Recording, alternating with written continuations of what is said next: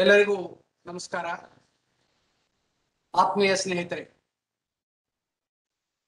ತಮಗೆಲ್ಲ ಆಧಾರದ ಸ್ವಾಗತ. ತಮಗೆಲ್ಲ ಗೊತ್ತಿರುವ ಹಾಗೆ ಪ್ರತಿ ಸೋಮವಾರ ಮತ್ತು ಶುಕ್ರವಾರ ನಾವು ಸಾಪ್ತಾಹಿಕ ಸ್ವಾಸ್ಥ್ಯ ಸಂಪದ ಆನ್ಲೈನ್ ಆರೋಗ್ಯದ ಅರಿವಿನ ಕಾರ್ಯಕ್ರಮವನ್ನ ಕಳೆದ ಸುಮಾರು 15-20 ದಿವಸಗಳಿಂದ ನಡೆಸಿಕೊಂಡು ಬರ್ತಾ ಇದ್ದೇವೆ. ವಿಶೇಷವಾಗಿ ಆರೋಗ್ಯದ ವಿಷಯಗಳ ಬಗ್ಗೆ ನಾವು ಹೆಚ್ಚು ಒತ್ತು ಕೊಟ್ಟು ಈ ಕಾರ್ಯಕ್ರಮವನ್ನ ನಡೆಸಿಕೊಂಡು ಬರ್ತಾ ಇದ್ದೇವೆ. ಜಾಲಿಹಾಳ ಗೌರಮ್ಮ ಸಂಗನಬಸ ಹಿರೇಮಠ ಪ್ರತಿಷ್ಠಾನ, ಜಿಲ್ಲಾ ಕನ್ನಡ ವೈದ್ಯ ಸಾಹಿತ್ಯ ಪರಿಷತ್ತು ಕಲಬುರಗಿ ಹಾಗೂ ಕರ್ನಾಟಕ ರಾಜ್ಯ ರೆಡ್ಡಿ ನೌಕರರ ಸಂಘ ಬೆಂಗಳೂರು, ಈ ಮೂರು ಸಂಸ್ಥೆಗಳ ಸಹಯೋಗದಲ್ಲಿ ನಮ್ಮ ಈ ಕಾರ್ಯಕ್ರಮವನ್ನು ನಾವು ಪ್ರಾರಂಭ ಮಾಡ್ತಾ ಇದ್ದೇವೆ. ಕಾರ್ಯಕ್ರಮದ ಪ್ರಾರಂಭಕ್ಕೆ ಮೊದಲು ವಚನ ಪ್ರಾರ್ಥನೆ ಶ್ರೀಮತಿ ಮಹಾನಂದ ಡಿಗ್ಗಾಂಕರ್ ಅವರಿಂದ. ಎಲ್ಲರಿಗೂ ನಮಸ್ಕಾರ. ಇಳೆ ನಿಮ್ಮ ದಾನ, ಬೆಳೆ ನಿಮ್ಮ ದಾನ, ಇಳೆ ನಿಮ್ಮ ದಾನ, ಬೆಳೆ ನಿಮ್ಮ ದಾನ, ಸುಳಿದು ಸೂಸುವ ಗಾಳಿ ಅದು ನಿಮ್ಮ ದಾನ, ಸುಳಿದು ಸೂಸುವ ಗಾಳಿ ಅದು ನಿಮ್ಮ ದಾನ, ಇಳೆ ನಿಮ್ಮ ದಾನ, ಬೆಳೆ ನಿಮ್ಮ ದಾನ, ಇಳೆ ನಿಮ್ಮ ದಾನ, ಬೆಳೆ ನಿಮ್ಮ ದಾನ, ಸುಳಿದು ಸೂಸುವ ಗಾಳಿ ಅದು ನಿಮ್ಮ ದಾನ, ಸುಳಿದು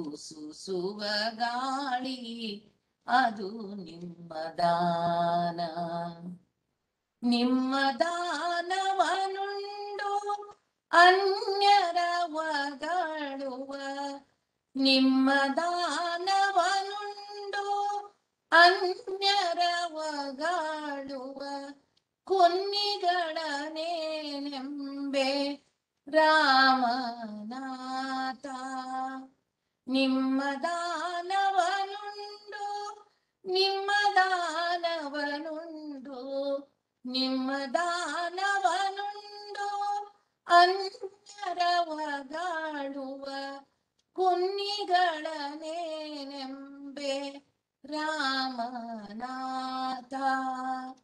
ರಾಮನಾಥ, ರಾಮನಾಥ, ಇಳೆ ನಿಮ್ಮ ದಾನ, ಬೆಳೆ ನಿಮ್ಮ ದಾನ, ಸುಳಿದು ಸೂಸುವ ಗಾಳಿ ಅದು ನಿಮ್ಮ ದಾನ, ಇಳೆ ನಿಮ್ಮ ದಾನ, ಇಳೆ ನಿಮ್ಮ ದಾನ, ಇಳೆ ನಿಮ್ಮ ದಾನ. ಧನ್ಯವಾದಗಳು. ಅತ್ಯಂತ ಸುಶ್ರಾವ್ಯವಾಗಿ ವಚನ ಪ್ರಾರ್ಥನೆಯನ್ನ ಪ್ರಸ್ತುತಪಡಿಸಿದ ಶ್ರೀಮತಿ ಮಹಾನಂದ ಡಿಗ್ಗಾಂಕರ್ ಅವರಿಗೆ ಧನ್ಯವಾದಗಳು. ಬಂಧುಗಳೇ, ಈ ಹೊತ್ತು ನಮ್ಮೊಂದಿಗೆ ವಿಜಯಪುರದ ಡಾಕ್ಟರ್ ಆನಂದ್ ಅಂಬ್ಲಿ ಅವರು ನಮ್ಮ ಸಂಪನ್ಮೂಲ ವ್ಯಕ್ತಿಗಳಾಗಿ, ನಮ್ಮ ಅತಿಥಿ ಉಪನ್ಯಾಸಕರಾಗಿ ನಮ್ಮೊಂದಿಗೆ ಇದ್ದಾರೆ. ಅವರಿಗೆ ನಮ್ಮ ಜಾಲಿಹಾಳ ಗೌರಮ್ಮ ಸಂಗನಬಸ ಹಿರೇಮಠ ಪ್ರತಿಷ್ಠಾನ ಮತ್ತು ಜಿಲ್ಲಾ ಕನ್ನಡ ವೈದ್ಯ ಸಾಹಿತ್ಯ ಪರಿಷತ್ತು ಕಲಬುರಗಿ ಹಾಗೂ ಕರ್ನಾಟಕ ರಾಜ್ಯ ರೆಡ್ಡಿ ನೌಕರರ ಸಂಘ ಬೆಂಗಳೂರು, ಈ ಮೂರು ಸಂಸ್ಥೆಗಳ ಪರವಾಗಿ ಮತ್ತು ಸಮಸ್ತ ನಮ್ಮ ಆನ್ಲೈನ್ ವೀಕ್ಷಕ ಬಂಧುಗಳ ಪರವಾಗಿ ಆದರದ ಸ್ವಾಗತವನ್ನ ಕೋರ್ತಾ ಇದ್ದೇನೆ. ಸರ್ ನಮಸ್ಕಾರ, ತಮಗೆ ಹೃತ್ಪೂರ್ವಕ ಸ್ವಾಗತ. ಹಾಗೆ ಎಲ್ಲ ವೀಕ್ಷಕ ಬಂಧುಗಳು ಕೂಡ ನಾನು ಆದರದ ಸ್ವಾಗತವನ್ನ ಕೋರ್ತಾ ಇದ್ದೇನೆ.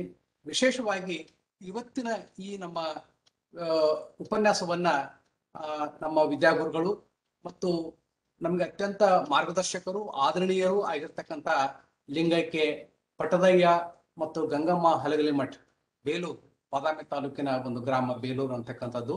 ಅಲ್ಲಿಯ ಈ ಶಿಕ್ಷಕ ಬಂಧುಗಳಿಗೆ ನಾವು ಈ ಕಾರ್ಯಕ್ರಮವನ್ನ ಅರ್ಪಣೆ ಮಾಡ್ತಾ ಇದ್ದೇವೆ. ಅವರ ಸ್ಮರಣೆಯಲ್ಲಿ ಈ ಉಪನ್ಯಾಸ ಕಾರ್ಯಕ್ರಮ ಈ ಹೊತ್ತು ನೆರವೇರ್ತಿದೆ ಅಂತಕ್ಕಂಥದ್ದನ್ನ ಎಲ್ಲ ವೀಕ್ಷಕ ಬಂಧುಗಳ ಗಮನಕ್ಕೆ ತರತಾ ಅವರಿಗೆ ಮತ್ತೊಮ್ಮೆ ಮಗದೊಮ್ಮೆ ನಮ್ಮ ಪ್ರಣಾಮಗಳನ್ನ, ನಮ್ಮ ನೆನವುಗಳನ್ನ ನಮ್ಮ ಒಂದು ಗೌರವವನ್ನ ಸಲ್ಲಿಸ್ತಾ ಈ ಉಪನ್ಯಾಸವನ್ನ ಅವರಿಗೆ ಅರ್ಪಣೆ ಮಾಡ್ತಾ ಇದ್ದೀವಿ. ಇವತ್ತಿನ ನಮ್ಮ ವಿಶೇಷ ಅತಿಥಿಗಳು ಡಾಕ್ಟರ್ ಆನಂದ್ ಪಿ ಅಂಬ್ಲಿ ಅವರು. ತಮಗೆಲ್ಲ ಆಶ್ಚರ್ಯ ಆಗ್ಬೋದು, ಜಿರಾಟ್ರಿಷನ್ ಅಂತಕ್ಕಂಥ ಇತ್ತೀಚಿನ ವೈದ್ಯಕೀಯ ಒಂದು ಅಧ್ಯಯನ ಕ್ಷೇತ್ರದಲ್ಲಿ ಬಹಳ ಅತ್ಯಂತ ಪ್ರವರ್ತಮಾನ ಸ್ಥಿತಿಯಲ್ಲಿ ಬರ್ತಕ್ಕಂಥ ಒಂದು ವಿಷಯ. ಯಾಕಂದ್ರೆ ಇವತ್ತು ಪೀಡಿಯಾಟ್ರಿಕ್ಸ್ ಬಗ್ಗೆ ನಮಗೆಲ್ಲ ಗೊತ್ತು, ಮಕ್ಕಳ ವೈದ್ಯಶಾಸ್ತ್ರ ಅನ್ನೋದ್ರ ಬಗ್ಗೆ ನಮಗೆಲ್ಲ ಗೊತ್ತು. ಶೂನ್ಯದಿಂದ ಹಿಡ್ಕೊಂಡು 18 ವರ್ಷದ ವಯಸ್ಸಿನವರಿಗೆ ನಾವು ಮಕ್ಕಳ ವೈದ್ಯಶಾಸ್ತ್ರ ಅಂತಕ್ಕಂಥದ್ದು, ಆ ವಯೋ ಗುಂಪಿಗೆ ನಾವು ಚಿಕಿತ್ಸಾ ಕೊಡ್ತಕ್ಕಂಥ ವಿಧಾನ. ಆದ್ರೆ ಇತ್ತೀಚಿನ ದಿನಗಳಲ್ಲಿ ನಮ್ಮ ಆಧುನಿಕ ವೈದ್ಯಕೀಯ ವಿಜ್ಞಾನ ಬೆಳೆದ ಹಾಗೆಲ್ಲ ನಮ್ಮೆಲ್ಲರ ಒಂದು ಒಟ್ಟು ಜೀವನ ಕ್ರಮದಲ್ಲಿ ಆದಂತಹ ಒಂದು ಅಗಣಿತ ಬದಲಾವಣೆ ದೃಷ್ಟಿಯಿಂದ ನಮ್ಮ ವಯಸ್ಸು ಹೆಚ್ಚಾಗ್ತಾನೆ ಹೋಗ್ತಾ ಇದೆ. ಹಿರಿಯ ನಾಗರಿಕರ ಸಂಖ್ಯೆ ಹೆಚ್ಚು ಆಗ್ತಾನೆ ಹೋಗ್ತಾ ಇದೆ. ಆ ಹಿರಿಯ ನಾಗರಿಕರ ಸಲುವಾಗಿನೇ ಇರ್ತಕ್ಕಂಥ ಒಂದು ವಿಶೇಷವಾದ ವೈದ್ಯಕೀಯ ಶಾಸ್ತ್ರ, ವೈದ್ಯಕೀಯ ಅಧ್ಯಯನ ಅಂದ್ರೆ ಜಿರಾಟ್ರಿಕ್ಸ್ ಅಂತ ನಾವು ಕರಿತೀವಿ. ಅದರಲ್ಲಿ ಬಹಳ ಪರಿಣಿತರು ಇರ್ತಕ್ಕಂಥದ್ದು ನಮ್ಮ ದೇಶದಲ್ಲಿ ಬಹಳ ಕ್ವಚಿತ. ನಮ್ಮಲ್ಲಿ ಸಂಯುಕ್ತ ಕರ್ನಾಟಕ ಕುಟುಂಬ ಪದ್ಧತಿ ಇದ್ದಾಗ ವೃದ್ಧರನ್ನ ಕಾಳಜಿ ಮಾಡ್ತಕ್ಕಂಥ ಜವಾಬ್ದಾರಿ ಬಹುಶಃ ಕುಟುಂಬದ ಎಲ್ಲ ಸದಸ್ಯರಾಗಿತ್ತು. ಆದ್ರೆ ಆಧುನಿಕ ಬದುಕಿನಲ್ಲಿ ಇವತ್ತಿನ ಏಕಸ್ಥ ಕುಟುಂಬಗಳು ಅಥವಾ ಕೇವಲ ಗಂಡ ಹೆಂಡತಿ ಮಕ್ಕಳು ಅಥವಾ ಏಕಾಂಗಿ ಬದುಕಿಗೆ ಹೆಚ್ಚು ಜೋತು ಬಿದ್ದ ಪರಿಣಾಮವಾಗಿ ಮತ್ತು ಆಧುನಿಕ ಧಾವಂತದ ಬದುಕಿನಲ್ಲಿ ವೃದ್ಧರನ್ನು ನೋಡಿಕೊಳ್ಳದೆ ಇರತಕ್ಕಂತ ಅನೇಕ ಸಂಗತಿಗಳನ್ನ ವಿಶೇಷವಾಗಿ ಕೋವಿಡ್-19 ಸಂದರ್ಭದಲ್ಲಿ ನಾವು ಕೇಳಿದೀವಿ. ಅವ್ರು ಎಷ್ಟು ಒಂದು ಅಪಾಯಕಾರಿ ಸ್ಥಿತಿಗೆ ಮತ್ತು ಎಷ್ಟು ನಿರ್ಲಕ್ಷ್ಯಕ್ಕೆ ಒಳಗಾದ್ರು ಅಂತಕ್ಕಂಥದ್ದು. ಅಂತಹ ಒಂದು ಜಿರಾಟ್ರಿಕ್ಸ್ ಅಧ್ಯಯನ ಮಾಡಿಕೊಂಡು ಇವತ್ತು ನಮ್ಮ ಡಾಕ್ಟರ್ ಆನಂದ್ ಅಂಬ್ಲಿ ಅವರು ನಮ್ಮೊಂದಿಗಿದ್ದಾರೆ. ವಿಶೇಷವಾಗಿ ಅವರು ಮಾತನಾಡ್ತಕ್ಕಂಥ ವಿಷಯ, ಈ ವಯಸ್ಸು ಆದ ಹಾಗೆಲ್ಲ ಸ್ಮರಣ ಶಕ್ತಿ ಕ್ಷೀಣಿಸ್ತದೆ, ನೆನಪಾರ್ತಕ್ಕಂಥದ್ದು. ಆಮೇಲೆ ಮರೆವಿನ ಕಾಯಿಲೆ ಅಂತಕ್ಕಂಥದ್ದು ಬಹಳ ಅತ್ಯಂತ ಹೆಚ್ಚು ಇದಾಗ್ತಕ್ಕಂಥದ್ದು ಮತ್ತು ಇದಕ್ಕೆ ಚಿಕಿತ್ಸೆ ಕೂಡ ಅಷ್ಟೇ ಕಠಿಣವಾಗಿರ್ತಕ್ಕಂಥದ್ದು. ಅದನ್ನೇ ಹೇಗೆ ನಾವು ತಡೆಗಟ್ಟಬಹುದು ಅನ್ನೋದ್ರ ಬಗ್ಗೆ ಒಂದು ಪ್ರಿವೆಂಟಿವ್ ಮೆಜರ್ಸ್ ಗಳನ್ನ ಇವತ್ತು ನಮ್ಮೊಂದಿಗೆ ಅವರು ಹಂಚಿಕೊಳ್ತಾ ಇದ್ದಾರೆ. ಡಾಕ್ಟರ್ ಆನಂದ್ ಅಂಬ್ಲಿ ಅವರು ಮೂಲತಃ ವಿಜಯಪುರದವರು ಮತ್ತು ವಿಜಯಪುರದ ಈ ನಮ್ಮ BLD ಡೀಮ್ಡ್ ಯೂನಿವರ್ಸಿಟಿಯಲ್ಲಿ ಇವತ್ತು ಅಧ್ಯಾಪಕರಾಗಿ ಕೆಲಸ ಮಾಡ್ತಾ ಇದ್ದಾರೆ. ಅವರು ವಸ್ತುತಃ ಸ್ನಾತಕೋತ್ತರ ವೈದ್ಯಕೀಯ ವಿಷಯದಲ್ಲಿ ಸ್ನಾತಕೋತ್ತರ ವೈದ್ಯಶಾಸ್ತ್ರದಲ್ಲಿ ತಮ್ಮ ಮುಗಿಸಿಕೊಂಡ ನಂತರ ಬೆಂಗಳೂರಿನ ರಾಮಯ್ಯ ಮೆಡಿಕಲ್ ಕಾಲೇಜಿನಿಂದ PG ಡಿಪ್ಲೊಮಾ ಇನ್ ಜಿರಾಟ್ರಿಕ್ಸ್ ಅಂತಕ್ಕಂಥ ವಿಷಯದ ಮೇಲೆ ಅಧ್ಯಯನ ಮಾಡಿದ್ದಾರೆ. ಹಾಗೆ certificate course in essentials of palliative care ಅಂತಕ್ಕಂಥದ್ದು. ಪ್ಯಾಲೇಟಿವ್ ಕೇರ್ ಅಂತಕ್ಕಂಥದ್ದು ಕೂಡ ನಮ್ಮ ಆಧುನಿಕ ಬದುಕಿಗೆ ಒಂದು ಹೊಸ ಶಬ್ದ. ಅದೇನು ನಾವು ಭಾರತೀಯ ಪಾರಂಪರಿಕ ಬದುಕಿನಲ್ಲಿ ನಾವು ಕೆಲವೊಂದು ಮರಣೀಯ ಸ್ಥಿತಿಗೆ ಬಂದಂತವರಿಗೆ ನಾವು ಹೇಗೆ ಕಾಳಜಿ ವಹಿಸಬೇಕು ಅನ್ನೋ ಬಗ್ಗೆ ನಮ್ಮ ಪಾರಂಪರಿಕ ಒಂದು ರೂಢಿ ಇತ್ತು. ಆದ್ರೆ ವೈದ್ಯಕೀಯ ವೈಜ್ಞಾನಿಕ ಹಿನ್ನೆಲೆಯಲ್ಲಿ ಅವ್ರು ಹೇಗೆ ಕಾಳಜಿ ಮಾಡಬೇಕು ಅಂತಕ್ಕಂಥದ್ದು.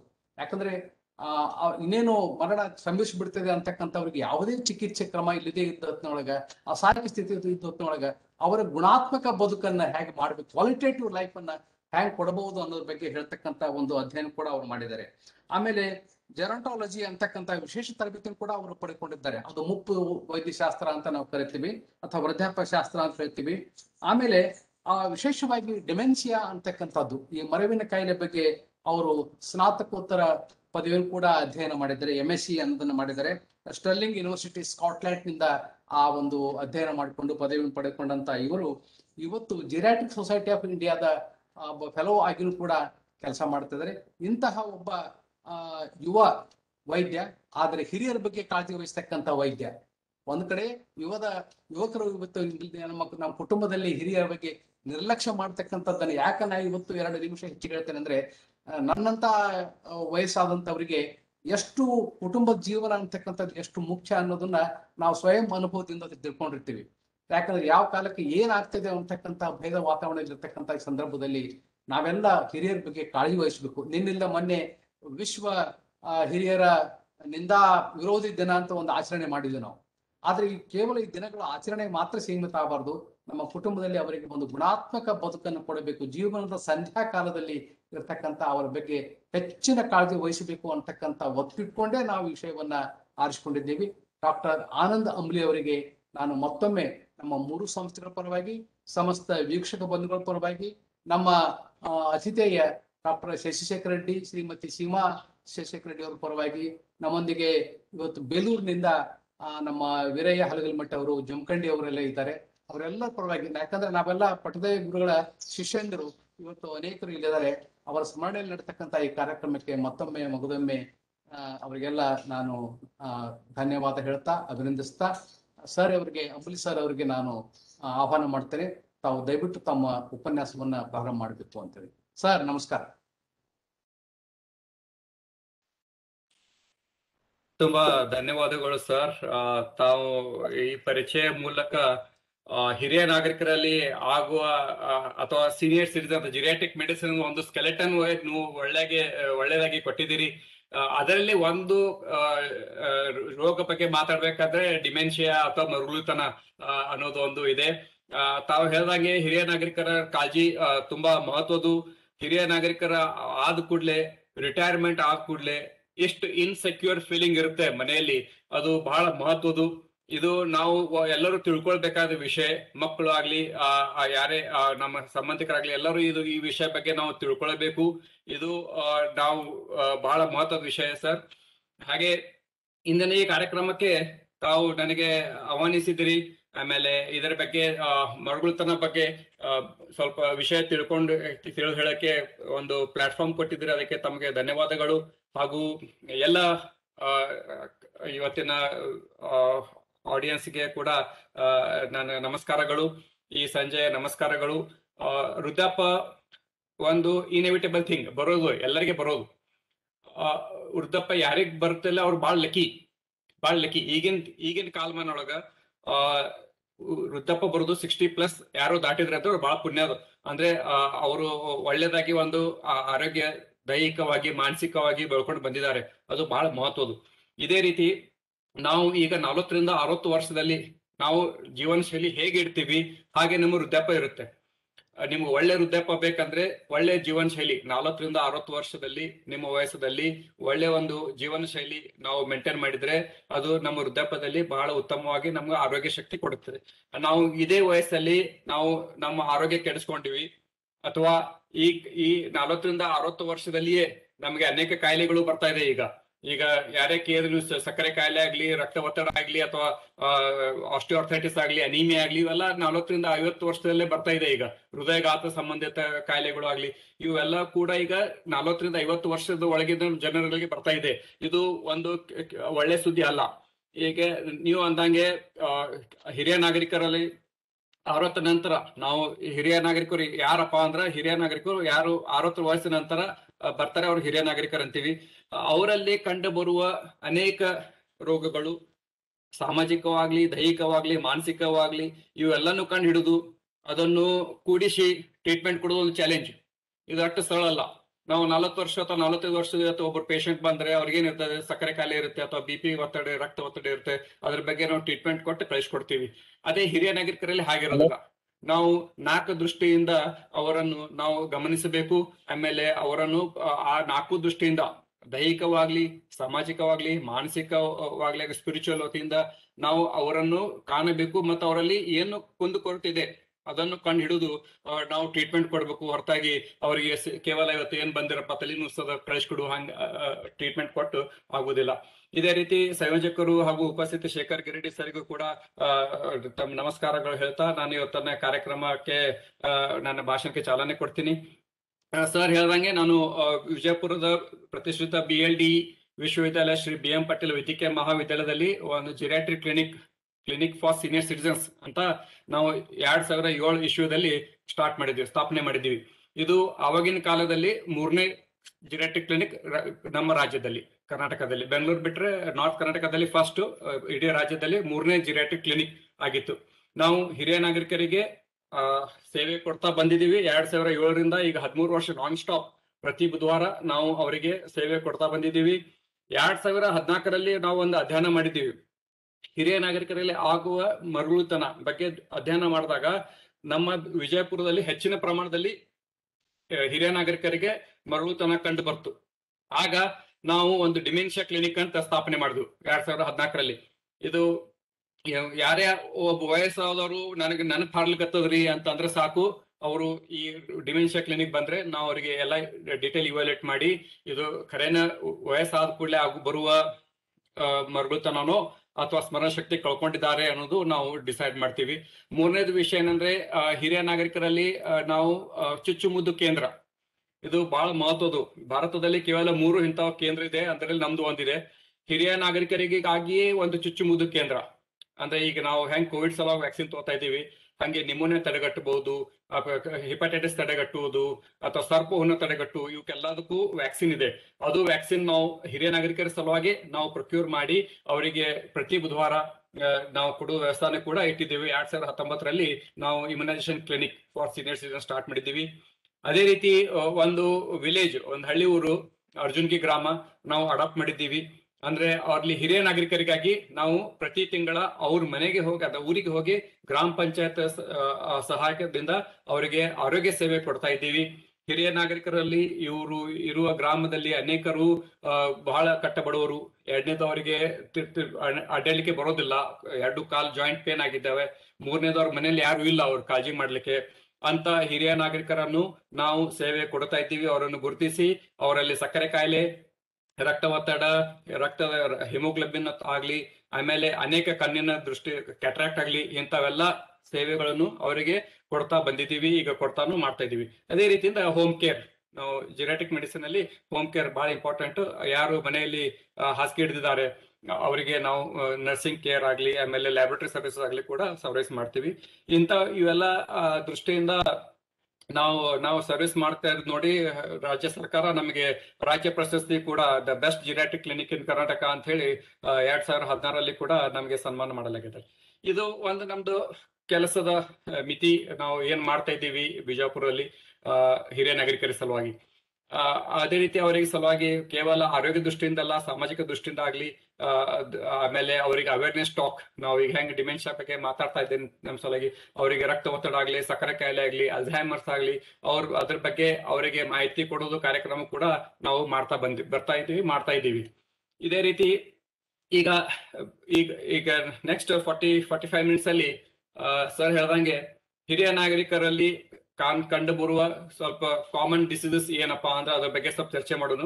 ಆಮೇಲೆ 3 ಮಹತ್ವದ ವಿಷಯಗಳು ಚರ್ಚೆ ಮಾಡೋದು. ಮರಳುತನ ಅಂದ್ರೆ ಏನು, ಅದು ಯಾಕೆ ಬರುತ್ತೆ, ಹೇಗೆ ಬರುತ್ತೆ ಅಂತ ವಿಚಾರ ಮಾಡೋಣ. ಅದು ಬರಬಾರ್ದಂತ ತಡೆಗಟ್ಟುವ ಮರಳುತನ ಅಥವಾ ಸ್ಮರಣ ಶಕ್ತಿ ನಾವು ಹೇಗೆ ಒಳ್ಳೆದಾಗಿ ಕಾಪಾಡ್ಕೊಳ್ಬಹುದು, ಪ್ರಮೋಟಿಂಗ್ ಅವರ್ ಮೆಂಟಲ್ ಹೆಲ್ತ್. ಆಮೇಲೆ ಮರಳುತನ ಇದ್ದವರು, ಕೆಲವೊಬ್ರು ಅಲ್ಝೈಮರ್ಸ್ ಕಾಯಿಲೆಯಿಂದ ಬೆಳೀತಿದ್ದಾರೆ ಅಥವಾ ಡಿಮೆನ್ಷಿಯಾ ಕಾಯಿಲೆಯಿಂದ ಬೆಳೀತಿರ್ತಾರೆ, ಅಂತವ್ರನ್ನು ನಾವು ಹೇಗೆ ಕಾಳಜಿ ಮಾಡಬೇಕು ಅನ್ನೋದು ಕೂಡ ಸಂಕ್ಷಿಪ್ತವಾಗಿ ನಾನು ಶೇರ್ ಮಾಡ್ತೀನಿ. ಇವು 3 ವಿಷಯ ಬಗ್ಗೆ ನಾವು ಈಗ ತಿಳ್ಕೊಳ್ಳೋಣ. ಹಿರಿಯ ನಾಗರಿಕರು ನಾವು ಅಂತೀವಿ 60 ವರ್ಷ ಮೇಲ್ಪಟ್ಟವರು ಹಿರಿಯ ನಾಗರಿಕರು. ಇವರು unique in the society because most experienced person in the society and family senior citizen about 60 years and most respected person. ಇದು ಅತಿ ಗೌರವಿತ ಮನುಷ್ಯರು ಸಮಾಜದಲ್ಲಿ ಅಂದ್ರೆ ಹಿರಿಯ ನಾಗರಿಕರು. ಇದರಲ್ಲಿ ಏನು ತಪ್ಪೇನಿಲ್ಲ. ಆಮೇಲೆ ಹಿರಿಯ ನಾಗರಿಕರ ಆದಂಗ ನಾವು ವಯಸ್ಸು ಆದಂಗ ನಮ್ಮಲ್ಲಿ ಅನೇಕ ಡಿಸೀಸ್ ರೋಗಗಳು ಬರ್ತಾ ಇರ್ತವೆ, ಅದು ಆಡ್ ಹಾಕೋತ್ ಹೋಗ್ತವೆ. ಕೆಲವೊಂದು ಈಗ 45 ವರ್ಷದಲ್ಲಿ ಸಕ್ಕರೆ ಕಾಯಿಲೆ ಬಂತು, ಅಥವಾ 55 ವರ್ಷದಲ್ಲಿ ರಕ್ತ ಒತ್ತಡ ಬಂತು, ಮುಂದೆ 60ರಲ್ಲಿ ಹಾರ್ಟ್ ಅಟ್ಯಾಕ್ ಆಯ್ತು ಅಥವಾ ಸ್ಟ್ರೋಕ್ ಆಯ್ತು. ಹೀಗೆ one another cumulative disease adding. This is the age. ಒಂದ್ ಕಡೆ ಏಜಿಂಗ್ ಆಗ್ತಾ ಇದೆ, very good. It's one time ನೀವು ಸರ್ ಅಂದಂಗೆ ನಾವೆಲ್ಲರೂ ಬಹಳಷ್ಟು ವಯಸ್ಸು ಬಹಳ ನಾವು ಇರ್ತಾ ಇದ್ದೀವಿ. 67, 70. ಈಗ life expectancy as on now 68 years. ಬಹಳ ಒಳ್ಳೇದು. ಮೊದಲು 37 years ಇತ್ತು ಅಟ್ ಇಂಡಿಪೆಂಡೆನ್ಸ್. ಈಗ ಲೈಫ್ ಎಕ್ಸ್ಪೆಕ್ಟೆನ್ಸಿ ಇವತ್ತು ಯಾರು ಹುಟ್ಟುತ್ತಾರೆ ಅವರು 68 ವರ್ಷವರೆಗೆ ಬದುಕುವ ಚಾನ್ಸಸ್ ಹೆಚ್ಚಿದೆ. ಹೆಚ್ಚು ಬೆಳಿಬಹುದು, ಬಟ್ ಮಿನಿಮಮ್ 68 years ಅವರು ಇರ್ತಾರೆ. ಅದೇ ರೀತಿಯಿಂದ ಅವರಲ್ಲಿ ಅನೇಕ ರೋಗಗಳು ಕೂಡ ಆಡ್ ಹಾಕೋತಾ ಹೋಗುತ್ತದೆ. ಅದಕ್ಕೆ ಹಿರಿಯ ನಾಗರಿಕರಂದ್ರೆ ನಾವ್ ಏನ್ ಮಾಡ್ತೀವಿ, ನಾವು ವೈದ್ಯಕೀಯ ಕಲಿಸಬೇಕಾದ್ರೆ the old man with many diseases and all disease are friends in him and they accept it. ಒಂದು ಒಳ್ಳೆ ಸುಸಂಧಿ ಹಿರಿಯ ನಾಗರಿಕರಲ್ಲಿ ಏನಂದ್ರೆ ಏನೇ ಬರ್ಲಿ ಆಯ್ತು ತೋರಿ ಬಂದದ ಅವನ ಜೊತೆ ಇರುನು. So that is the positive mentality of the senior citizens. ಇದು ತುಂಬಾ ಒಳ್ಳೇದು. ಅದಕ್ಕೆ ನಾವು ಹೇಳ್ತೀವಿ ಅವರು ತುಂಬಾ ರೆಸ್ಪೆಕ್ಟೆಡ್ ಅಂಡ್ ಗೌರವಿತ ಆಗ್ಲಿ, ಆಮೇಲೆ ಫುಲ್ ಆಫ್ ವಿಸ್ಡಮ್. ಅಂಡ್ ನಾವು ಹಿರಿಯ ನಾಗರಿಕರ ಬಗ್ಗೆ ವೈದ್ಯಕೀಯ ಕಾಲೇಜಲ್ಲಿ ಹುಡುಗರು ಕಲಿಸ್ಬೇಕಾದ್ರೆ ಹೇಳ್ತೀವಿ, he is a text book of medicine. ನೀವು ಒಂದು ಹಿರಿಯ ನಾಗರಿಕರಲ್ಲಿ ಮಿನಿಮಮ್ 3 ರಿಂದ 4 ಕಾಯಿಲೆಗಳು ಇದ್ದೇ ಇರ್ತವೆ, ಮತ್ತು ಅವರು ಎಕ್ಸ್ಪೀರಿಯನ್ಸ್ ಅವರು ನಮ್ಮಂತ ಅನೇಕ ಡಾಕ್ಟರ್ಗಳನ್ನು ಮೊದಲು ಕಂಡಿರ್ತಾರೆ. ಇವತ್ತು ನಿಮಗೆ ಬಂದು ನಿಮ್ಮಲ್ಲಿ ಚೇಂಬರ್ ಬಂದು ಕೂತಾಗೆ ನೋಡಿದ್ಲೇನೆ ನಿಮ್ಮಲ್ಲಿ ಏನಿದೆ, ನಿಮ್ದು ಎಷ್ಟು ಸ್ಟ್ರೆಂತ್ ಇದೆ ನಿಮ್ಗೆ ಎಳಿತಾರೆ. ಅದಕ್ಕೆ ಹಿರಿಯ ನಾಗರಿಕರು ಬಂದಾಗ ನೀವು ಅವರನ್ನು ಬಹಳಷ್ಟು ಕಾಳಜಿ ಮಾಡಿ, ಆಮೇಲೆ with most respects we have to treat them. ಇಷ್ಟೆಲ್ಲ ಹೇಳಿದ್ರು ಕೆಲವೊಬ್ರು ಎಲ್ಲೇ ಹಿರಿಯ ನಾಗರಿಕರ ಮೇಲೆ ಅತ್ಯಾಚಾರ ಆಗತ್ತೆ ಅಥವಾ ದೌರ್ಜನ್ಯ ಆಗುತ್ತೆ, ಆಮೇಲೆ ಏಜಿಸಮ್ ಆಗುತ್ತೆ. ಈಗ ನೀನು ಒಬ್ರು ಹೇಳಿದ್ರು, ಒಬ್ರು ಪೇಷಂಟ್ ನ ಕಡೆ ಬಂದಿದ್ರು, ಅವರು ಅಲ್ಲಿ ಡಾಕ್ಟರ್ ಕಡೆ ಹೋಗಿದ್ದಾರೆ, 78 ವರ್ಷ ಅವರಿಗೆ, ಆಕ್ಟಿವ್ ಇದಾರೆ ಇನ್ನು. ಅವ್ರು ಹೋಗಿ ಕೇಳಿದ್ರು, ಹಿಂಗೆಲ್ಲ ತ್ರಾಸ ಅದ್ರಿ, ನಿಮೋನಿಯಾ ಆಗ್ಯದ, ಮತ್ತೆ ನಾ ಉಳಿತೀನಿಲ್ರಿ ಅಂತ ಕೇಳಿದ್ರು. ಈಗ ಒಬ್ರು ಡಾಕ್ಟರ್ ಅವರು ತುಂಬಾ ಜಾಸ್ತಿಯಾಗಿ ಹೇಳ್ಬಿಟ್ರು, ಅಯ್ಯೋ ಉಳಿದೇನಪ್ಪಾ, ಈಗೆಲ್ಲ 78-80 ವರ್ಷ ಆಗ ಇನ್ನ ಉಳಿದೇನ್ ಮಾಡ್ತಿ. This is an ageistic attitude. ಇಂಥ ಭಾವನೆ ನಾವು ನಮ್ಮ ಹಿರಿಯ ನಾಗರಿಕರಿಗೆ ಹೇಳಬಾರದು. ಇದು ನಮ್ ಕಡೆ ತಪ್ಪು. ಏಜಿಸ್ಟ್ ಅಟಿಟ್ಯೂಡ್ ಇರಬಾರ್ದು. ನಾವೆಲ್ಲರೂ ಕೂಡ ಅವರನ್ನು ಗೌರವದಿಂದ ನೋಡಬೇಕು ಹಾಗೂ ಒಳ್ಳೆ ರೀತಿಯಿಂದ ಅವರಿಗೆ ಟ್ರೀಟ್ಮೆಂಟ್ ಕೊಡಬೇಕು ಅನ್ನೋದ ಉದ್ದೇಶದಿಂದ ನಾವು ಇವೆಲ್ಲ ಜಿರೇಟಿಕ್ ಮೆಡಿಸಿನ್ ಕ್ಲಾಸಸ್ನೆಲ್ಲ ತಿಳಿಸ್ತಾ ಇರ್ತೀವಿ. ಆಮೇಲೆ ಇವೆಲ್ಲ ತೊಂದರೆ ಇದ್ರೂ ಹಿರಿಯ ನಾಗರಿಕರು ಒಂದು ಘನತೆ ಮೇಂಟೈನ್ ಮಾಡ್ತಾರೆ, ಅದು ಬಹಳ ಒಳ್ಳೇದು. ಎಲ್ಲೇ ಏನೇ ತೊಂದರೆ ಮಾಡ್ಲಿ, ಯಾರೇ ಎಷ್ಟೇ ತೊಂದರೆ ಕೊಡ್ಲಿ, ಅವ್ರು ಹೋಗಿ ಯಾರಿಗೂ ಹೇಳುವುದಿಲ್ಲ. ಮನ್ಯಾಗ ಎಷ್ಟೇ ಮನೆಯವ್ರೇ ತೊಂದರೆ ಕೊಡ್ಲಿ, ಡಾಕ್ಟರ್ ಮುಂದ್ ಪಟ್ನೆ ಬಂದ್ ಹೇಳುವುದಿಲ್ಲ. 4-5 ಸಲ ಬಂದ್ ಕೂಡ್ಲೆ ಯಾರು ಇರ್ಲಾದಾಗ, ಅವ್ರ ಸೊಸಿ ಇರ್ಲಾದಾಗ, ಮಗ ಇರ್ಲಾದಾಗ ಬಂದು ಹೇಳ್ತಾನ, ಊಟಾನೇ ಕೊಡುದಿಲ್ಲ ಟೈಮ್ ಶಿರ, ನೀ ಬೈತಿಪ್ಪ ನನ್ ಊಟ ಮಾಡಂತಿ, ಖರೆ ನನ್ ಮಗ ಸೊಸಿ ಮುಂಜಾನೆ 11 ತನಕ ನಾಷ್ಟಾನೇ ಕೊಡುದಿಲ್ಲ, ನಾ ಏನ್ ಮಾಡ್ಲಿ. These are the issues. Despite that ಅವ್ರು ಎಲ್ಲಾರು ಇದ್ದಾಗ ಬಾಳ ಚಲೋ ಹೇಳ್ತಾರ, ಮಗ ಚಲೋ ಅದಾನ್ರಿ, ಸೊಸಿ ಚಲೋ ಅದಾರ ಅಂತ ಹೇಳ್ತಾರ. ಖರೆ ಅವ್ರ ಇರ್ಲಾದಾಗ ಬೇರೆ ಸ್ಟೋರಿ ಬರ್ತೈತಿ. ಇಲ್ರಿ ಕಾಜಿನೇ ಮಾಡಂಗಿಲ್ಲ, ಅದಕ್ಕೆ ನಾ ಮುಂಜಾನೆ ಎದ್ ಕೂಡಲೇ 11ಕ್ಕೆ ನಾಷ್ಟ ಸಿಗ್ತದ್ರಿ, ನಾ ಶುಗರ್ ಹೆಂಗ್ ಕಂಟ್ರೋಲ್ ಆಗ್ಬೇಕು ಹೇಳ್ರಿ. ಇಂಥ ಒಂದು ವಿಷಯಗಳು ಇರ್ತಾವೆ. ಅದು ನಾವು ವೈದ್ಯಕೀಯ ದೃಷ್ಟಿಯಿಂದ ನಾವು ಕೇವಲ ಇದೇ ಹೇಳಕ್ ಬರಂಗಿಲ್ಲ, ಶುಗರ್ ಕಂಟ್ರೋಲ್ ಇಲ್ಲ, ನೀವು ಇದು ಮಾಡೋದಿಲ್ಲ ಹಂಗೆ ಹೇಳ್ಬೇಕಾದ್ರೆ ಅದ್ರ ಹಿಂದೆ ಒಂದು ಕಾರಣ ಇರುತ್ತೆ. ಅದನ್ನು ತಿಳ್ಕೊಳ್ಳೋದು ಕೂಡ ಬಹಳ ಮಹತ್ವದು. ನಾವು ಹಿರಿಯ ನಾಗರಿಕರ ವಯಸ್ಸಲ್ಲಿ 3 ತರ ನಾವು ಅವರಿಗೆ ಡಿವೈಡ್ ಮಾಡ್ತೀವಿ. ಏನಪ್ಪಾ ಅಂತಂದ್ರೆ ಯಂಗ್ ಓಲ್ಡ್, 60ರಿಂದ 74. ಈಗ ಹಿರೇಮಠ್ ಸರ್ 68 ವರ್ಷದವರು, ಅವರು young old. So he is very active. 60ರಿಂದ 74 ಇದ್ದವರು ಎಲ್ಲರೂ ಆಕ್ಟಿವ್ ಇರ್ತಾರೆ. ಅವರು ಎಲ್ಲ ಕಾರ್ಯಕ್ರಮದಲ್ಲಿ ಬರ್ತಾರೆ, ಎಲ್ಲ ಲಗ್ನಕ್ಕೆ ಮಂಟಪ ಕಾರ್ಯಕ್ರಮ ಹೋಗ್ತಾರೆ, ಬೇರೆ ಬೇರೆ ಊರು ತಿರುಗಾಡ್ತಾ ಇರ್ತಾರೆ. ಅವ್ರು ಇಂಡಿಪೆಂಡೆಂಟ್ ಇರ್ತಾರೆ.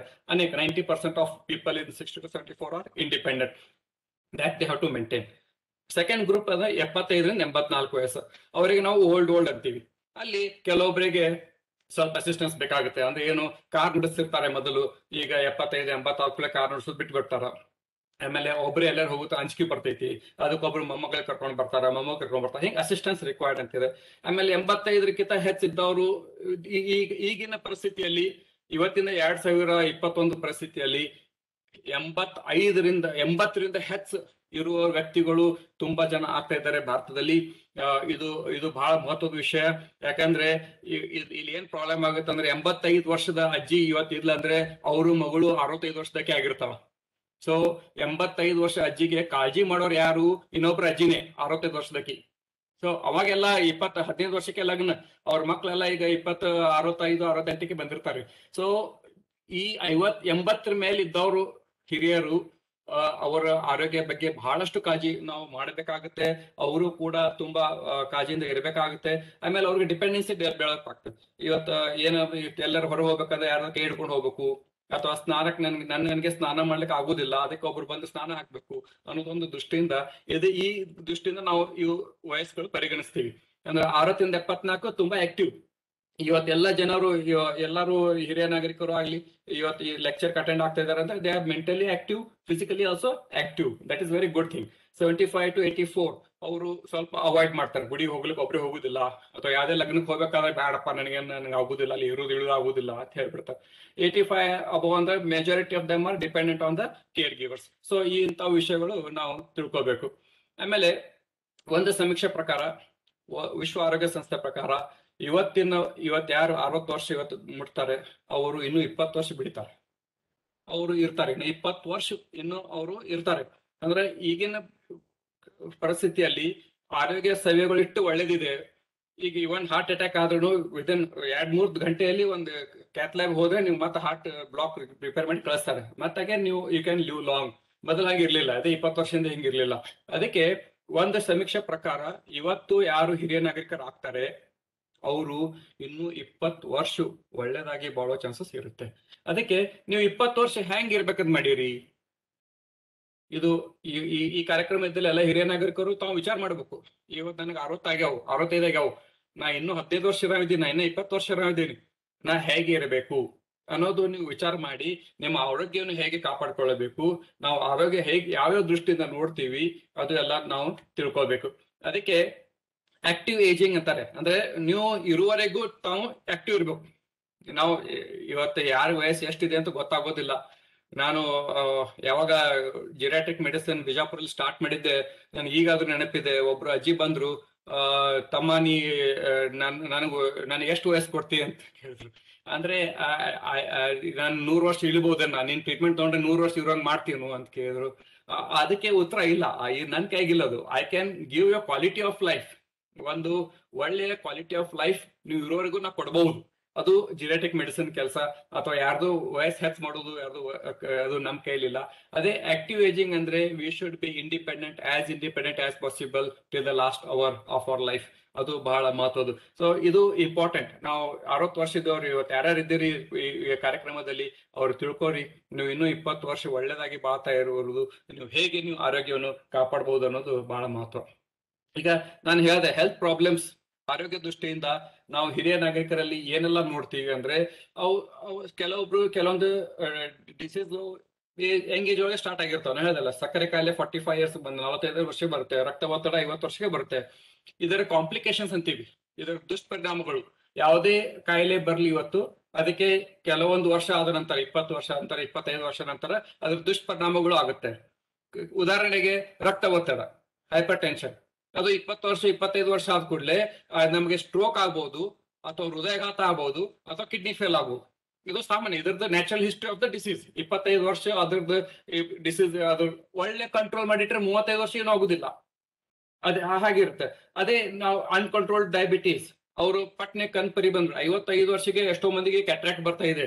ಅದು ಮೊದಲು ಕ್ಯಾಟ್ರಾಕ್ಟ್ ಅಂದ್ರೆ ಓಲ್ಡ್ ಏಜ್ 65 70 ಇದ್ರೆ ಕ್ಯಾಟ್ರಾಕ್ಟ್ ಅಂದ್ರೆ ಅವ್ರಿಗೂ ವಯಸ್ಸಾಗಿದೆ ಅಂತ. ಈಗೆಲ್ಲ 55 ವಯಸ್ಸದವರಿಗೆ ಕ್ಯಾಟ್ರಾಕ್ಟ್ ಬರ್ತಾ ಇದೆ. ಯಾಕೆಂದ್ರೆ ಅನ್ಕಂಟ್ರೋಲ್ಡ್ ಡಯಾಬಿಟೀಸ್. ಓಕೆ, ಹಾಗೆ ಡಿಸೇಬಿಲಿಟಿ, ಇದು ಬಹಳ ಮಹತ್ವದ್ದು. ಡಿಸೇಬಿಲಿಟಿ ಅಂದ್ರೆ ನಾವು ಆರ್ ಡಿಫರೆಂಟ್ಲಿ ಏಬಲ್ಡ್. ಈಗ ಹಿರಿಯ ನಾಗರಿಕರಲ್ಲಿ ಡಿಸೇಬಿಲಿಟೀಸ್ ವಿ ಶುಡ್ ಅವಾಯ್ಡ್. ಇವನ್ ಕುರುಡಾಗುದು, ಕಣ್ಣು ಹೋಗುದು. ನಾನು ಎಷ್ಟೋ ಜನ ಹಿರಿಯ ನಾಗರಿಕರಲ್ಲಿ ನೋಡಿದ್ದೀನಿ, ಅವರು ಕ್ಯಾಟ್ರಾಕ್ಟ್ ಆಪರೇಷನ್ ಮಾಡಿಸ್ಕೋದೇ ಆಗಿಲ್ಲ, ಅವ್ರ ಮಕ್ಕಳು ಬ್ಯಾಡ್ ಅಂದ್ರು, ಈಗ ಅವರು ಬ್ಲೈಂಡ್ ಆಗಿಬಿಟ್ಟಿದ್ದಾರೆ. ಇದು ಒಂದು ಡಿಸೇಬಿಲಿಟಿ. ಅಥವಾ ಅನ್ಕಂಟ್ರೋಲ್ಡ್ ಶುಗರ್, ಅದರಿಂದ ಏನಾಯ್ತು, ಅವರು ಕಾಲಲ್ಲಿ ಗ್ಯಾಂಗ್ರೀನ್ ಆಯ್ತು, ಇನ್ಫೆಕ್ಷನ್ ಆಯ್ತು, ಆಮೇಲೆ ಅವರಿಗೆ ಕಾಲ ಕಟ್ ಮಾಡ್ಬೇಕಾಯ್ತು, ಇಂಪ್ಯೂಟೇಷನ್ ಆಫ್ ದ ಲಿಂಬ್. ಇದು ಒಂದು ಡಿಸೇಬಿಲಿಟಿ. ಅಂದ್ರೆ ಅವರು ಉಳಿದ ಜೀವನ ಎಲ್ಲ ಅವ್ರು ಹೇಗೆ ಬಾಳ್ತಾರೆ, ಇದು ಒಂದು ಕ್ವಾಲಿಟಿ ಆಫ್ ಲೈಫಿಗೆ ತುಂಬಾ ಒಂದು ಕಡಿತ ಬೀಳುತ್ತದೆ. ಆಮೇಲೆ ಹಿರಿಯ ನಾಗರಿಕರ ಇನ್ನ ಬಹಳ ಶಣೆತನ ಅಂದ್ರೆ ಏನ್ ಮಾಡ್ತಾರ, ಡಿನೈಲ್ ಆಫ್ ಇಲ್ನೆಸ್. ನನಗೇನಾಗಿಲ್ರಿ, ಇವತ್ತು ಮುಂಜಾನೆ ವಾಕಿಂಗ್ ಹೋಗಿ ಬಿದ್ದಿರ್ತಾರ, ಚಕ್ರ ಬಂದ್ ಬಿದ್ದಿರ್ತಾರ, ಎಲ್ಲಿ ಬಡ್ದಿರಂಗಿಲ್ಲ, ಅದಕ್ಕೆ ಮನ್ಯಾಗ ಬಂದ್ ಏನು ಹೇಳಂಗಿಲ್ಲ, ನನಗೇನಾಗಿಲ್ತೋ ಹಿಂಗ. ಅಂದ್ರೆ ಡಿನೈಲ್ ಆಫ್ ಇಲ್ನೆಸ್, ಏನೇ ತಂದಿದ್ರು ನನಗೇನು ಆಗಿಲ್ಲ ಅನ್ನೋದು ಒಂದು. ಅವ್ರಿಗೆ ವಯಸ್ಸಾಗ್ಯದ, blame it on the age. Very simple, blame it on the age. ವಯಸ್ಸಾಗ್ಯದ್ರಿ ವೀಕ್ನೆಸ್ ಬರುದೇ, ವಯಸ್ಸಾಗ್ಯದ್ರಿ ನನ್ ಜೋಲ್ ಹೋಗುದೇ, ಇದು ಯಾವುದು ಸತ್ಯ ಅಲ್ಲ. ವಯಸ್ಸಂದ್ರೆ ಇಟ್ಸ್ ಅ ಫಿಸಿಯಾಲಜಿಕಲ್ ಏಜಿಂಗ್. ವಯಸ್ಸಂದ್ರೆ ಅದು ಜಡ್ ಅಲ್ಲ. ವಯಸ್ಸಲ್ಲಿ ಬರೋ ಜಡ್ ಬೇರೆ. ಆಮೇಲೆ ageing itself is an physiology, it is not an disease. ಆಮೇಲೆ ಎಷ್ಟೋ ಜನ ಹಿರಿಯ ನಾಗರಿಕರಿಗೆ ಮಾತ್ರೆಗಳು ತೊಗೊಳೋದು ಬಹಳ ಅಭ್ಯಾಸ. ನಮ್ಗೆ 10 ಗುಳಿಗೆ ತಗೋಬೇಕ್ರಿ ದಿವಸ, ಅಂದ್ರೆ ನಮ್ಗೆ ಆರಾಮ್ ಇರ್ತದ್ರಿ. ಅಂದ್ರೆ ನಾವು ಬ್ಯಾಡಪ್ಪ ಇಷ್ಟೆಲ್ಲ ತಗೋಬೇಡ, ಕಿಡ್ನಿ ಲಿವರ್ ಮ್ಯಾಗ ಫೇಲ್ ಆಗ್ತದ ಅಂದ್ರೆ, ಇಲ್ರಿ ಸರ್, ನಾವ್ ಇವ್ ತಗೊಂಡ್ರೆ ನಮ್ಗೆ ಶಾಂತಿ, ನಾಳೆ ಮುಂಜಾನೆ ಬದುಕ್ತೀನಂತ ಅನ್ನೋದೊಂದು ಮೆಂಟಾಲಿಟಿ. ಬಹಳ ಜನ ಹಿರಿಯ ನಾಗರಿಕ ಹೇಳ್ತಿರ್ತಾರೆ, ಇಷ್ಟಾಗಿ ಗುಳಿಗೆ ತಗೋತೀರಿ ಸರ್, ನಿಮ್ಗೆಲ್ಲ ಬೇಕಾಗುದಿಲ್ಲ, ಇವೆಲ್ಲ ಬೇಕ್ರಿ ಸರ್, ನಮ್ಗದು ತಲೆ ಕೂತ್ಬಿಟ್ಟದ ಅನ್ನೋದೊಂದು ದೃಷ್ಟಿ. ಹೀಗಾಗಿ ಏನ್ ಮಾಡ್ತಾರೆ, ಅವರು ಅನೇಕ ತರದ ಗುಳಿಗೆಗಳು ಅವರು ತಗೋತ ಕುಂಡಿರ್ತಾರೆ. ನಾವು ಹೇಳಿದೆ 4 ದೃಷ್ಟಿಯಿಂದ ನಾವು ಹಿರಿಯ ನಾಗರಿಕರಲ್ಲಿ ಆರೋಗ್ಯವನ್ನು ಕಾಣ್ತೀವಿ. ಒಂದು ದೈಹಿಕ, ಮಾನಸಿಕ, ಸಾಮಾಜಿಕ ಹಾಗೂ ಸ್ಪಿರಿಚುವಲ್. ಓಕೆ, ಹೀಗೆ ದೃಷ್ಟಿಯಿಂದ ನೋಡಬೇಕಾದ್ರೆ ಇವತ್ತು ನಮ್ಮಲ್ಲಿ ಹಿರಿಯ ನಾಗರಿಕರು ತಾವಾಗೆ ಇಂಡಿಪೆಂಡೆಂಟ್ ಇದ್ದಾರೋ ಡಿಪೆಂಡೆಂಟ್ ಇದ್ದಾರೋ ನೋಡ್ಬೇಕು.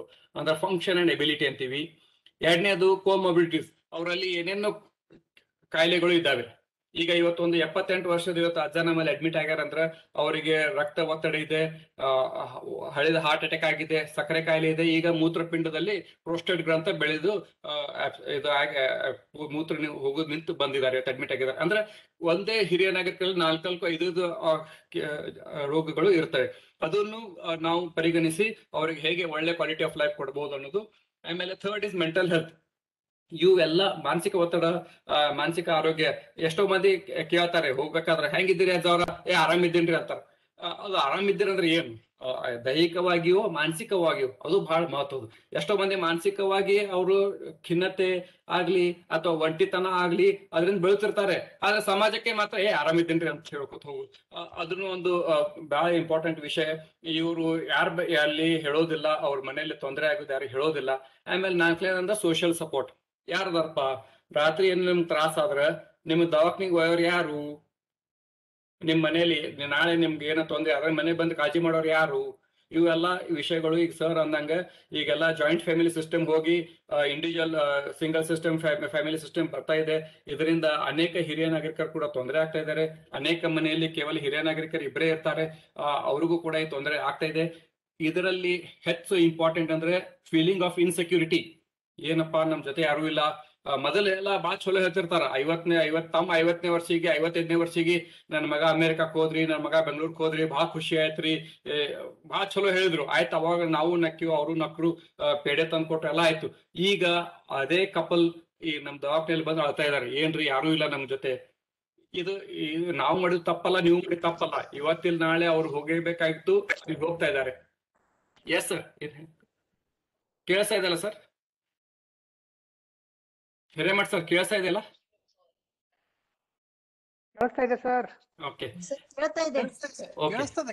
ಕೇಳಿಸ್ತದೆ ಸರ್. ಓಕೆ ಸರ್, ಇವತ್ತೆಲ್ಲರೂ ಓಕೆ ಸರ್, ಇವತ್ತೆಲ್ಲರೂ ಈ ಕಾರ್ಯಕ್ರಮ ನೋಡ್ತಾ ಇದ್ದೀರಿ. ತಮಗೆ ಇದು ಒಂದು ಐಟಮ್, 3 ಐಟಮ್ ತೋರಿಸ್ತಾ ಇದ್ದೀನಿ. ಒಂದು ಬಣ್ಣ, ಒಂದು ತಿನ್ನೋ ಐಟಮು, ಆಮೇಲೆ ಒಂದು ಅನಿಮಲ್ ವಸ್ತು ತೋರಿಸ್ತಾ ಇದ್ದೀನಿ. ಇದು ಜಸ್ಟ್ ನೀವು ನೋಡ್ಕೋರಿ. ಆಮೇಲೆ ನೋಡಿದ್ರಲ್ಲ, ಎಲ್ಲರೂ ನೋಡಿದ್ರಲ್ಲ? ಓಕೆ, ನಾವು ಈಗ ಇಲ್ಲ, ನೀವು ನೋಡಿದ್ದಿಲ್ಲ ಅಂದ್ರೆ ಇನ್ನೊಮ್ಮೆ ತೋರಿಸ್ತೀನಿ.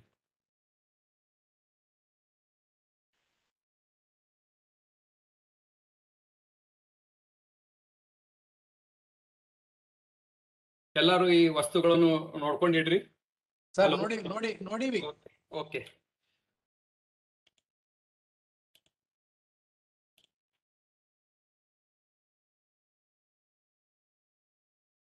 ಈಗ ನಮ್ಮ ಮೇನ್ ವಿಷಯ ಸ್ಮೃತಿ ವಿನಾಶ ಅಥವಾ ಮರಳುತನ ಅನ್ನೋದು ನಾವು ವಿಚಾರ ಮಾಡ್ತಾ ಇದ್ದೀವಿ. ಈಗ ನೋಡಿ, ನಮ್ಮ ಮರಳುತನ ಅಂದ್ರೆ ಒಂದು ಗಿಡದ ಒಂದು ಡಯಾಗ್ರಾಮ್ ನಿಮ್ಗೆಲ್ಲ ತಿಳಿಯುವಾಗೆ ಇದು ಇದೆ.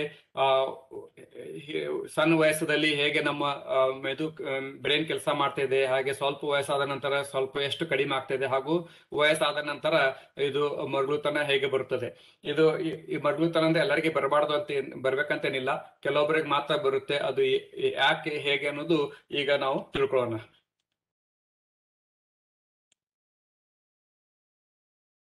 ಇದು ಕಾಮನ್ ಪಿಕ್ಚರ್ ನೀವು ನೋಡ್ತೀರಿ ನ್ಯೂಸ್ ಪೇಪರ್ ಒಳಗೆ. ಏನಪ್ಪಾ ಅಂದ್ ಮಿಸ್ಸಿಂಗ್, ಏನಾಯ್ತು, ಮನೆ ಬಿಟ್ಟು ಹೋದ್ರು, ಮನೆ ಬಿಟ್ಟು ಜಗಳ ಮಾಡಿ ಹೋಗಿಲ್ಲ ಅವರು, ಅವ್ರಿಗೆ ಗೊತ್ತೇ ಇಲ್ಲ, ಅವರು ಎಲ್ಲಿ ಹೋಗ್ಬೇಕಾಗಿತ್ತು ಎಲ್ಲೋ ಹೋದ್ರು. ಇಂಥ ಅಡ್ವರ್ಟೈಸ್ ತುಂಬಾ ಬರ್ತವೆ. ಇದು ಟಿಪಿಕಲ್ ಅಥವಾ ಪ್ಯೂರ್ ಪಿಕ್ಚರ್ ಆಫ್ ಡಿಮೆನ್ಷಿಯಾ. ಯಾರೇ ಇವತ್ತು ನಮ್ಮ ಮನೆಗೆ ದಿವಸ ನಿಮ್ ಕರೆಕ್ಟ್ ಮನೆಗೆ ಬರೋರು ಇವತ್ತು ಹಾದಿ ತಪ್ಪಿ ಬರಲೇ ಇಲ್ಲ ಮನೆಗೆ ಅಂದ್ರೆ ಅವರಿಗೆ ಒಂದು ಏನೋ ಸ್ಮರಣ ಶಕ್ತಿ ಆಗ್ಲಿ ಅಥವಾ ಮರಳುತನ ಆಗಿದೆ ಅನ್ನೋದೊಂದು ಮೆಸೇಜ್ ಕೊಡ್ತಾ ಇದ್ದಾರೆ. ಒಬ್ರು ಅಜ್ಜವ್ರಿದ್ರು, ಅಜ್ಜವ್ರ ಮನೆಯಲ್ಲಿ ಎಲ್ಲಾರು ಮೊಮ್ಮಕ್ಕಳು ಎಲ್ಲ ಸೂಟಿಗೆ ಬಂದಿದ್ರು. ಅವಾಗ ಏನಾಯ್ತು, ಅಜ್ಜ ಏನ್ ಮಾಡ್ತಿದ್ರು, ಅವ್ರ ಮಿಸಸ್ಸಿಗ ದಿವಸ ಒಂದ್ ಹೆಸರಲ್ಲೇ ಕರಿತಿದ್ರು. ಮುಂಜಾನೆ ಒಂದ್ ಡಾರ್ಲಿಂಗ್ ಅಂತ ಕರಿತಿದ್ರು, ಮಧ್ಯಾಹ್ನದಾಗ ಸ್ವೀಟಿ ಅಂತ ಕರಿತಿದ್ರು, ಸಂಜೆ ಮುಂದ್ ರೋಸ್ ಅಂತ ಕರಿತಿದ್ರು, ಮತ್ತ ಮರು ದಿವಸ hi lovely, hi darling, hi sweetie ಅಂತ ದಿವಸ ಅವ್ರ ಅಜ್ಜ ಅವರು ಅಜ್ಜಿ ಕರಿತಿದ್ರು. ಹಿಂಗೆ 2 ದಿವಸ ನಡೀತು. ಅವಾಗೆಲ್ಲ ಮಕ್ಕಳು ಮೊಮ್ಮಕ್ಕಳು ಎಲ್ಲಾರು ಒಂದು ಗೆಟ್ ಟುಗೆದರ್ ಆಗಿತ್ತು ಅವ್ರ ಮನ್ಯಾಗ. ಹಿಂಗಾದಾಗ ಅವ್ರ ಮಕ್ಕಳು ಸ್ವಚ್ಛತೆ ಅಂದ್ರು ಬೈಲಿಕತ್ರು, ನೋಡ್ರಿ ನಿಮ್ಮಪ್ಪ ಈ ವಯಸ್ಸಿಗೆ ಇಷ್ಟು ರೊಮ್ಯಾಂಟಿಕ್ ಅದಾನ, ನೀವು ಹೆಂಗಿದ್ದೀರಿ ಅಂತ ಅಂದ್ರು. ಅಲ್ಲ, ಅವನು ಹಿಂಗ ನಮ್ಮಪ್ಪ ಇಷ್ಟು ರೊಮ್ಯಾಂಟಿಕ್ ಅದಾನ ಅಂತ ಅವರು ವಿಚಾರ ಮಾಡಿದ್ರು. ಅದಕ್ಕೆ ಅವ್ರು ಏನ್ ಮಾಡಿದ್ರು, ಮೊಮ್ಮಕ್ಳು ಹೇಳಿದ್ರು, ನೀವ್ ಹೋಗಿ ಅಜ್ಜ ಕೇಳ್ರಿ, ಈ ವಯಸ್ಸು ಇಷ್ಟು ರೊಮ್ಯಾಂಟಿಕ್ ಇರ್ಲಿಕ್ಕೆ ಏನ್ ಕಾರಣ ಅಂತ ಹೋಗಿ ಕೇಳ್ರಿ ಅಂತ ಕೇಳಿದ್ರು. ಅದಕ್ಕೆ ಮೊಮ್ಮಕ್ಕಳು ಹೋಗಿ ಮುತ್ತ ಕೇಳಿದ್ರು, ಅಜ್ಜ ನೀ ಇಷ್ಟು ರೊಮ್ಯಾಂಟಿಕ್ ಇದೆಯಲ್ಲ, ನೀ ಅಜ್ಜಿಗ್ ದಿವ್ಸ ಚಲೋ ಚಲೋ ಹೆಸರ್ಲೆ ರೊಮ್ಯಾಂಟಿಕ್ ಹೆಸರ್ಲೆ ಕರಿತಿಯಲ್ಲ, ಅದಕ್ಕೆ ಏನ್ ಕಾರಣ ಅಂತ ಕೇಳ್ತಾರ. ಅವಾಗ ಅದ ಅಜ್ಜ ಏನಂತಾನಂದ್ರ, ಆಕಿನ ಹೆಸರು ನನ್ನ ಭಾರಿ ನೋವು ಮಾರ. ಇಂತ ಒಂದು ಮನೆಯಲ್ಲಿ ಹಿಂಗ ಆಗ್ತಾ ಇದೆ. ಒಬ್ರೊಬ್ರು ಹೇಳ್ತಾರೆ, ಅದ್ ನೋಡ್ರಿ ಅದ್ ಕೆಂಪ್ ಒಂದ್ ಇರ್ತದಲ್ರಿ, ಅದಕ್ ಮುಳ್ಳು ಇರ್ತಾವಲ್ರಿ, ಅದ್ ಹೆಸರು ಹೇಳಕ್ ಬರಂಗಿಲ್ಲ ಅವ್ರಿಗೆ. ಅದಕ್ಕೆ ಹೂವ ಅಂತಾರ, ರೋಸ್ ಅಂತಾರ, ಹೇಳಕ್ ಬರುದಿಲ್ಲ. ಬಟ್ ಅವ್ರು ಅದಕ್ಕೆ ಡಿಸ್ಕ್ರಿಪ್ಷನ್ ಕೊಡ್ತಾರೆ, ನೋಡ್ರಿ ಅದ್ ಕೆಂಪ್ ಇರ್ತದ, ಮುಳ್ಳು ಇರ್ತದ. ಇದು ಒಂದು ಮರುಗುಳಿತನದ ಒಂದು ಲಕ್ಷಣ. ಅದಕ್ಕೆ ಇಂಥ ಒಂದು ಅನೇಕ ಸ್ಟೋರಿಗಳು ಮನೆಯಲ್ಲಿ ಆಗ್ತಾ ಇರ್ತವೆ. ಡಿಮೆನ್ಷಿಯಾ ಅಂತೀವಿ ನಾವು ಅದಕ್ಕೆ, ಅಥವಾ ಮರುಗುಳಿತನ ಅಂತೀವಿ. ಇದು ಹಿರಿಯ ನಾಗರಿಕರಲ್ಲಿ ಹೆಚ್ಚಾಗಿ ಕಂಡು ಬರುತ್ತದೆ. ಸಣ್ಣ ವಯಸ್ಸಲ್ಲಿ ಯಾವಾಗ ಬರ್ತಾರೆ, 40-60 ವರ್ಷದವರಿಗೆ ಬರ್ಬಹುದು. ಅವ್ರು ಯಾರಿಗೆ ಬರ್ತಾರೆ ಅಂದ್ರೆ, ಯಾರು ಮದ್ಯಪಾನ ಹೆಚ್ಚಿನ ಪ್ರಮಾಣದಲ್ಲಿ ಸೇವೆ ಮಾಡ್ತಾರೆ ಅವರಿಗೆ ಇದು ಡಿಮೆನ್ಷಿಯಾ ಸಣ್ಣ ಏಜ್, ಯಂಗ್ ಏಜ್ ಒಳಗೆ ಬರ್ತದೆ. ಹೊರತಾಗಿ ಓಲ್ಡ್ ಏಜ್ ಒಳಗೆ ಬರುವುದು ಕಾಯಿಲೆ ಇದು. ಆಮೇಲೆ it is not a normal part of ageing. ಇದು ಬಹಳ ಮಹತ್ವದ ವಿಷಯ, ತಿಳ್ಕೊಬೇಕು ನಾವೆಲ್ಲರೂ.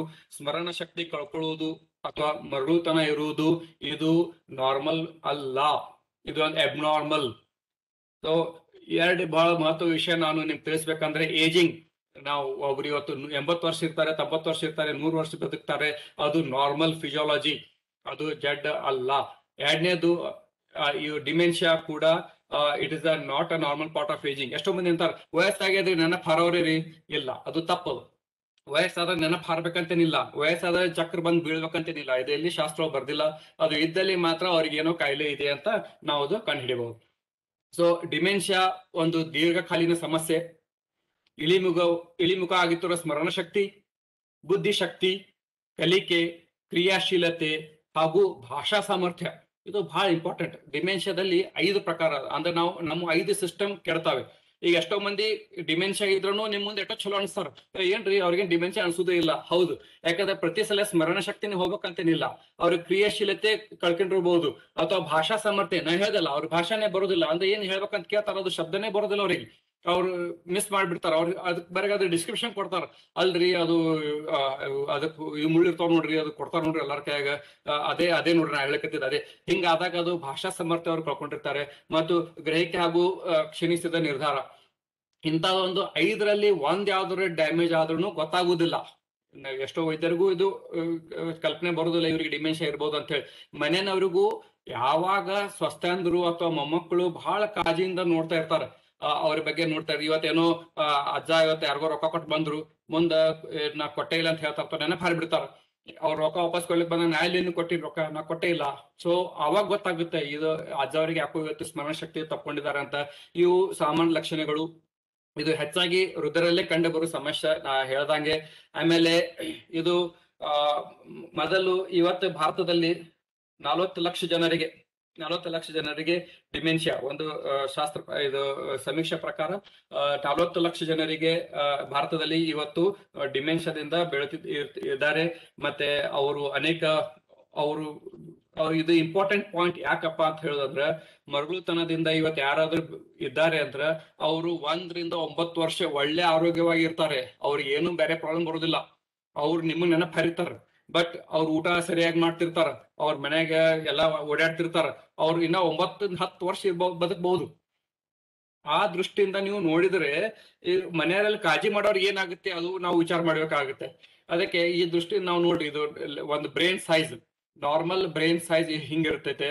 ಅದೇ ವಯಸ್ಸಾದ ಕೂಡಲೇ ಅಥವಾ ಅಲ್ಝೈಮರ್ಸ್ ಕಾಯಿಲೆ, ಡಿಮೆನ್ಷಿಯಾ ಕಾಯಿಲೆ ಇದ್ದವರಿಗೆ ಬ್ರೈನ್ ಸೈಜ್ ತುಂಬಾ ಕಡಿಮೆ ಆಗುತ್ತೆ.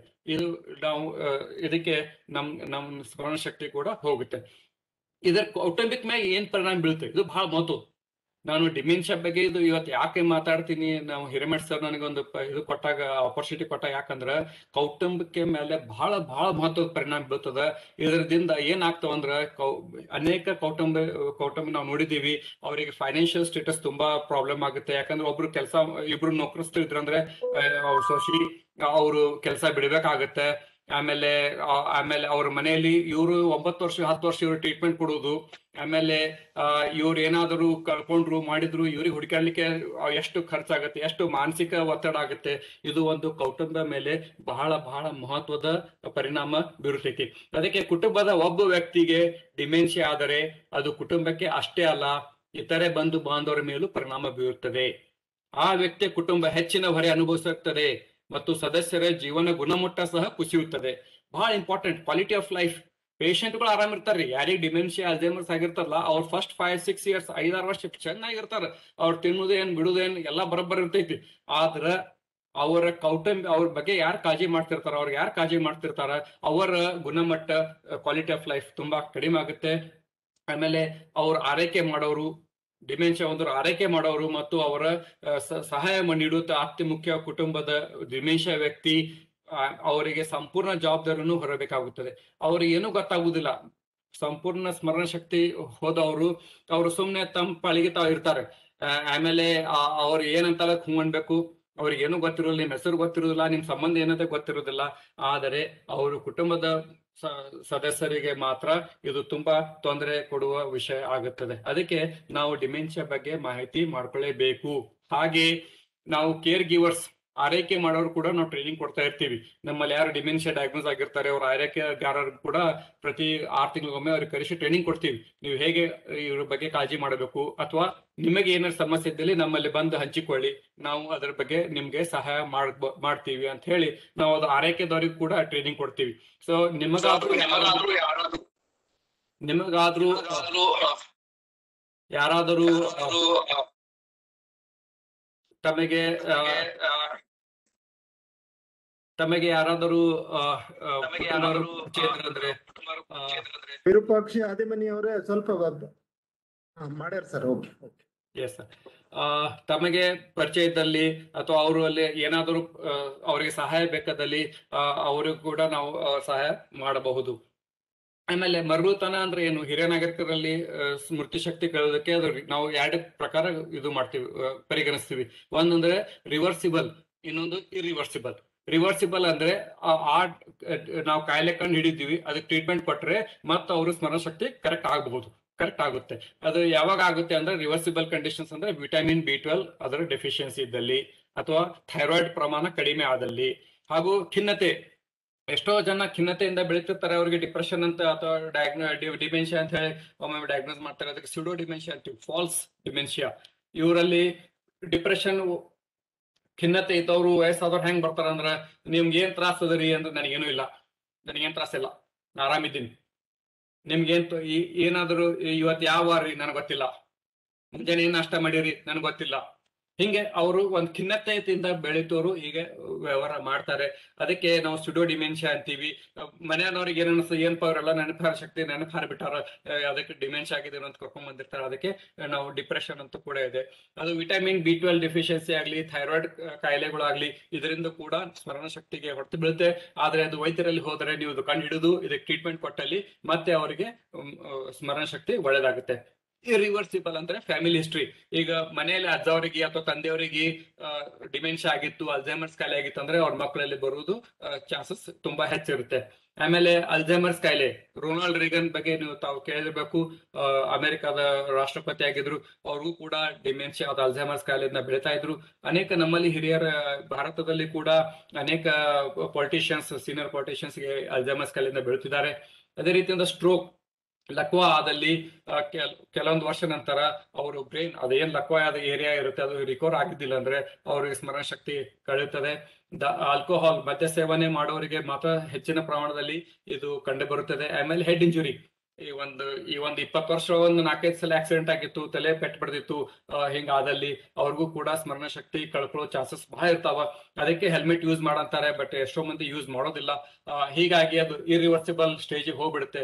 ಒಮ್ಮೆ ಇರಿವರ್ಸಿಬಲ್ ಸ್ಟೇಜಿಗೆ ಹೋದ್ರೆ ಅದಕ್ಕೆ ನಾವು ಮತ್ತೆ ತರ್ಲಿಕ್ಕೆ ಬರೋದಿಲ್ಲ, ಟ್ರೀಟ್ಮೆಂಟ್ ಕೊಡ್ತಾ ಇರಬೇಕಾಗುತ್ತೆ. ಸೊ ಈಗ ನಾವು ಅಂತೀವಲ್ಲ, ವಯಸ್ಸಾದ ಕೂಡಲೇ ಹೋಗ್ತದ್ರಿ ಸರ್, ವಯಸ್ಸಾಗ್ಯಾದ್ರೆ ಬಿಡ್ರಿ, ಅವ್ನಿಗೇನ್ ನೆನಪಿಡುದು ಏನು ಉಪಯೋಗ ಅದ? ಹಂಗಲ್ಲ. ವಯಸ್ಸಾದ್ರೂ ನಾವು ಸ್ಮರಣ ಶಕ್ತಿ ಕಳ್ಕೋಬಾರದು. ಅವಾಗ ಕೆಲವೊಬ್ರು ಒಮ್ಮೊಮ್ಮೆ ಹೇಳ್ತಾರೆ, ಒಮ್ಮೆ ಬ್ಯಾಡ್ ಡಿಸಿಷನ್ ತಗೊಂಡಿರ್ತಾರೆ, ಅಥವಾ ಪಟ್ನೆ ನೀವು ಏನಾರು ಕೇಳ್ತೀರಿ, ನಮ್ಮ ಮೊಮ್ಮಕ್ಳು ಬರ್ತಾರ, ಅಜ್ಜ ನನ್ನ ಹೆಸರು ಹೇಳು ಅಂತ ಹೇಳಿ. ಹೆಂಗ್ ಹೇಳಕ್ ಬರ್ತದ್ರಿ? ಬೆಟ್ ಆಗುದೇ ವರ್ಷಕ್ಕೊಮ್ಮೆ ಬೆಟ್ ಆಗ್ತಾರ ಎಂದು ನೋಡಿರಂಗಿಲ್ಲ, ಅವ್ರ ಹೋಗಿ ಹೆಸರು ಹೇಳಂಗಿಲ್ಲ. ಅವಾಗ ನೀವು ಅವ್ರಿಗೆ ನಿಮ್ ಮರುತನ ಆಗ್ಯದ ಹಂಗ ಅನ್ನೋದು ತಪ್ಪು. ಆಮೇಲೆ ಅವ್ರು ಒಂದೊಂದು ಶಬ್ದ ಅವ್ರ ಉಚ್ಚಾರ ಬರೋದಿಲ್ಲ, ಬಟ್ ಆಫ್ಟರ್ ಸಮ್ ಟೈಮ್ ಹೇಳ್ತಾರೆ, ನಾ ಇದು ಹೇಳ್ಬೇಕಂತ ಮಾಡಿದೀನಿ, ಅದು ನಾನು ಹೇಳ್ಕತ್ತಿರ್ಲಿ, ನನಗೆ ಮುಳ್ಳೋದು ಅದು ಹೂವ ನೋಡೋದು. ಸ್ವಲ್ಪ ಹೊತ್ತ ನಂತರ ನಮ್ಗೆ ಏನ್ ನೆನಪು ಬರ್ತದೆ ಅದು ನಾರ್ಮಲ್ ಏಜಿಂಗ್. ಸ್ವಲ್ಪ ಹೊತ್ತ ನಂತರ ಏನ್ ನೆನಪು ಬರೋದಿಲ್ಲ, ಅದು ಡಿಮೆನ್ಷಿಯಾ. ಈಗ ಎಷ್ಟೋ ಜನ ನಾವು ಕೀಲಿ ಬಿಟ್ಟು ಬರ್ತೀವ್ರಿ, ರೂಮ್ ಒಳಗ ಟೇಬಲ್ ಮ್ಯಾಗ ಚಾವಿ ನೆನಪು ಹಾರ ಬರ್ತೀವಿ, ಕೆಳಗ್ ಸ್ಕೂಟರ್ ಚಾಲು ಮಾಡಕದ ಚಾವಿ ನೆನಪು ಹಾರ್ದೆ, ಮತ್ತೆ ನಮ್ ನೆನಪು ಬರ್ತದ ಸ್ಕೂಟರ್ ಚಾವಿ ಎಲ್ಲದ, ಅಲ್ಲಿ ಹೋಗಿ ತಗೊಂಡ್ಬರ್ತೀವಿ. So it is a part of normal ageing. ಇದು ನಾರ್ಮಲ್ ಏಜಿಂಗ್. ಯಾರು ತಾವು ನೆನಪು ಹರಿದು ವಸ್ತು ಮತ್ ನೆನೆಸ್ತಾರೆ, 10 ನಿಮಿಷ ಆಗ್ಬೋದು, ಅರ್ಧ ಗಂಟೆ ಆಗ್ಬೋದು, 1 ಗಂಟೆದಿಂದ ಅವ್ರಿಗೆ ನೆನಪು ಬತ್ತು ಅಂದ್ರೆ it is a normal ageing, normal forgetfulness. ಅವ್ರಿಗೆ ಒಟ್ಟೆ ನೆನಪೇ ಬರೋದಿಲ್ಲ. ಇವತ್ತು ನನ್ನ ಹೆಂಡತಿ ಹೆಸರು ಕೇಳಿದ್ರೆ ನನ್ನ ಹೆಂಡತಿ ಹೆಸರು ನೆನಪೇ ಇಲ್ಲ, ನನ್ ನೆನಪಿಲ್ಲ ಅಂದ್ರೆ ಮುಗಿತು, ಅದು that is the last part of the dementia. ಹಿಂಗೆ ನಾವು ಪರಿಗಣಿಸ್ತೀವಿ. ಅಂದ್ರೆ ಪಾರ್ಟ್ ನಾರ್ಮಲ್ ಏಜಿಂಗ್ ಹಾಗೂ ಅಬ್ನಾರ್ಮಲ್. ಸೊ ನಾರ್ಮಲ್ ಅಲ್ಲಿ ಏನಿರುತ್ತೆ, ನಾವು ಮತ್ತೆ ನಮ್ಗೆ ಸ್ವಲ್ಪ ಹೊತ್ತಿನ ನಂತರ ನೆನಪು ಬರುತ್ತೆ, ಅವ್ರ ಹೆಸರು ಹಿಂಗಿತ್ತಲ್ರಿ, ನಂಗೆ ಈಗ ನೆನಪು ಬತ್ತು ನೋಡ್ರಿ, ನಾವು ಅದು ಫೋಟೋ ನೋಡಿದಾಗ ಹಿಂಗಿತ್ರಿ, ನಮ್ಗೆ ಈಗ ನೆನಪು ಬತ್ತು. ಸೊ ಹಾಫ್ ಆನ್ ಅವರ್ ಬಿಟ್ಟು ಅಥವಾ 1 ಗಂಟೆ ಬಿಟ್ಟು ಅವ್ರ ನೆನಪು ಬಂದ್ರೆ ಅದು ನಾರ್ಮಲ್ ಏಜಿಂಗ್. ಅವ್ರ 1 ತಾಸಾಗ್ಲಿ 1 ದಿವಸ ಆದ್ರೂ ನೆನಪು ಬರ್ಲಿಲ್ಲ ಅಂದ್ರೆ ಅದು ಡಿಮೆನ್ಷಿಯಾ ಅಂತ ನಾವು ಪರಿಗಣಿಸ್ತೀವಿ. ನಿಮ್ಗೆ ಹೇಳಿದೆ, ನಾವು ಅಧ್ಯಯನ ಮಾಡಿದಾಗ ಇದೊಂದು ಮರುಳುತನ ಸಮಸ್ಯೆ ಹೆಚ್ಚಳ ಅನ್ನೋದು ತುಂಬಾ ಇದೆ. ಈಗಾದ್ರೂ ಎಲ್ಲಾ ಸಿಟಿಗಳ ಎಲ್ಲಾ ದೊಡ್ಡ ದೊಡ್ಡ ಸಿಟಿಯೊಳಗೂ ಇದೆ, ಇದು ಮರುಳುತನ ಇದೆ. ಅದಕ್ಕೆ ನಾವು ಒಂದು ಕ್ಯಾಂಪ್ ಮಾಡಿದೀವಿ, ಎಲ್ಲ ಹಿರಿಯ ನಾಗರಿಕರಲ್ಲಿ ಒಂದು ಅಳತೆಯಿಂದ ಕ್ಯಾಂಪ್ ಮಾಡಿದ್ವಿ, ಯಾರ್ಯಾರಿಗೆ ಮರುಳುತನ ಇರೋ ಚಾನ್ಸಸ್ ಇದೆ ಅನ್ನೋದು. ಅವಾಗ ನಮ್ದೊಂದು ಕ್ಯಾಂಪ್ ಅನ್ನು ನಾವು ಹಿರಿಯ ನಾಗರಿಕರಲ್ಲಿ ಮಾಡಿದ್ದು. ಇದು ಅಧ್ಯಯನ ಬಹಳ ಪ್ರಸಿದ್ಧಿ ಆಯ್ತು. ಇದು ನಾವು ಲಂಡನ್ ದಲ್ಲಿ ಕೂಡ ಇದು ಪ್ರಸ್ತಾಪ ಮಾಡಿ ಬಂದೀವಿ. ಇದ್ರ ಬಗ್ಗೆ ಅವರು ಪ್ರಶಂಸೆ ಮಾಡಿದ್ರು. ಯಾಕಂದ್ರೆ ಎಂತ ಒಂದು ನಮ್ಮಲ್ಲಿ ಎಜುಕೇಟೆಡ್ ಪೀಪಲ್ ಕಡಿಮೆ, ಅನ್ಎಜುಕೇಟೆಡ್ ಇಲ್ಲಿಟ್ರೇಟ್ ಪೀಪಲ್ ಹೆಚ್ಚು. ಅವರಲ್ಲಿ ಕೂಡ ನಾವು ಇದು ಮರುಳುತನ ಕೂಡ ಕಂಡು ಹಿಡಿದು ಅವರಲ್ಲಿ ಹೇಗೆ ನಾವು ಟ್ರೀಟ್ಮೆಂಟ್ ಕೊಟ್ಟಿವಿ ಅನ್ನೋದ್ರ ಬಗ್ಗೆ ಇದು ನಮ್ದು ಮರುಳುತನ ವ್ಯಾಪಕ ನಮಗೆ ಇದು ಪರಿಚಯ ಸಿಕ್ತು. ಆಮೇಲೆ ಸ್ಟೇಜಸ್ ಇರ್ತವೆ.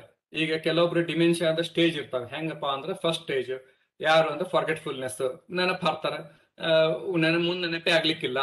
ಇವತ್ತು ನಾ ಏನೋ ತಿಂದಿದ್ದು, ಮುಂಜಾನೆ ಏನ್ ತಿಂದಿರಪ್ಪ ಅಂದ್ರೆ ನನ್ಗೆ ನೆನಪಿಲ್ಲ.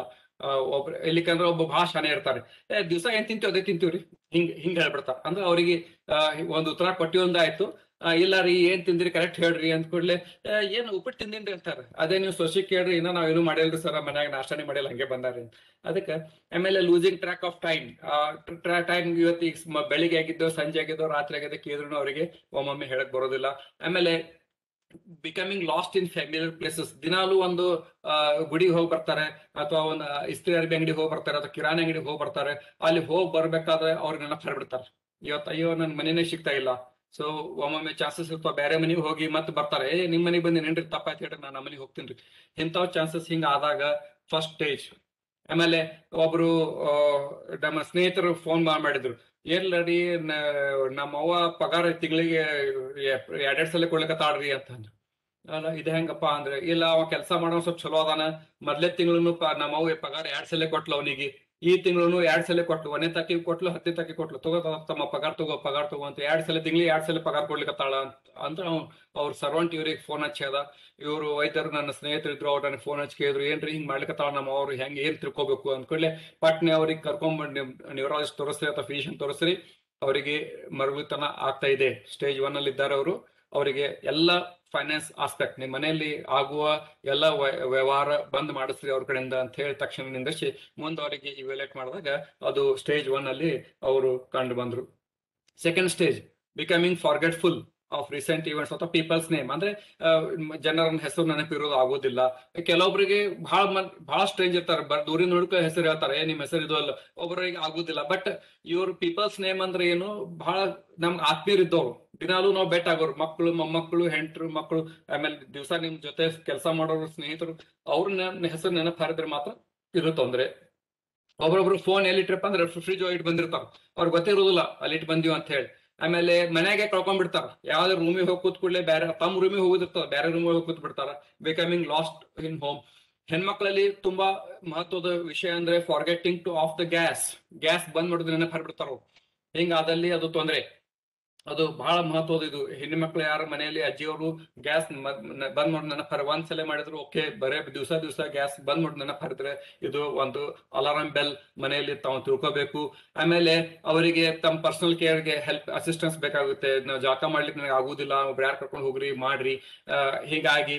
ಆಮೇಲೆ ಮನೆ ಬಿಟ್ಟು ಹೋಗುದು, ಇವತ್ತು ಸಾಯಂಕಾಲ ಆಯ್ತು ಮನೆ ಬಿಟ್ಟು ಹೋಗ್ಬಿಡು, ಎಲ್ಲಿ ಹೋಗೋದು ಗೊತ್ತಿಲ್ಲ, ಬರುವುದು ಗೊತ್ತಿಲ್ಲ, ಹಿಂಗೆಲ್ಲ ವಾಂಡ್ರಿಂಗ್ ಅಂತಾರೆ ಅವ್ರಿಗೆ. ಸೊ ಅವರಿಗೆ ಎಲ್ಲ ಸೆಕೆಂಡ್ ಸ್ಟೇಜ್ ಅಲ್ಲಿ ಬರ್ತಾರೆ. ಹೀಗೆ ಒಬ್ರು ಅಜ್ಜ ಅವರು ತುಂಬಾ ಆಕ್ಟಿವ್, 70 ವರ್ಷ ಅಜ್ಜ ಅವರು ಒಂದು ಆಫೀಸಲ್ಲಿ ಕೆಲಸ ಮಾಡ್ತಿದ್ರು. ಅವ್ರಿಗೆ ಏನಿತ್ತು, ಆಫೀಸ್ಗೆ ಹೋಗುದು, ಕಾರ್ ತಗೊಂಡು ಆಫೀಸ್ಗೆ ಹೋಗುದು, ಕಾರ್ ತಗೊಂಡು ಆಫೀಸ್ಗೆ ಬರುದು, ಮನೆಗೆ ಬರುದು ಕರೆಕ್ಟ್ ಮಾಡ್ತಿದ್ರು. ಮುಂಜಾನೆ 9ಕ್ಕೆ ಮನೆ ಬಿಡ್ತಿದ್ರು, ಆಫೀಸ್ಗೆ ಹೋಗ್ತಿದ್ರು, ಮತ್ತೆ ಅಲ್ಲಿ 5 ಗಂಟೆಗೆ ಆಫೀಸ್ ಬಿಡ್ತಿದ್ರು, ಕರೆಕ್ಟ್ ಮನೆಗೆ ಬರ್ತಿದ್ರು. ಇದು ಹೆಂಗಿತ್ತಪ್ಪ ಅಂತಂದ್ರೆ ಒಂದೇ ರೋಡಿಗೆ ಹೋಗ್ತಿದ್ರು, ಒಂದೇ ಸ್ಟ್ರೇಟ್ ರೋಡ್ ಇತ್ತು, ಸ್ಟ್ರೇಟ್ ರೋಡ್. ಒಂದ್ 10 ನಿಮಿಷ ಆದ್ಮೇಲೆ ಅವ್ರಿಗೆ ಗೊತ್ತಾಯ್ತಿತ್ತು, ನಂದು ಬಿಲ್ಡಿಂಗ್ ಬತ್ತಪ್ಪ, ನಂದು ಆಫೀಸ್ ಬತ್ತ, ನಾವು ಹೋಗ್ತೀವಿ, ಮತ್ತೆ ವಾಪಸ್ ಬರ್ತಿದ್ರು, ಮತ್ತೆ ಮನೆಗೆ ಬರ್ತಿದ್ರು, ಆಗ್ತಿತ್ತು. ಒಂದ್ ದಿವಸ ಏನಾಯ್ತು, ಅಲ್ಲಿ ಒಂದು ರೋಡ್ ರಿಪೇರಿ ಮಾಡ್ತಾ ಇದ್ರು. ರೋಡ್ ರಿಪೇರಿ ಮಾಡೋತ್ತಿಗೆ ಏನ್ ಮಾಡ್ತಾರೆ, ನೀವು ಇಂಥ ಬೋರ್ಡ್ ನೋಡಿರ್ತೀವಿ, ಡೈವರ್ಷನ್, ಟೇಕ್ ಡೈವರ್ಷನ್ ಅಥವಾ ಲೆಫ್ಟ್ ಹೊಳ್ಳಿ ರೈಟಿಗೆ ಹೊಳ್ಳಿ ಅಂತ ಬೋರ್ಡ್ ಬರುತ್ತೆ. ಅವಾಗ ಅವರು ಆ ಬೋರ್ಡ್ ನೋಡಿ ಹೊಳ್ಳಿ ಬಿಟ್ರು. ಹೊಳ್ಳಿ ಬೇರೆ ಊರಿಗೆ ಹೋದ್ರು, ಪೆಟ್ರೋಲ್ ಮುಗಿತಕ್ಕ ಗಾಡಿ ಹೊಡೆದ್ರು. ಅವ್ರ ಗಾಡಿಯಾಗ ಪೆಟ್ರೋಲ್ ಮುಗಿತಕ್ಕ ಗಾಡಿ ಹೋಯ್ತು, ಗಾಡಿ ನಿಂತು ಮುಂದೆ. ಅವ್ರಿಗೆ ಗೊತ್ತೇ ಆಗಿಲ್ಲ, ನನ್ನ ಮನೆನೇ ಬರ್ತಾ ಇಲ್ಲ ಅಂತ ಅವ್ರು ಸ್ಮರಣ ಶಕ್ತಿ ಹೋಗಿತ್ತು, ಅವ್ರಿಗೆ ಗೊತ್ತೇ ಆಗ್ಲಿಲ್ಲ. ಹಿಂಗೆ ಒಂದು ಬೇರೆ ಊರಿಗೆ ಹೋಗಿ ಮುಟ್ಟಿದ್ರು. ಆವಾಗ ಅಲ್ಲಿ ಮಂದಿ ವಿಚಾರಿಸಿದ್ರು, ಜನಗಳು ವಿಚಾರಿಸಿದ್ರು, ಯಾರು ಡಾಕ್ಟರ್, ಯಾರು ಸರ್ ನೀವು ಇಲ್ಲೇಕ್ ಬಂದಿದ್ರಿ ಅಂತ ಕೇಳಿದ್ರು. ಅಯ್ಯೋ ನಾ ಇಲ್ಲೇಕ್ ಬಂದಿದ್ದೀನಿ, ನನ್ನ ಮನೆ ಎಲ್ಲಿದೆ ನನ್ಗೆ ಗೊತ್ತಿಲ್ಲ. ಹೀಗಾಯ್ತು. ಅವಾಗ ಇದು ಎದಕ್ ನಾ ಹೇಳ್ತೀನಿ, ಈ ವಿಷಯ ಬಹಳ ಮಹತ್ವದ ಅಂದ್ರೆ, ಇವರಿಗೆ ಸ್ಮರಣ ಶಕ್ತಿ ಕಡಿಮೆ ಆಗ್ತಾ ಇತ್ತು ಅಂತ ಹೇಳಿ ನಾ 5 ಭಾಗ ಹೇಳಿದ್ದೆ. ಅದರಲ್ಲಿ ಒಂದು ಭಾಗ ಅವ್ರಿಗೆ ಗೊತ್ತಿರ್ಲಿಲ್ಲ. ಈ ಡೈಲಿ ರೂಟೀನ್ ಹೇಗಿರುತ್ತೆ, ನೀವು ಮನೆಯಿಂದ ಆಫೀಸ್ ಹೋಗೋದು 30 ವರ್ಷದಿಂದ ಅದೇ ಮಾಡ್ತಾ ಇದ್ದೀರಿ, ಅದಕ್ಕೆ ನೀವು ಸಬ್ ಕಾನ್ಶಿಯಸ್ಲಿ ಹೋಗ್ತೀರಿ, ನೀವು ಅಲ್ಲೇ ನಿಂದಿರ್ತೀರಿ, ಕರೆಕ್ಟ್ ನಿಂದಿರ್ತೀರಿ, ಮತ್ತೆ ಅಲ್ಲಿಂದ ಆಫೀಸಿಗೆ ಬರ್ತೀರಿ, ಕರೆಕ್ಟ್ ಮನೆಗೆ ಬರ್ತೀರಿ. ಯಾಕಂದ್ರೆ ಸಬ್ ಕಾನ್ಶಿಯಸ್ಲಿ ಅದು 30 ವರ್ಷದಿಂದ ನಿಮ್ಗೆ ಟ್ರೈನ್ ಆಗಿರ್ತೈತಿ. ಒಂದ್ ದಿವಸ ನೀವು ರೋಡ್ ತಪ್ಪಿದ್ರಿ, ಅವಾಗ ಅವ್ರ ಮನೇಲಿ ಗೊತ್ತಾಯ್ತು. ಅವ್ರ ಜನರು ಅವ್ರ ಐಡೆಂಟಿಟಿ ಕಾರ್ಡ್ ತಗೊಂಡು ಫೋನ್ ಹಚ್ಚಿದ್ರು, ಮನೆಯವ್ರು ಬಂದು ಕೇಳಿದ್ರು, ಈಗ ನಮ್ಮ ತಂದೆಯವರು ಇಲ್ಲಾಕ್ ಬಂದ್ರಿ ಅಂತ ನೋಡಿದಾಗ ಅವ್ರು ಅವಾಗ ಟೆಸ್ಟ್ ಮಾಡಿದಾಗ ಗೊತ್ತಾಯ್ತು ಇವರಿಗೆ ಸೆಕೆಂಡ್ ಸ್ಟೇಜ್ ಡಿಮೆನ್ಷಿಯಾ ಇದೆ ಅಂತ.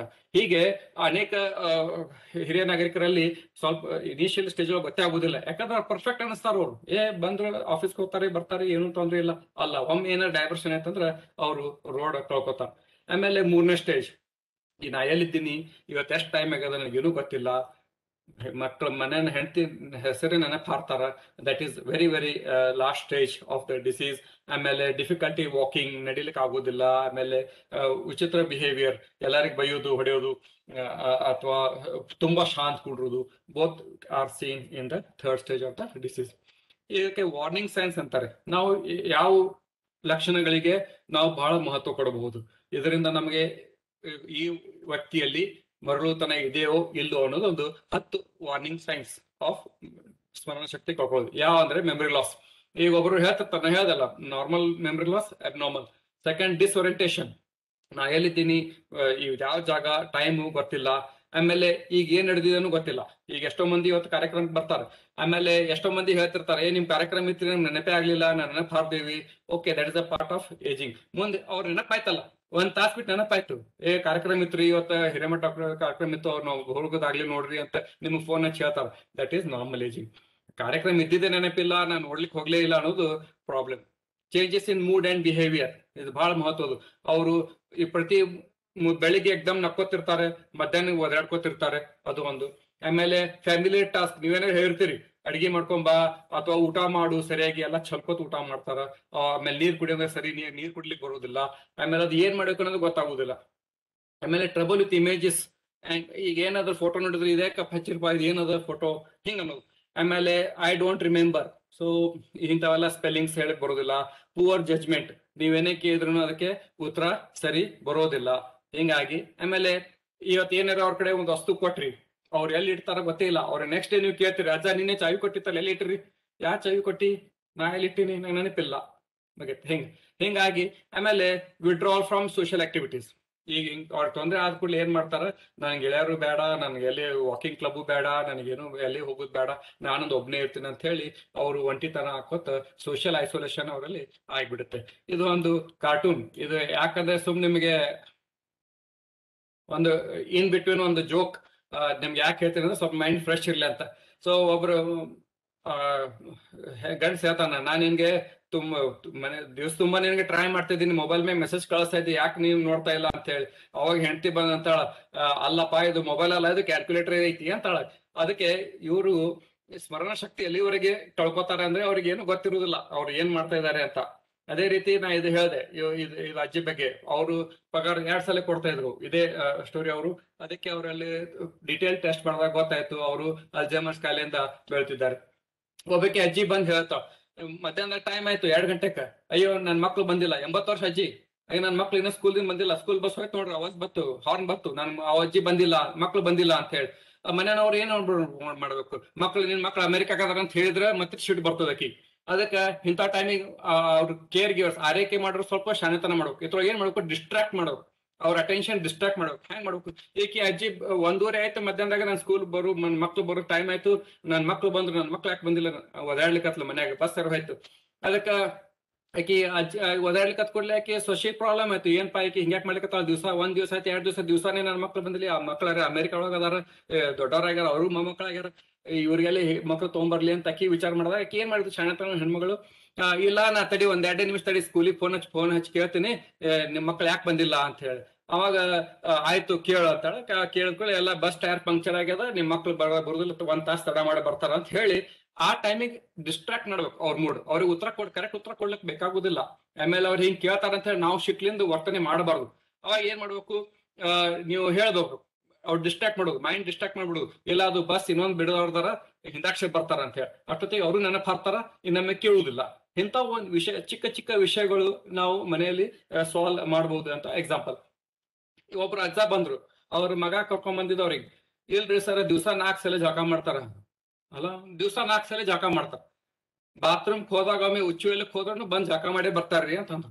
ಇದೆಂತ ಪರಿಣಾಮ ಇದೆ, ಇದಕ್ಕೆ ಎಲ್ಲದಕ್ಕೂ ಇಂಥ ಪ್ರಾಬ್ಲಮ್ಸ್ಗೆ ವೈದ್ಯಕೀಯ ಸೊಲ್ಯೂಷನ್ ಇರೋದಿಲ್ಲ. Think out of the box, ನಾವ್ ಅಂತೀವಲ್ಲ out of the box thinking, ಇದು ಬಹಳ ಮಹತ್ವ.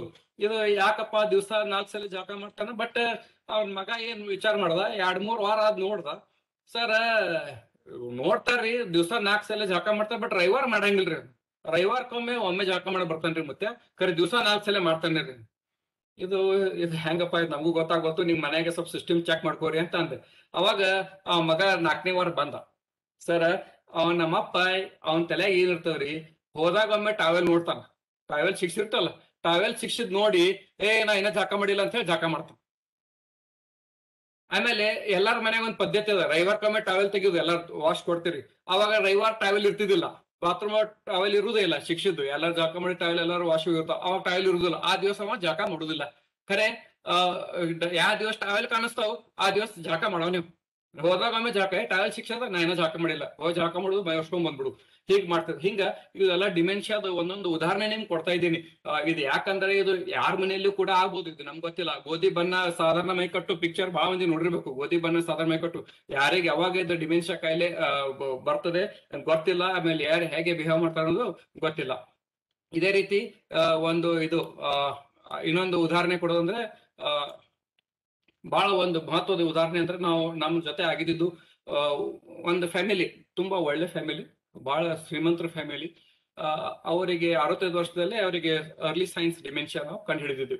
ಸುಮ್ಮನೆ ಹಿಂಗೆ ಡಿಸ್ಕಷನ್ ಮಾಡ್ಬೇಕಾದ್ರೆ, ಮೆಡಿಕಲ್ ಕಾನ್ಸೆಪ್ಟ್ ಮಾಡ್ಬೇಕಾದ್ರೆ ಅವ್ರಿಗೆ ನನಗೆ ಅನಿಸ್ತು, ಯಾಕೋ ಅವ್ರಿಗೆ ಡಿಮೆನ್ಷಿಯಾ ಆಗ್ತಾ ಇದೆ ನೋಡಿ. ಅವ್ರ ಮಗಳು ಡಾಕ್ಟರ್, ಅವ್ರಿಗೆ ಕರೆಸಿ ಹೇಳಿದೆ, ನೋಡ್ರಿ ಅವ್ರಿಗೆ ಸ್ವಲ್ಪ ಯಾಕೋ ನನಗೆ ಅರ್ಲಿ ಸ್ಟೇಜ್ ಡಿಮೆನ್ಷಿಯಾ ಅನಿಸುತ್ತೆ, ನೀವು ಹೋಗಿ ಬೇಕಾದ್ರೆ ಬೆಂಗಳೂರಲ್ಲಿ ಇವ್ಯಾಲ್ಯೂಟ್ ಮಾಡ್ಕೋರಿ, ಒಂದು ಟ್ರೀಟ್ಮೆಂಟ್ ಮಾಡ್ಕೋರಿ ಅಂತ ಹೇಳಿದೆ.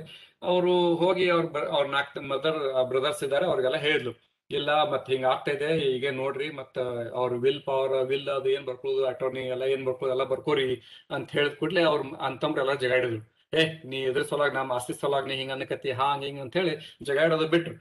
6 ತಿಂಗಳು 1 ವರ್ಷ ನಂತರ ಆ ಅಜ್ಜವರಿಗೆ ಡಿಮೆನ್ಷಿಯಾ ಆಗೇ ಬಿಡ್ತು, ಫುಲ್ ಬ್ಲೋನ್ ಅಲ್ಝೈಮರ್ಸ್ ಕಾಯಿಲೆ ಆಗ್ಬಿಡ್ತು.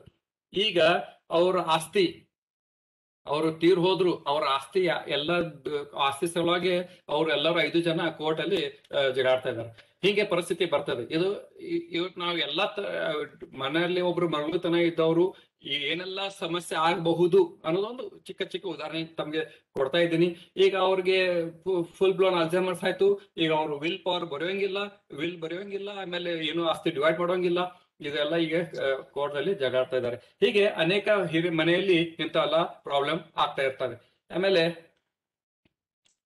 ನಿಮ್ಗೆ ಸ್ವಲ್ಪ ವಿಡಿಯೋ ತೋರಿಸಿದ್ರೆ ಹಿಂದಾಕ್ಷಿ ತೋರಿಸ್ತೀನಿ ನಿಮಗೆ, ಅದು ಆಗ್ತಾ ಇಲ್ಲ. ಈಗ ನಿಮ್ಗ 50 ವರ್ಷ ಇದೆ, ಮೊದಲು 3 ಚಿತ್ರಗಳು ಯಾವ್ದು ಹೇಳ್ಬೋದಾ ಅಥವಾ ಟೈಪ್ ಮಾಡ್ಬೋದಾ? ಚಾಟ್ ಬಾಕ್ಸ್ ಅಲ್ಲಿ ಟೈಪ್ ಮಾಡ್ತೀರಿ. ಮೊದಲಿಂದ ವಿಷಯ ಯಾವುದು? ಮೊದಲ ಒಂದು ಇದಿತ್ತಲ್ಲ, ಏನಿತ್ತದು? ಹಳದಿ ಬಣ್ಣ. ಎರಡನೇದು ಜಿಲೇಬಿ ಯಾರಾದ್ರೂ ಜಿಲೇಬಿ ಜಿಲೇಬಿ ನೋಡಿ ಅಜ್ಜವ್ರು ಎಷ್ಟು ಆಕ್ಟಿವ್ ಅದ. ಜಿಲೇಬಿ. ಮೂರನೇದು ಅದು ಗೊಂಬಿತ್ತಲ್ರಿ ಅದು ಎದ್ರ ಡಾಲ್. ಏನೈತ್ರಿ ಅಜ್ಜ ಅದು? ಒಂದು ಗ್ರೀನ್ ಕಲರ್ದು ಇದು ಇತ್ರಿ. ಹಾ, ಅದು ಪ್ರಾಣಿ ಹೆಸರು ಏನಿತ್ರಿ? ಅದು ಪ್ರಾಣಿ ಹೆಸರು ಏನ್ ಹೇಳ್ಬೋದಾ? I think tortoise. Okay, so ತುಂಬಾ ಒಳ್ಳೇದು.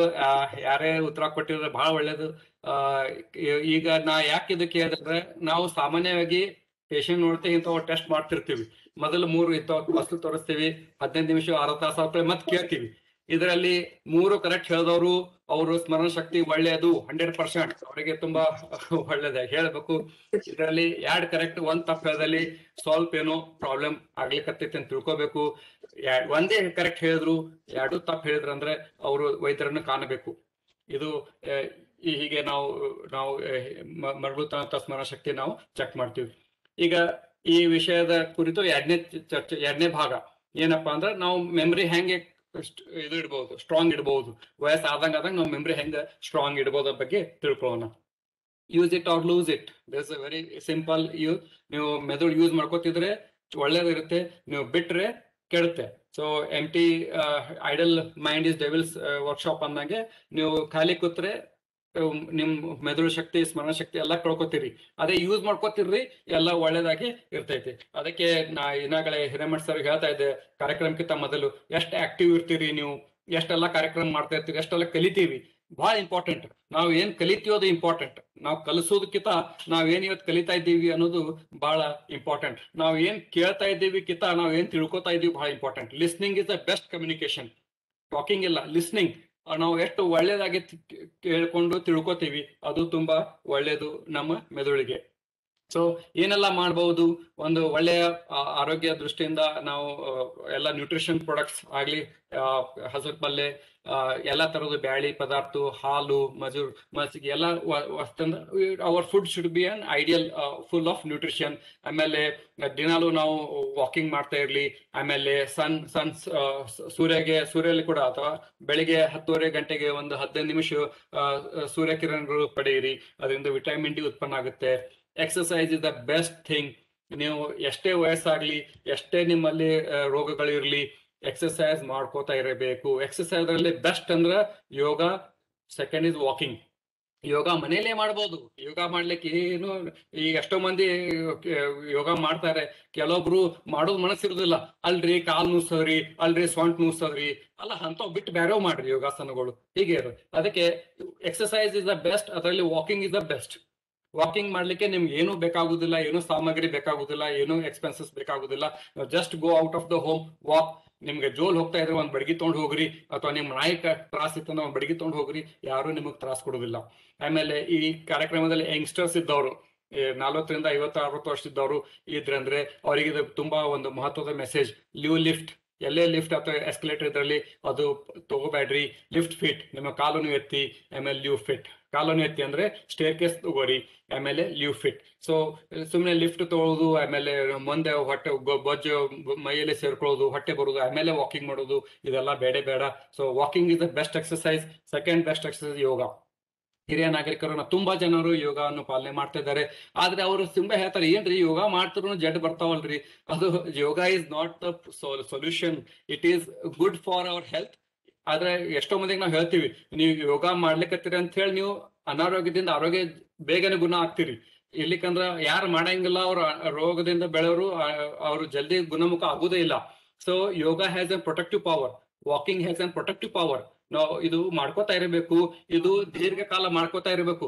ಇವತ್ತೇನಾರ ನಿಮೋನಿಯಾ ಕಾಯಿಲೆ ಆಯ್ತು, ಹೇಳ್ರಿ ಯೋಗ ಮಾಡ್ತಿದ್ವಿ ಅಂದ್ರೂ ಆಯ್ತು ನೋಡ್ರಿ, ಅಲ್ಲ, ಅದು ಸುಳ್ಳದು. ನೀವು ಯೋಗ ಮಾಡ್ತಿದ್ರೆ ಅದರಿಂದ ನಿಮಗೆ ಚೇತರಿಕೆ ಕೊಡಲು ಹೆಚ್ಚಿನ ಶಕ್ತಿ ಕೊಡ್ತೈತಿ. ಆಮೇಲೆ ಆದಷ್ಟು ನಾವು ಹೆಚ್ಚಿನ ಪ್ರಮಾಣದಲ್ಲಿ ಫ್ರೂಟ್ಸ್ ಆಗ್ಲಿ, ವೆಜಿಟೇಬಲ್ಸ್ ಆಗ್ಲಿ, ಆಮೇಲೆ ಬಹಳ ಕಡಿಮೆ ಪ್ರಮಾಣದಲ್ಲಿ ನಾನ್ ವೆಜ್ ಬೆಳೆಸಬೇಕು. ಇದರ ಜೊತೆ ನಾವು ಫಿಸಿಕಲ್ ಆಕ್ಟಿವ್ ಕೂಡ ಮಾಡ್ಕೋತಿರ್ಬೇಕು. ಇದರಿಂದ ನಮ್ಮ ಮೆದುಳಿಗೆ ಕೂಡ ಒಳ್ಳೆ ಶಕ್ತಿ. ಇದು ಎಲ್ಲೇ ಪ್ರಾಬ್ಲಮ್ ಆಗುತ್ತೆ ಅಂದ್ರೆ, ಹಿರಿಯ ನಾಗರಿಕರಲ್ಲಿ ಯಾರಲ್ಲಿ ಹಲ್ಲಿನ ಪ್ರಾಬ್ಲಮ್ ಇರುತ್ತೆ ಅವರಲ್ಲಿ ಇದು ಪ್ರಾಬ್ಲಮ್. ಇದು ಯಾಕಂದ್ರೆ ಅವರು ಹಲ್ಲು ನೋವಿದೆ ಅಥವಾ ಹಲ್ಲೇ ಇಲ್ಲ ಅಂತ ಹೇಳಿ ಬರೇ ಗಂಜಿ ತೊಳೋದು ಇದ್ರೆ ಅಂದ್ರೆ ಇವ್ರು ಯಾವ್ದು ವಿಟಮಿನ್ಸ್ ಪೂರೈಕೆ ಆಗುದಿಲ್ಲ. ಈ ವಿಟಮಿನ್ಸ್, ಮಿನರಲ್ಸ್, ಪ್ರೋಟೀನ್ಸ್ ಪೂರೈಕೆ ಆಗಲಾರದಲ್ಲಿ ನಮ್ಮ ಪೂರ್ತಿ ಶರೀರಕ್ಕೆ ಆಗ್ಲಿ ಹಾಗೂ ಮೆದುಳಿಗೆ ಕೂಡ ಇದು ತೊಂದರೆ ಕೊಡುತ್ತೆ. ಆ ದೃಷ್ಟಿಯಿಂದ ಒಳ್ಳೆ ಆಹಾರ ಸೇವನೆ, ಆಮೇಲೆ ಹಲ್ಲಿನ ತೊಂದರೆ ಇದ್ದಲ್ಲಿ ಪಟ್ಟಣ ವೈದ್ಯರನ್ನು ಕಂಡು ಹೊಸ ಹಲ್ ಸೆಟ್ ಹಾಕೊಂಡ್ಬಿಡ್ರಿ. ಈಗೆಲ್ಲ ಆರೋಗ್ಯದಂತ ಭಾಗ್ಯದಂತ ಸ್ಕೀಮ್ ನಡೆದ ಗೌರ್ಮೆಂಟ್ದು. ನಿಮಗೆ ಹಲ್ಲಿನ ಸೆಟ್ಟೆ ಫ್ರೀ ಕೊಡ್ತಾರ ಅವ್ರು. ಯಾವುದೇ ಗೌರ್ಮೆಂಟ್ ಡೆಂಟಲ್ ಕಾಲೇಜ್ ಹೋದ್ರೆ ಭಾಗ್ಯ ದಂತ ಭಾಗ್ಯ ಸ್ಕೀಮ್ ಅಲ್ಲಿ ನೀವು ಫ್ರೀ ಆಗಿ ಉಚಿತವಾಗಿ ಪಡೆಯಬಹುದು. ಆಮೇಲೆ ಹಿರಿಯ ನಾಗರಿಕರಲ್ಲಿ ಆಗ್ಲಿ ಅಥವಾ ಇವನ್ 50 years ಇದ್ದವರಾಗ್ಲಿ ಅವರು ದುಷ್ಟ ಚಟಗಳನ್ನು ಮಾಡಬಾರದು. ಆಮೇಲೆ ಒಬೆಸಿಟಿ, ಚೌಪುತನ, ಕುತ್ತಲೆ ಎಲ್ಲ ಮಕ್ಳು ಇರ್ತಾರೆ ಮನ್ಯಾಗ, ಮೊಮ್ಮಕ್ಳು ಇರ್ತಾರ, ಕುತ್ತಲೆ ಪೇಪರ್ ತಗೊಂಬ, ಕುತ್ತಲೆ ನೀರ್ ತಗೊಂಬ, ಕುತ್ತಲೆ ರಿಮೋಟ್ ಕಂಟ್ರೋಲ್ ತಗೊಂಬ. ಈಗ ಎಲ್ಲಾನೇ ರಿಮೋಟ್ ಕಂಟ್ರೋಲ್ ಮ್ಯಾಗ ಅದ ರೀ. ಫ್ಯಾನ್ ಬೇಕಾದ್ರೆ ರಿಮೋಟ್ ಕಂಟ್ರೋಲ್ ಹಚ್ಬಹುದು, ಟಿವಿ ಬೇಕಾದ್ರೆ ರಿಮೋಟ್ ಕಂಟ್ರೋಲ್, ಎಲ್ಲಾನೇ ರಿಮೋಟ್ ಕಂಟ್ರೋಲ್ ಬಂದದ. ಅದೇ ದೃಷ್ಟಿಯಿಂದ ನಮ್ಗೆ ಏನಾಗುತ್ತೆ ಅಂದ್ರೆ ಒಬೆಸಿಟಿ, ಬೊಜ್ಜುತನ ಹೆಚ್ಚಾಗುತ್ತೆ. ಇದರಿಂದ ಕೂಡ ಅನೇಕ ಕಾಯಿಲೆಗಳನ್ನು ಬರುತ್ತೆ. ಆಮೇಲೆ ಇವು ಎಲ್ಲ ಫಾಸ್ಟ್ ಫುಡ್ಗೆ ಬೇಡವೇ ಬೇಡ. It are not good for your brain, heart and kidneys. So ಇವೆಲ್ಲ ಬೊಜ್ಜುತನ ಊಟ ನಿಮ್ಮ ಶರೀರಕ್ಕೆ ಒಳ್ಳೇದಲ್ಲ. ಇದು ಎಲ್ಲ ನಾವು ಆದಷ್ಟು ಎಷ್ಟು ಅವಾಯ್ಡ್ ಮಾಡ್ತೀವಿ ಅಷ್ಟು ಒಳ್ಳೆಯದು. ಆಮೇಲೆ ನಾವು ನಮ್ಮ ಮೆದುಳು ಸ್ಮರಣ ಶಕ್ತಿ ಹೇಗೆ ಆಕ್ಟಿವ್ ಇರ್ಬೇಕಂದ್ರೆ, ನಿಮ್ಗೆ ಏನ್ ಹವ್ಯಾಸ ಇದೆ ಅದು ಬೆಳೆಸ್ಕೊತಾ ಇರ್ಬೇಕು. ಇವತ್ತು ಒಬ್ಬರಿಗೆ ಹಾಡ ಕೇಳೋದು ಹವ್ಯಾಸ ಇದೆ, ಹಾಡ ಹಾಡೋದು ಹವ್ಯಾಸ ಇದೆ, ಅಥವಾ ಒಬ್ಬರಿಗೆ ಡ್ಯಾನ್ಸ್ ಮಾಡೋದು ಹವ್ಯಾಸ ಇದೆ. ಈಗ ಎಷ್ಟೋ ಕಾರಣದಿಂದ ನೀವು 30 ವರ್ಷದಿಂದ 60 ವರ್ಷವರೆಗೆ ಇವೆಲ್ಲ ಹವ್ಯಾಸಗಳನ್ನು ಬಂದ್ ಮಾಡಿರ್ತೀರಿ. ಯಾಕಂದ್ರೆ ಜವಾಬ್ದಾರಿ, ಬೇರೆ ಬೇರೆ ಜವಾಬ್ದಾರಿ ಇರ್ತಾವ. ಮಕ್ಳು ಆಯ್ತು, ಅವ್ರ ಶಿಕ್ಷಣ ಆಯ್ತು, ಅವ್ರ ಮದುವೆ ಆಯ್ತು, ಮೊಮ್ಮಕ್ಕಳಾಯ್ತು. ಈ ವಯಸ್ಸಿಗೆ ಬಂದ ಕೂಡಲೇ ನಿಮ್ದೆಲ್ಲ ಜವಾಬ್ದಾರಿ ಮುಗಿದಿರ್ತಾವ. So you can return to your hobbies. Okay, so ನಿಮ್ಗಲ್ಲಿ ಹವ್ಯಾಸ ಏನಿತ್ತು, ನೀವು 20 ವರ್ಷ ಏನು ಮಾಡ್ಲಿಕ್ಕೆ ಆಗ್ಲಿಲ್ಲ, ಅದನ್ನು ನೀವು ರೀಸ್ಟಾರ್ಟ್ ಮಾಡಬಹುದು. ನಿಮಗೆ ಹಾಡೋದು ಹವ್ಯಾಸ ಇದ್ರೆ ಹಾಡ್ತಾ ಇರಿ. ಒಂದು ಟೀಮ್ ಮಾಡ್ಕೊಳ್ಳಿ, ಅವ್ರ ಜೊತೆ ಹಾಡ್ರಿ. ಆಮೇಲೆ ನಿಮ್ಗೆ ಮಂತ್ರ ಹಾಡೋದು ಬಹಳ ಒಳ್ಳೇದು. ಯಾರು ಮಂತ್ರ ಮಾಡ್ತಾರೆ ಅವರಲ್ಲಿ ಮೆದುಳು ಶಕ್ತಿ, ಸ್ಮರಣ ಶಕ್ತಿ ತುಂಬಾ ಒಳ್ಳೇದಾಗಿರುತ್ತೆ ಅನ್ನೋದೊಂದು ಇದು ಅಧ್ಯಯನದಲ್ಲಿ ಕೂಡ ಪ್ರೂವ್ ಆಗಿದೆ. ಗಾಯತ್ರಿ ಮಂತ್ರ ಬರೀ ಗಾಯತ್ರಿ ಮಂತ್ರ ಕೇಳಿದ್ರೇನೆ ಎಷ್ಟೋ ನಮ್ಮ ಸ್ಮರಣ ಶಕ್ತಿ ಒಳ್ಳೇದಾಗುತ್ತೆ. ಗಾಯತ್ರಿ ಮಂತ್ರ ಅನ್ನೋರ್ಗರೆ ಮಾತ್ರ ಅವರು ಮೆದುಳು ಶಕ್ತಿ ಚೆನ್ನಾಗಾಗುತ್ತೆ. ಈಗ ವಯಸ್ಸಾದ ಕೂಡಲೇ ನಾ ರಿಟೈರ್ಡ್ ಆಗೀನ್ರಿ, ನಾ ಯಾಕೆ ಏನ್ ಕೆಲಸ ಮಾಡ್ಲಿಲ್ಲ ಅನ್ನೋ ಮಂದಿ ಬಹಳ ಅದಾರ. ಬಟ್ ಅದು ತಪ್ಪು. ಅವರು ಕೂಡ ಒಂದು ಸ್ಮಾರ್ಟ್ ಫೋನ್ ತಗೊಳ್ಳೇಬೇಕು. ಅಂತ ಸ್ಮಾರ್ಟ್ ಫೋನ್ ಕೈಗಿತ್ತಂದ್ರೆ ಏನಂತಂದ್ರೆ ಕಲ್ಕೋತ್ ಹೋಗ್ತಾರ. ಇವತ್ತು ಏನಾರ ಕಲಿಯುದು ಒಂದೊಂದು ಕಲ್ಕೋತ್ ಹೋಗ್ತಾರ. ಅದು ದೃಷ್ಟಿಯಿಂದ what we want to keep brain active is learn new things. Computer ಹೋಗಿ ಕಲೀರಿ. ಮನ್ಯಾಗ ಕಂಪ್ಯೂಟರ್ ಇರ್ತಾವ, ಎಲ್ಲರ ಮನ್ಯಾಗ ಮಕ್ಕಳ ಕಡೆ ಲ್ಯಾಪ್ಟಾಪ್ ಐತಿ, ಕಂಪ್ಯೂಟರ್ ಐತಿ, ಅದು ಅವ್ರು ಕಲಿಬೇಕು. So we have to keep training our brain, learn new things. So new cells will grow. Okay, ಆಮೇಲೆ ಕ್ಲಾಪ್ ತುಂಬಾ ಒಳ್ಳೇದಂದ್ರೆ ಕ್ಲಾಪಿಂಗ್. ನೀವು ಎಲ್ಲೇ ಇವತ್ತು ಹಿರಿಯ ನಾಗರಿಕರು ಎಲ್ಲೇ ಕೂಡ್ಕೋತೀರಿ. ಈಗ ಲಾಕ್ಡೌನ್ ಆದ ಕೂಡಲೇ ನೀವು ಮತ್ತೆ ವಾಕಿಂಗ್ ಕ್ಲಬ್ ಆಯ್ತು, ನಿಮ್ಮ ಮಂತ್ಲಿ ಮೀಟಿಂಗ್ ಆಯ್ತು, ಅಲ್ಲಿ ಹೋದಾಗ ಒಮ್ಮೆ ಅಟ್ಲೀಸ್ಟ್ ದಿವಸಾನು ಆಗ್ಲಿ ವಾಕಿಂಗ್ ಕ್ಲಬ್ ಅಲ್ಲಿ 5 ನಿಮಿಷ ಕ್ಲಾಪ್ ಮಾಡ್ರಿ. ಇದರಿಂದ ತಮ್ಮ ಮೆದುಳಿಗೆ ರಕ್ತ ಪ್ರವಾಹ ಹೆಚ್ಚಾಗುತ್ತೆ. ಅದರಿಂದ ಕೂಡ ನಿಮ್ಮ ಸ್ಮರಣ ಶಕ್ತಿ ಕಡಿಮೆ ಆಗುತ್ತೆ. ಇನ್ನೊಂದು ಮಹತ್ವದ ವಿಷಯ ಅಂದ್ರೆ, ನೀವು ದಿವಸ ಒಂದ್ ರೈಟ್ ಹ್ಯಾಂಡ್ಲೆ ಏನ್ ಮಾಡ್ತಿರಲ್ಲ, ಇವತ್ತು ಲೆಫ್ಟ್ ಹ್ಯಾಂಡ್ಲೆ ಮಾಡ್ರಿ. ನಾಳೆ ಮುಂಜಾನೆ ಎದ್ ಕೂಡಲೇ ಲೆಫ್ಟ್ ಹ್ಯಾಂಡ್ಲೆ ಬ್ರಷ್ ಮಾಡ್ಕೊರಿ. ಟ್ರೈ ಮಾಡ್ರಿ, ಏನ್ ನಥಿಂಗ್ ರಾಂಗ್, ಏನ್ ತಪ್ಪಾದ್ರೂ ಏನ್ ತಪ್ಪಿಲ್ಲ. ಅಂದ್ರೆ ಏನಾಗುತ್ತೆ, ನೀವು ದಿನಾಲು ರೈಟ್ ಹ್ಯಾಂಡ್ ಬರೀ ಯೂಸ್ ಮಾಡ್ತಾ ಇದ್ರಿ ಅಂದ್ರೆ ಅದು ಒಂದೇ part of the brain, left brain develop ಆಕೋತ ಹೋಗುತ್ತೆ. ಅದೇ ನೀವು ಇವತ್ತು ನಾಳಿಂದ ಸ್ವಲ್ಪ ಲೆಫ್ಟ್ ಹ್ಯಾಂಡ್ ಮಾಡ್ರಿ. ಸ್ವಲ್ಪ ಅನ್ಯೂಜುವಲ್ ಥಿಂಗ್ಸ್, ನೀವು ದಿವಸ ಏನ್ ರೈಟ್ ಹ್ಯಾಂಡ್ಲೆ ಮಾಡ್ತೀರಿ ಇವತ್ತು ಲೆಫ್ಟ್ ಹ್ಯಾಂಡ್ಲೆ ಮಾಡ್ರಿ. ಅಂದ್ರೆ ಎರಡು ಕಡೆ ಬ್ರೈನ್ ಡೆವಲಪ್ ಆಗ್ತಾ ಹೋಗ್ತದೆ. ಇದು ಒಂದು ಬ್ರೈನ್ ಡೆವಲಪ್ ಆಗ್ಲಿಕ್ಕೆ, ಆಕ್ಟಿವ್ ಇರ್ಲಿಕ್ಕೆ ಒಂದು ಬಹಳ ಒಳ್ಳೆ. ಎಷ್ಟೋ ಜನ ಹಿರಿಯ ನಾಗರಿಕರು ನೋಡ್ತೀನಿ, ಬಸ್ ಒಳಗೆ ಕೂತಿರ್ತಾರ, ರೈಲ್ವೆ ಕೂತಿರ್ತಾರೆ, ಗೇಮ್ಸ್ ಆಡ್ತಿರ್ತಾರ, ಸುಕೋಡು ಆಗ್ಲಿ ಇಂಥವು ಇವು ಗೇಮ್ಸ್ ಇವೆಲ್ಲ ಮಾಡ್ಕೋತಾ ಇರಬೇಕು. ಇದು ಬೇಜಾರು ಮಾಡ್ಕೋಬಾರ್ದು. ನಿಮ್ಗೆ ಬ್ರೈನ್ ಆಕ್ಟಿವ್ ಇರ್ಬೇಕಂದ್ರೆ ನೀವು ಮಾಡ್ತಾ ಇರಬೇಕು. ನಿಮೆನ್ಸ್ ಇಂದ ಒಂದು ಪತ್ರಿಕೆ ಜಾರಿ ಮಾಡಿದ್ದಾರೆ. ಮಾನಸಿಕ ವ್ಯಾಯಾಮ ಏನೆಲ್ಲ ಮಾಡಬಹುದು ನಿಮ್ಮ ಮೆದುಳಿಗೆ ಒಳ್ಳೆ ಆರೋಗ್ಯಕರ ಇರ್ಬೇಕಂದ್ರೆ, ಅವರು ನೀವು ಒಂದೊಂದು ನೆನಪು ಮಾಡ್ಲಿಕ್ಕೆ ಇಡ್ರಿ. ನಿಮ್ ಗೆಳೆಯರ ಲಿಸ್ಟ್ ಇಡ್ರಿ, ಅವ್ರ ಹೆಸರು ಬೈಪಾಟ್ ಮಾಡ್ರಿ. ಅಥವಾ ಮೊಮ್ಮಕ್ಳು ಫೋನ್ ನಂಬರ್ ನೆನಪಿಡ್ಲಿ ಶಕ್ತಿ ವಿಚಾರ ಮಾಡ್ರಿ.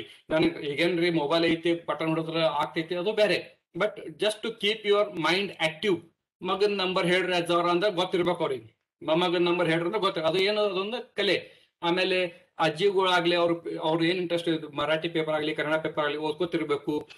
ಕಡಿಕ ಅವರು ಈಗ ಓದೋದ್ ಚಸ್ಮಾ ಆಯ್ತು, ಕಣ್ಣು ಕಾಣಿಸಂಗ ಕೇಳ್ಕೊತಾರ ಇರ್ಬೇಕು. ಮ್ಯೂಸಿಕ್ ಹಚ್ಕೊಡ್ರಿ. ಅಥವಾ ಈಗೆಲ್ಲ ಪ್ರವಚನಗಳು ಕೂಡ ಕನ್ನಡದಲ್ಲಿ ವಿಡಿಯೋದಲ್ಲಿ ಆಡಿಯೋದಲ್ಲಿ ಬರ್ತಾ ಇದೆ, ಅವು ಕೂಡ ಅವರು ಕೇಳ್ಕೊತಿರ್ಬೇಕು. ಒಳ್ಳೆ ಮನ್ಯಾಗ ಅಜ್ಜಿಗಳು ಏನ್ ಮಾಡ್ಬೋದು ಅಂದ್ರೆ ತಮ್ಮ ಮೊಮ್ಮಕ್ಕಳಿಗೆ ಪಾಠ ಕಲಿಸೋದು, ಅದು ಬಹಳ ಮಹತ್ವದ ವಿಷಯ. ಅವರು ಆಕ್ಟಿವ್ ಇರ್ತಾರೆ, ಆಮೇಲೆ ಅವ್ರ ಮೊಮ್ಮಕ್ಕಳಿಗೂ ಕೂಡ ಒಂದು ಅಟ್ಯಾಚ್ಮೆಂಟ್ ಡೆವಲಪ್ ಆಗುತ್ತೆ. ಇದು ಬಹಳ ಮಹತ್ವದ ವಿಷಯ.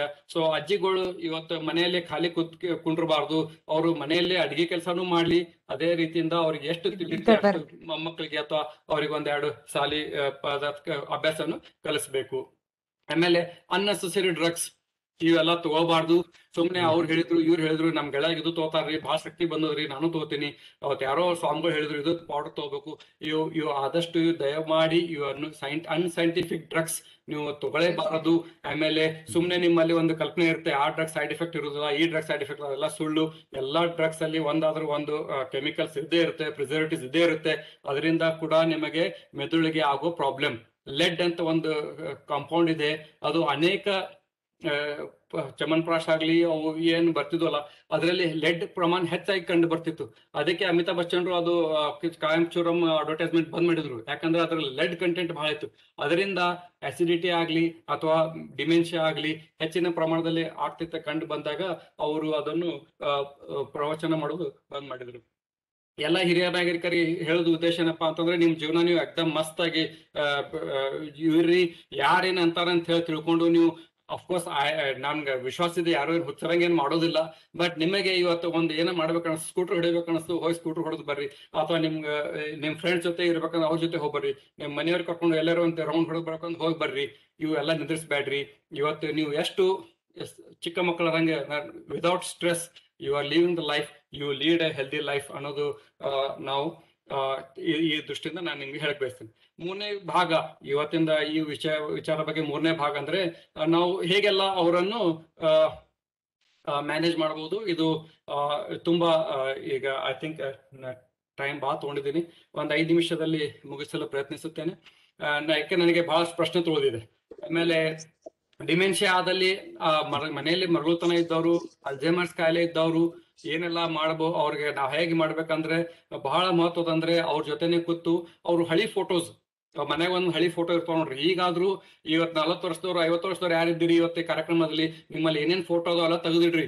ನಿಮ್ಗೆ 70 ವರ್ಷ ಆದ್ಕೊಳ್ಳಿ ಇವು ಬಹಳ ಮಹತ್ವದು. ಇವು ಫೋಟೋಗಳು ನೀವು ನೋಡಿ ನಿಮ್ಗೆಲ್ಲ ನೆನಪು ಬರ್ತಾವ್. ನಾ ಹಂಗ್ ಮಾಡ್ತಿದ್ದೆ, ಹಿಂಗ್ ಮಾಡ್ತಿದ್ದೆ, ನನಗೆ ಹಿಂಗಿತ್ತು, ನಾ ಇಷ್ಟೆಲ್ಲ ಚಲೋ ಕೆಲಸ ಮಾಡ್ತಿದ್ದೆ. ಅದು ನೀವು ನಿಮ್ ಮಕ್ಕಳಿಗಾಗ್ಲಿ ಮೊಮ್ಮಕ್ಕಳಾಗಿ ಹೇಳಕ್ಕೆ ಒಂದು ಸ್ಟಿಮ್ಯುಲೇಷನ್ ಆಗುತ್ತೆ. ಆಮೇಲೆ ಕೆಲವೊಬ್ಬರಿಗೆ ಗೊಂಬಿ ಅಂದ್ರೆ ಈಗ ಅಜ್ಜಿಯವ್ರ ಅಂದ್ರಲ್ಲ ಗೊಂಬಿ ಇತ್ತು ನೋಡಿ, ಅವ್ರಿಗೆ ಎಷ್ಟು ಗೊಂಬಿ ಬಗ್ಗೆ ಪ್ರೀತಿ ಅದ ಅಂತ ಗೊಂಬಿಗಳು ಮನ್ಯಾಗಿಡ್ರಿ. ಅವ್ರ ಜೊತೆ ಅವ್ರು ಆಡ್ಲಿ, ಅದಕ್ಕೇನು ತಪ್ಪಲ್ಲ, ಅದೇನು ಜಡ್ ಅಲ್ಲ. ಅವ್ರಿಗೆ ಆಡ್ಲಿಕ್ಕೆ ಗೊಂಬಿಗಳು ಕೊಡ್ರಿ. ನಮ್ಮ ಬಿಜಾಪುರ ಒಳಗೆ ಒಬ್ರು ಲೇಡಿ ಎಷ್ಟ್ ಶಾನೆ ಇದ್ರ ನೋಡ್ರಿ. ಇವ್ರ ಅಜ್ಜ ಅವರಿಗೆ ಮರಳುತನ ಇತ್ತು. ಅದಕ್ಕೆ ಅವ್ರು ಏನ್ ಮಾಡ್ತಿದ್ರು, ಮನೆ ಬಿಟ್ಟು ಹೋಗ್ತಿದ್ರು ಒಮ್ಮೊಮ್ಮೆ. ಅದಕ್ಕೆ ಇವ್ರ ಸೊಸೆ ಏನ್ ಮಾಡಿದ್ಲು, ಇಂತ ಒಂದು 6 ಶರ್ಟ್ ತೊಗೊಂಬಂದ್ಲು, ಬಿಳಿಯೋ 6 ಶರ್ಟ್ ತೊಗೊಂಬಂದ್ಲು. ಅವಳಿಗೆ ಎಂಬ್ರಾಯ್ಡ್ರಿ ಗೊತ್ತಿತ್ತು, ಅದಕ್ಕೆ ಒಳ್ಳೇದೊಂದು ಎಂಬ್ರಾಯ್ಡ್ರಿ ಮಾಡಿದ್ಲು. ಇವರು ಅಜ್ಜವ್ರ ಹೆಸರು ಇದು, ನಿಮ್ಮಲ್ಲಿ ಯಾರು ಸಿಕ್ಕರ ಈ ನಂಬರ್ ಫೋನ್ ಹಚ್ಚಿರಿ. ಅದೊಂದು ಸಣ್ಣ ಕಾಲನಿ ಅದ, ಅಲ್ಲಿ ಇರ್ತಿದ್ರು ಅವರು. ಆಮೇಲೆ ಎಲ್ಲಾ ಕಾಲನಿಯಾಗ ಅಂಗಡಿಯಾಗ ಹೇಳಿ ಬಂದಿದ್ರು, ನಮ್ಮ ಅಜ್ಜವ್ರ ಅದಾರಿ, ಒಮ್ಮೆ ಎಲ್ಲರೂ ಕಾಣಿಸಿದ್ರು ನಮ್ಮ ಮನೆಗೆ ತಂದ್ಬಿಟ್ರಿ ಅಂತ ಹೇಳಿ. ಎಂತ ಒಳ್ಳೇದು ಒಂದು ಇದು ನಮ್ಮ ಭಾರತೀಯ ಮಹಿಳೆ ಒಂದು ಇದು ಮಾಡಿದ್ದಾರೆ. ಇದು ನಾನು ಅಂತಾರಾಷ್ಟ್ರೀಯ ಮಟ್ಟದಲ್ಲಿ ಒಯ್ದು ಹೇಳಿ ಬಂದಿದ್ದೀನಿ. Our own Indian women have created such concepts in taking care of older people dementia. This is the best methods.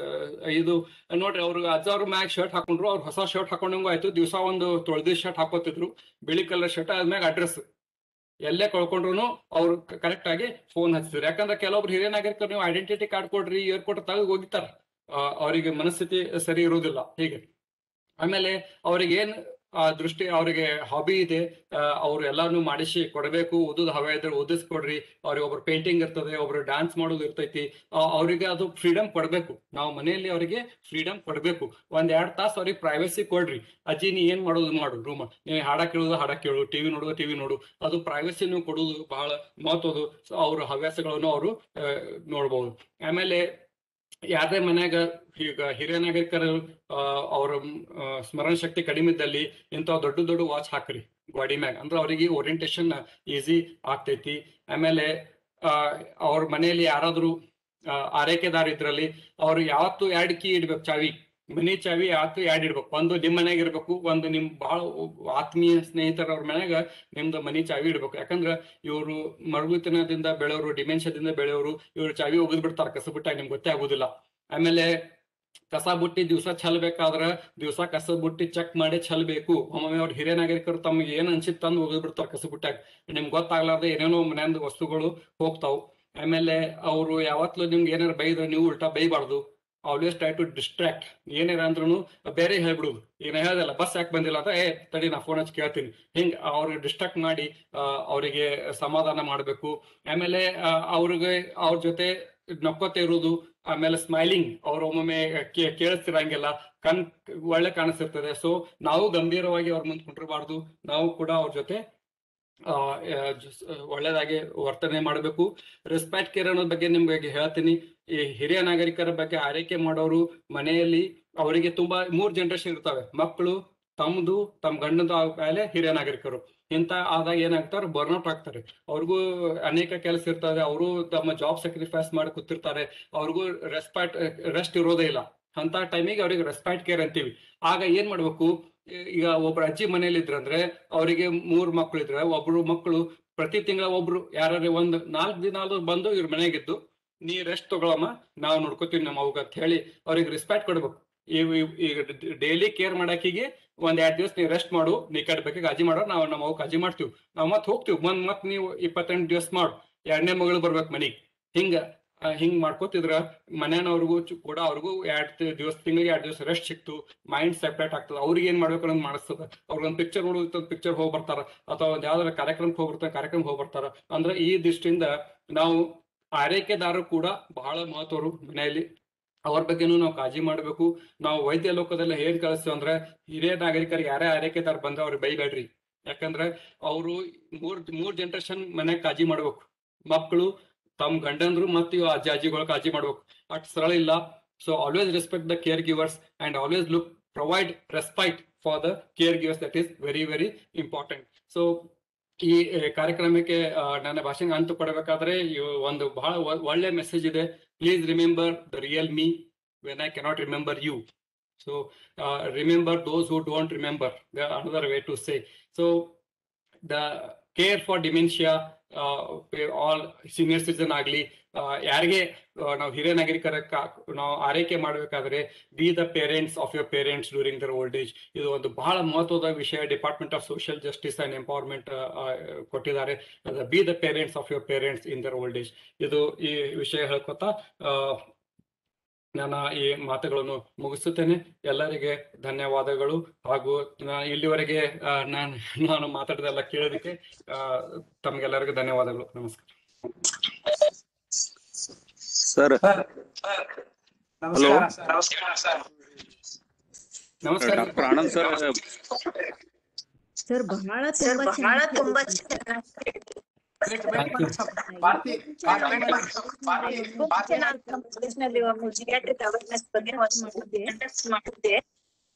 ಮತ್ತು 50 ಇಯರ್ಸ್ ಅವಾಗಿಂದ ಫೈನಾನ್ಷಿಯಲ್ ಮ್ಯಾನೇಜ್ಮೆಂಟ್ ರೆಡಿ ಆಗ್ಬೇಕು ಅನ್ನೋದು ಹೇಳ್ಬೇಕೇನೋ ಅನ್ಕೋತೀನಿ ಸರ್. ಭಾರತಿ ಮೇಡಮ್, ನಿಮ್ ಪ್ರಶ್ನೆ ಸರ್ ನಮಸ್ಕಾರ.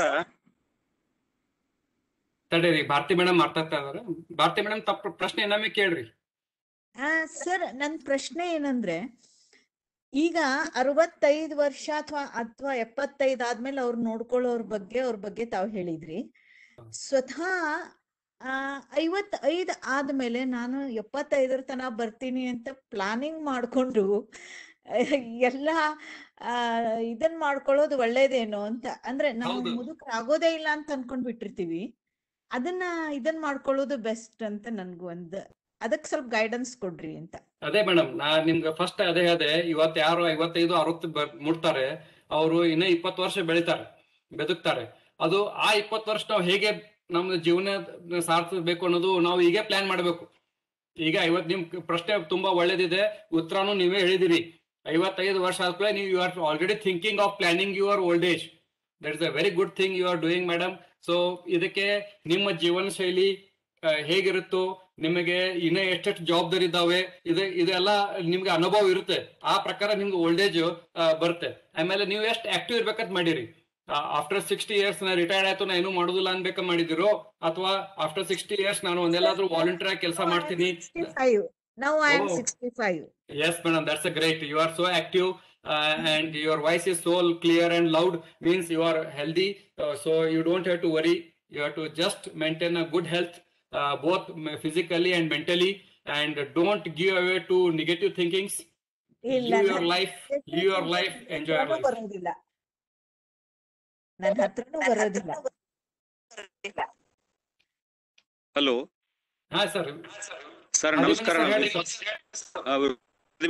ಬಾಗಲಕೋಟೆ ಸರ್. ಹೇಳಿ ಸರ್. ಏನಿಲ್ಲ ಸರ್, ಡಾಕ್ಟರ್ ಆನಂದ್ ಸರ್ ಎಲ್ಲ ತುಂಬಾ ಚೆನ್ನಾಗಿ ವಿಶ್ಲೇಷಣೆ ಮಾಡಿದ್ರು. ತುಂಬಾ ಹೃದಯ ಧನ್ಯವಾದಗಳು ಸರ್. ಅಲ್ಲ, ಏನ್ ಪ್ರಶ್ನೆ ಇದೆ ಕೇಳಿ ಸರ್. ಪ್ರಶ್ನೆ ಏನಿಲ್ಲ ಸರ್, ಇದಕ್ಕ ಎಲ್ಲ ಕ್ಲಿಯರ್ ಆಗಿ ಹೇಳಿದ್ ಸರ್. ಧನ್ಯವಾದ. ನಾ ಬಾಗಲಕೋಟೆಯಿಂದ ಮಾತಾಡ್ತಾ ಇದ್ದೀನಿ sir. Okay sir. Okay sir. Thank you sir. Thank you. ಒಂದ್ ನಿಮಿಷ. Yes, sir. ಬಂಧುಗಳೇ, ಇಲ್ಲಿವರೆಗೆ ಡಾಕ್ಟರ್ ಆನಂದ್ ಅಂಬ್ಲಿ ಅವರು ಈ ನೆನಪಿನ ಕ್ಷೀಣತೆ ಬಗ್ಗೆ ಮತ್ತು ಮರುವಿನ ಕಾಯಿಲೆ ಬಗ್ಗೆ ಹ್ಯಾಂಗ್ ಅವ್ರು ಮಾಡಿದ್ರು ಅಂದ್ರೆ ಒಂದು ಉಪನ್ಯಾಸ ಅಂತ ನನ್ಗೆ ಅನಿಸಲೇ ಇಲ್ಲ. ನಮ್ಮೊಬ್ಬ ಹಿರಿಯರು, ನಮ್ಮ ಹಿತೈಷಿಗಳು, ನಮ್ಮ ಮನೆ ಪಡಸಾಲಗಳು ಕೂತ್ಕೊಂಡು ತಮ್ಮದೇ ಆದ ಒಂದು ವಿಶಿಷ್ಟ ಭಾಷೆ, ಬಿಜಾಪುರದ ನೆಲದ ಭಾಷೆ, ಅದು ಗಂಡು ಮೆಟ್ಟಿನ ನೆಲದ ಕನ್ನಡ ಅಂತ ಹೇಳ್ತೀವಲ್ಲ, ಆ ಭಾಷೆ ಒಳಗ ಅಷ್ಟೊಂದು ಅಚ್ಚುಕಟ್ಟಾಗಿ ನಮ್ಮೆಲ್ಲರಿಗೂ ಮನವರಿಕೆ ಆಗೋ ಹಾಗೆ ಪ್ರತಿಯೊಂದನ್ನು ಕಾಳಜಿ. ಈಗ ನಾವು 60 ವರ್ಷ ಆದಂತವ್ರು ನಾವು ವೈಯಕ್ತಿಕವಾಗಿ ಏನ್ ಕಾಳಜಿ ಮಾಡ್ಬೇಕು, ಈಗ 60 ಕೆಳಗಡೆ ಇದ್ದಂತವ್ರು ನಮ್ಮ ಶಶಿಶೇಖರ್ ರೆಡ್ಡಿ ಅಂತವ್ರು ಅವ್ರು ಏನ್ ತಯಾರಿ ಮಾಡ್ಕೋಬೇಕು ಅನ್ನೋದ್ರ ಬಗ್ಗೆ ಹೇಳಿದ್ದಾರೆ. ಅಂದ್ರೆ ಎಲ್ಲರಿಗೂ ನಮ್ಮ ವಿಷಯವನ್ನ ಮುಟ್ಟಿಸಿದ್ದಾರೆ. ಬಹಳ ಅದ್ಭುತವಾದಂತಹದ್ದು. ಒಂದು, ನಾನು ಇತ್ತೀಚೆಗೆ ಒಂದು ಲೇಖನ ಓದಿದ್ದೆ ಹಿರಿಯ ನಾಗರಿಕರ ಆರೋಗ್ಯ ಸಂಬಂಧಪಟ್ಟ ಹಾಗೆ. ಅದರಲ್ಲಿ 4 ವಿಷಯಗಳ ಬಗ್ಗೆ ಹೇಳಿದ್ರು. ಒಂದು, ನಿಮ್ಮ ಆರ್ಥಿಕ ಭದ್ರತೆಯನ್ನ ನಿಮಗೆ ಮಾಡ್ಕೊಳ್ರಿ. ಭಾರತಿ ಮೇಡಮ್ ಹೇಳಿದ್ರಲ್ಲ, ಈಗ ಭಾರತಿ ಹಿರೇಮಠ ಹುಬ್ಬಳ್ಳಿಯಿಂದ ಅವ್ರು ಕೇಳಿದಂಥದ್ದು, ಪ್ರತಿಯೊಬ್ಬರು ತಮ್ಮ ಇವತ್ತಿನ ಕಾಲದ ಸ್ಥಿತಿಮಾನ ಅನುಸಾರವಾಗಿ ನಮ್ಮ ಆರ್ಥಿಕ ಭದ್ರತೆಯನ್ನ ನಾವು ಮಾಡ್ಕೋಬೇಕು ಅಂತಕ್ಕಂಥದ್ದು. ಅದು ಒಂದು. ಎರಡನೇದು, ನಮ್ಮ ಆರೋಗ್ಯ ವಿಮೆ, ಹೆಲ್ತ್ ಸಂಬಂಧಪಟ್ಟಂಗೆ ಒಂದು ಇನ್ಶೂರೆನ್ಸ್ ಮಾಡ್ಕೋಬೇಕು ಅಂತಕ್ಕಂಥದ್ದು. ಮೂರನೇದು, ಕ್ರಿಯಾಶೀಲವಾಗಿರ್ಬೇಕು ಅಂತಕ್ಕಂಥದ್ದು. ನಾಲ್ಕನೇದು, ನಿಮ್ಮ ವಿಲ್ ಅನ್ನ ನೀವು ಬರಿಬೇಕು ಅಂತಕ್ಕಂಥದ್ದು. ಉಯಿಲು ಅಂತ ಹೇಳ್ತೀವಿ ನಾವು, ಅಥವಾ ಮೃತ್ಯು ಪತ್ರ ಅಂತ ಹೇಳ್ತೀವಿ ನಾವು. ಯಾಕಂದ್ರೆ ಒಂದು ಮೃತ್ಯು ಪತ್ರ ಬರದೇ ಇರ್ತಕ್ಕಂಥದ್ದು ಇಡೀ ಕುಟುಂಬಗಳೇ ಹಾಳಾಗಿ ಹೋದಂಥದ್ದನ್ನ ನಮ್ಮ ದೇಶದಲ್ಲಿ ನಾವು ಕಾಣ್ತೇವೆ. ಈ 4 ಅಂಶಗಳನ್ನ ನಾವು ಗಮನಿಸಿದ್ರೆ ಪ್ರಾಯಶಃ ನಮ್ಮ ಮುಪ್ಪಾವಸ್ಥೆ, ನಮ್ಮ ಅದು ವೃದ್ಧ ಅಂತಕ್ಕಂಥ ಶಬ್ದ ಬಂದದ್ದೇ ಬಹಳ ಅರ್ಥಗರ್ಭಿತದು. ವೃದ್ಧ ಅಂತಕ್ಕಂಥದ್ದು ವರ್ಧಮಾನ ಸ್ಥಿತಿ, ಉತ್ಕರ್ಷವಾಗ್ತಕ್ಕಂಥದ್ದು. ಅದಕ್ಕೆ ವೃದ್ಧಾಪ್ಯ ಅಂತಕ್ಕಂಥದ್ದು ಕಾಯಿಲೆ ಅಲ್ಲ, ಅದು ಒಂದು ಸ್ಥಿತಿ, ವಯಸ್ಸಿನ ಸ್ಥಿತಿ. ಅದು ಇನ್ನೂ ಹೆಚ್ಚು ಹೆಚ್ಚು ಮಟ್ಟಕ್ಕೆ ಹೋಗ್ಬೇಕು ಅಂತಕ್ಕಂಥದ್ದು. ಈ ನಿಟ್ಟಿನೊಳಗ ಅವರು ಬಹಳ ಸೊಗಸಾದ ಕನ್ನಡ ಬಳಸಿದ್ದಾರೆ. ನನಗೆ ಬಹಳ ಲೈಕ್ ಆಯ್ತು. ಯಾಕೆ ಇನ್ನಿತರ ಉಪನ್ಯಾಸಗಳನ್ನ ಅಗದಿ ಗ್ರಾಮ್ಯ ಭಾಷೆ, ಇದು ಗ್ರಾಂಥಿಕ ಭಾಷೆ ಬಳಸಿ ವ್ಯಾಕರಣಬದ್ಧವಾಗಿ ಶಾಸ್ತ್ರೋಕ್ತವಾಗಿ ಮಾತಾಡೋಕ್ಕಿಂತ ಒಬ್ಬ ರೋಗಿಯನ್ನ ಎದುರಿಗೆ ಕುಂದಿರಿಸಿಕೊಂಡು ಒಬ್ಬ ವೈದ್ಯ ಆತ್ಮೀಯವಾಗಿ, ಆಪ್ತವಾಗಿ, ಕೌಟುಂಬಿಕ ಒಂದು ಸಲಹೆ ಹಾಕೊಡ್ತಾರೋ ಹಾಗೆ ಅಂಬ್ಲಿ ಹೇಳಿದ್ದಾರೆ. ನಿಜಕ್ಕೂ sir, very very grateful to you. ಬಹಳ ಚೆನ್ನಾಗಿ ಮಾತಾಡಿದ್ರಿ, ನಮ್ಮೆಲ್ಲರ ಕಣ್ಣನ್ನು ತೆರೆಸಿದ್ರಿ ಸರ್. ಚಾಟ್ ಬಾಕ್ಸ್ ಅಲ್ಲಿ ಒಂದು ಪ್ರಶ್ನೆ ಇದೆ. ಕೇಳಿ ಸರ್, ಹೇಳ್ರಿ. ಅದಕ್ಕೊಂದು ಉತ್ತರ ಕೊಡ್ಬೇಕಂದ್ರೆ ಅವರು ಹಿರಿಯ ನಾಗರಿಕರಿಗೆ ಚುಚ್ಚುಮದ್ದು ಯಾವಾಗ ಕೊಡ್ಬೇಕು ಅಂತ ಕೇಳಿದ್ದಾರೆ. ಇದು ಬಹಳ ಒಳ್ಳೆ ಪ್ರಶ್ನೆ. ನಾವು ಹಿರಿಯ ನಾಗರಿಕರಲ್ಲಿ ಚುಚ್ಚುಮದ್ದು ಏನ್ ಕೊಡ್ತೀವಿ ಅಂದ್ರೆ ನಿಮೋನಿಯಾ ತಡೆಗಟ್ಟುವ. ಇದು ನಿಮೋನಿಯಲ್ಲಿ 2 ತರದ ನಿಮೋನಿಯಾ ಇರುತ್ತೆ. ಒಂದು ಇನ್ಫ್ಲೂಯೆನ್ಸಾ ನಿಮೋನಿಯಾ. ಇದು ಈ ಇಂಜೆಕ್ಷನ್ ಪ್ರತಿ ಅಕ್ಟೋಬರ್ ಅಲ್ಲಿ ತಗೋಬೇಕು. ಆಮೇಲೆ ನಿಮೋಕಾಕಲ್ ನಿಮೋನಿಯಾ, ಇದು ಒಮ್ಮೆ 60 ವರ್ಷ ನಂತರ ಒಮ್ಮೆ ತಗೋಬಹುದು. ಈ ಇಂಜೆಕ್ಷನ್ ಎಲ್ಲ ಕಡೆ ಸಿಗ್ತಾವ. ಈಗ ಎಲ್ಲ ಊರಲ್ಲಿ ಸಿಗ್ತಾವ. ಖರೆ ನಿಮ್ಮ ವೈದ್ಯರಲ್ಲಿ ಕಾಂಟ್ಯಾಕ್ಟ್ ಮಾಡಿ ನೀವು ಇದು ಪಡೆಯಬೇಕು.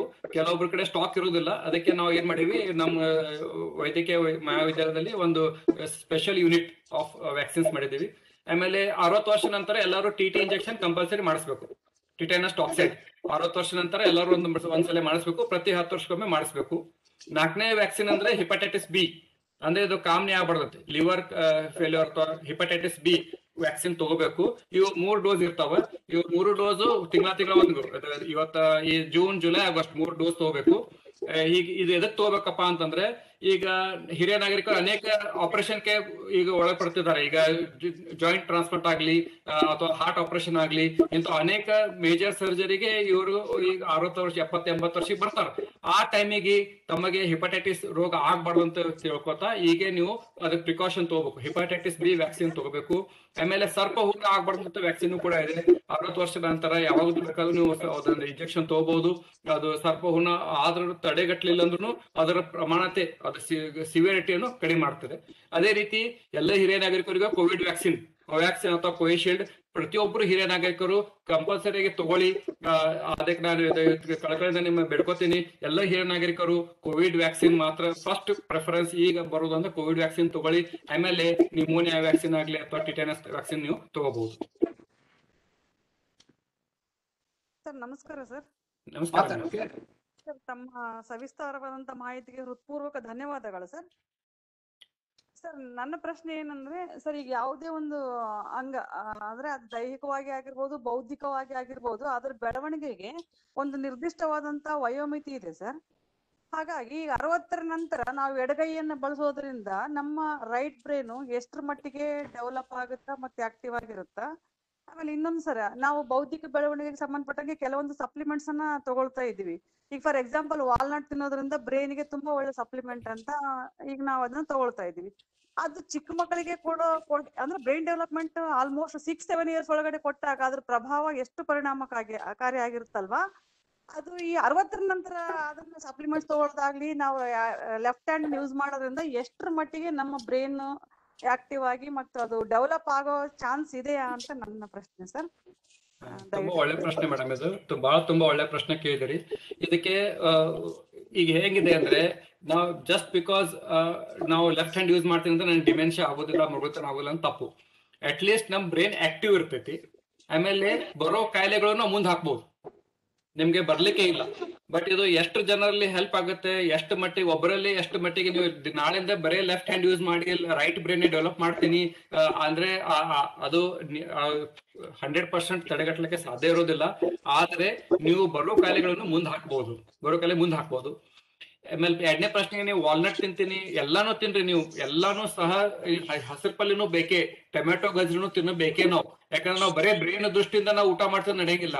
ನಮ್ ಕಣ್ಣಿನ ದೃಷ್ಟಿಯಿಂದ, ಹೃದಯ ದೃಷ್ಟಿಯಿಂದ, ಆಮೇಲೆ ನಮ್ ಮಸಲ್ ಸ್ಟ್ರೆಂತ್ ದೃಷ್ಟಿಯಿಂದ ಎಲ್ಲಾನು ತಿನ್ನಬೇಕು. ನಾವು ಎಲ್ಲಾನು ಸ್ವಲ್ಪ ಪ್ರಮಾಣದಲ್ಲಿ ನಾವು ಆಹಾರವನ್ನು ಪಡೆಯಲೇಬೇಕು.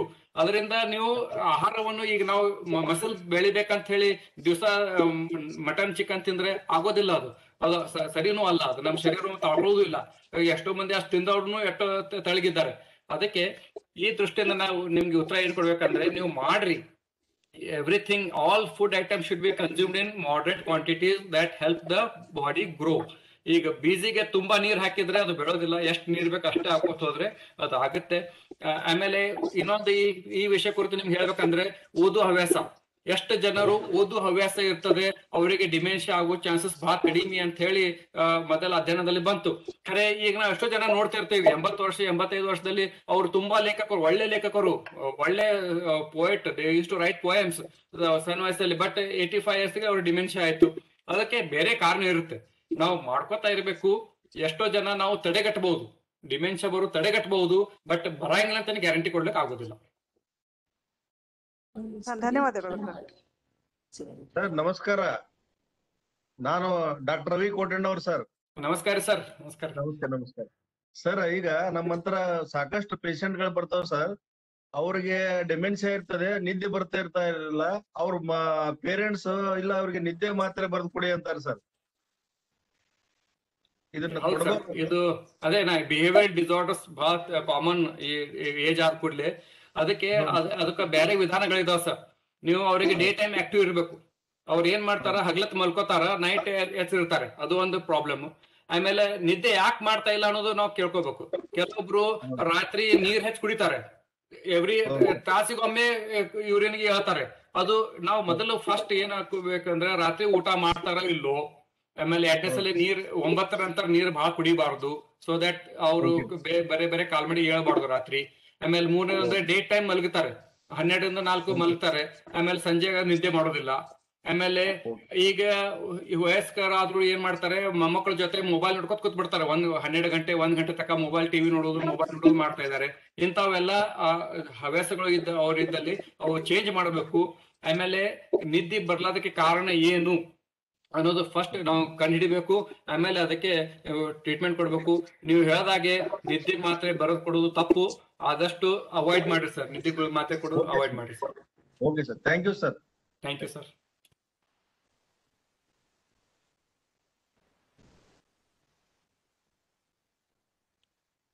ಮತ್ತೆ ಬೇರೆ ನೇರವಾಗಿ ಪ್ರಶ್ನೆಗಳನ್ನ ವೈದ್ಯರಿಗೆ ಕೇಳಬಹುದು.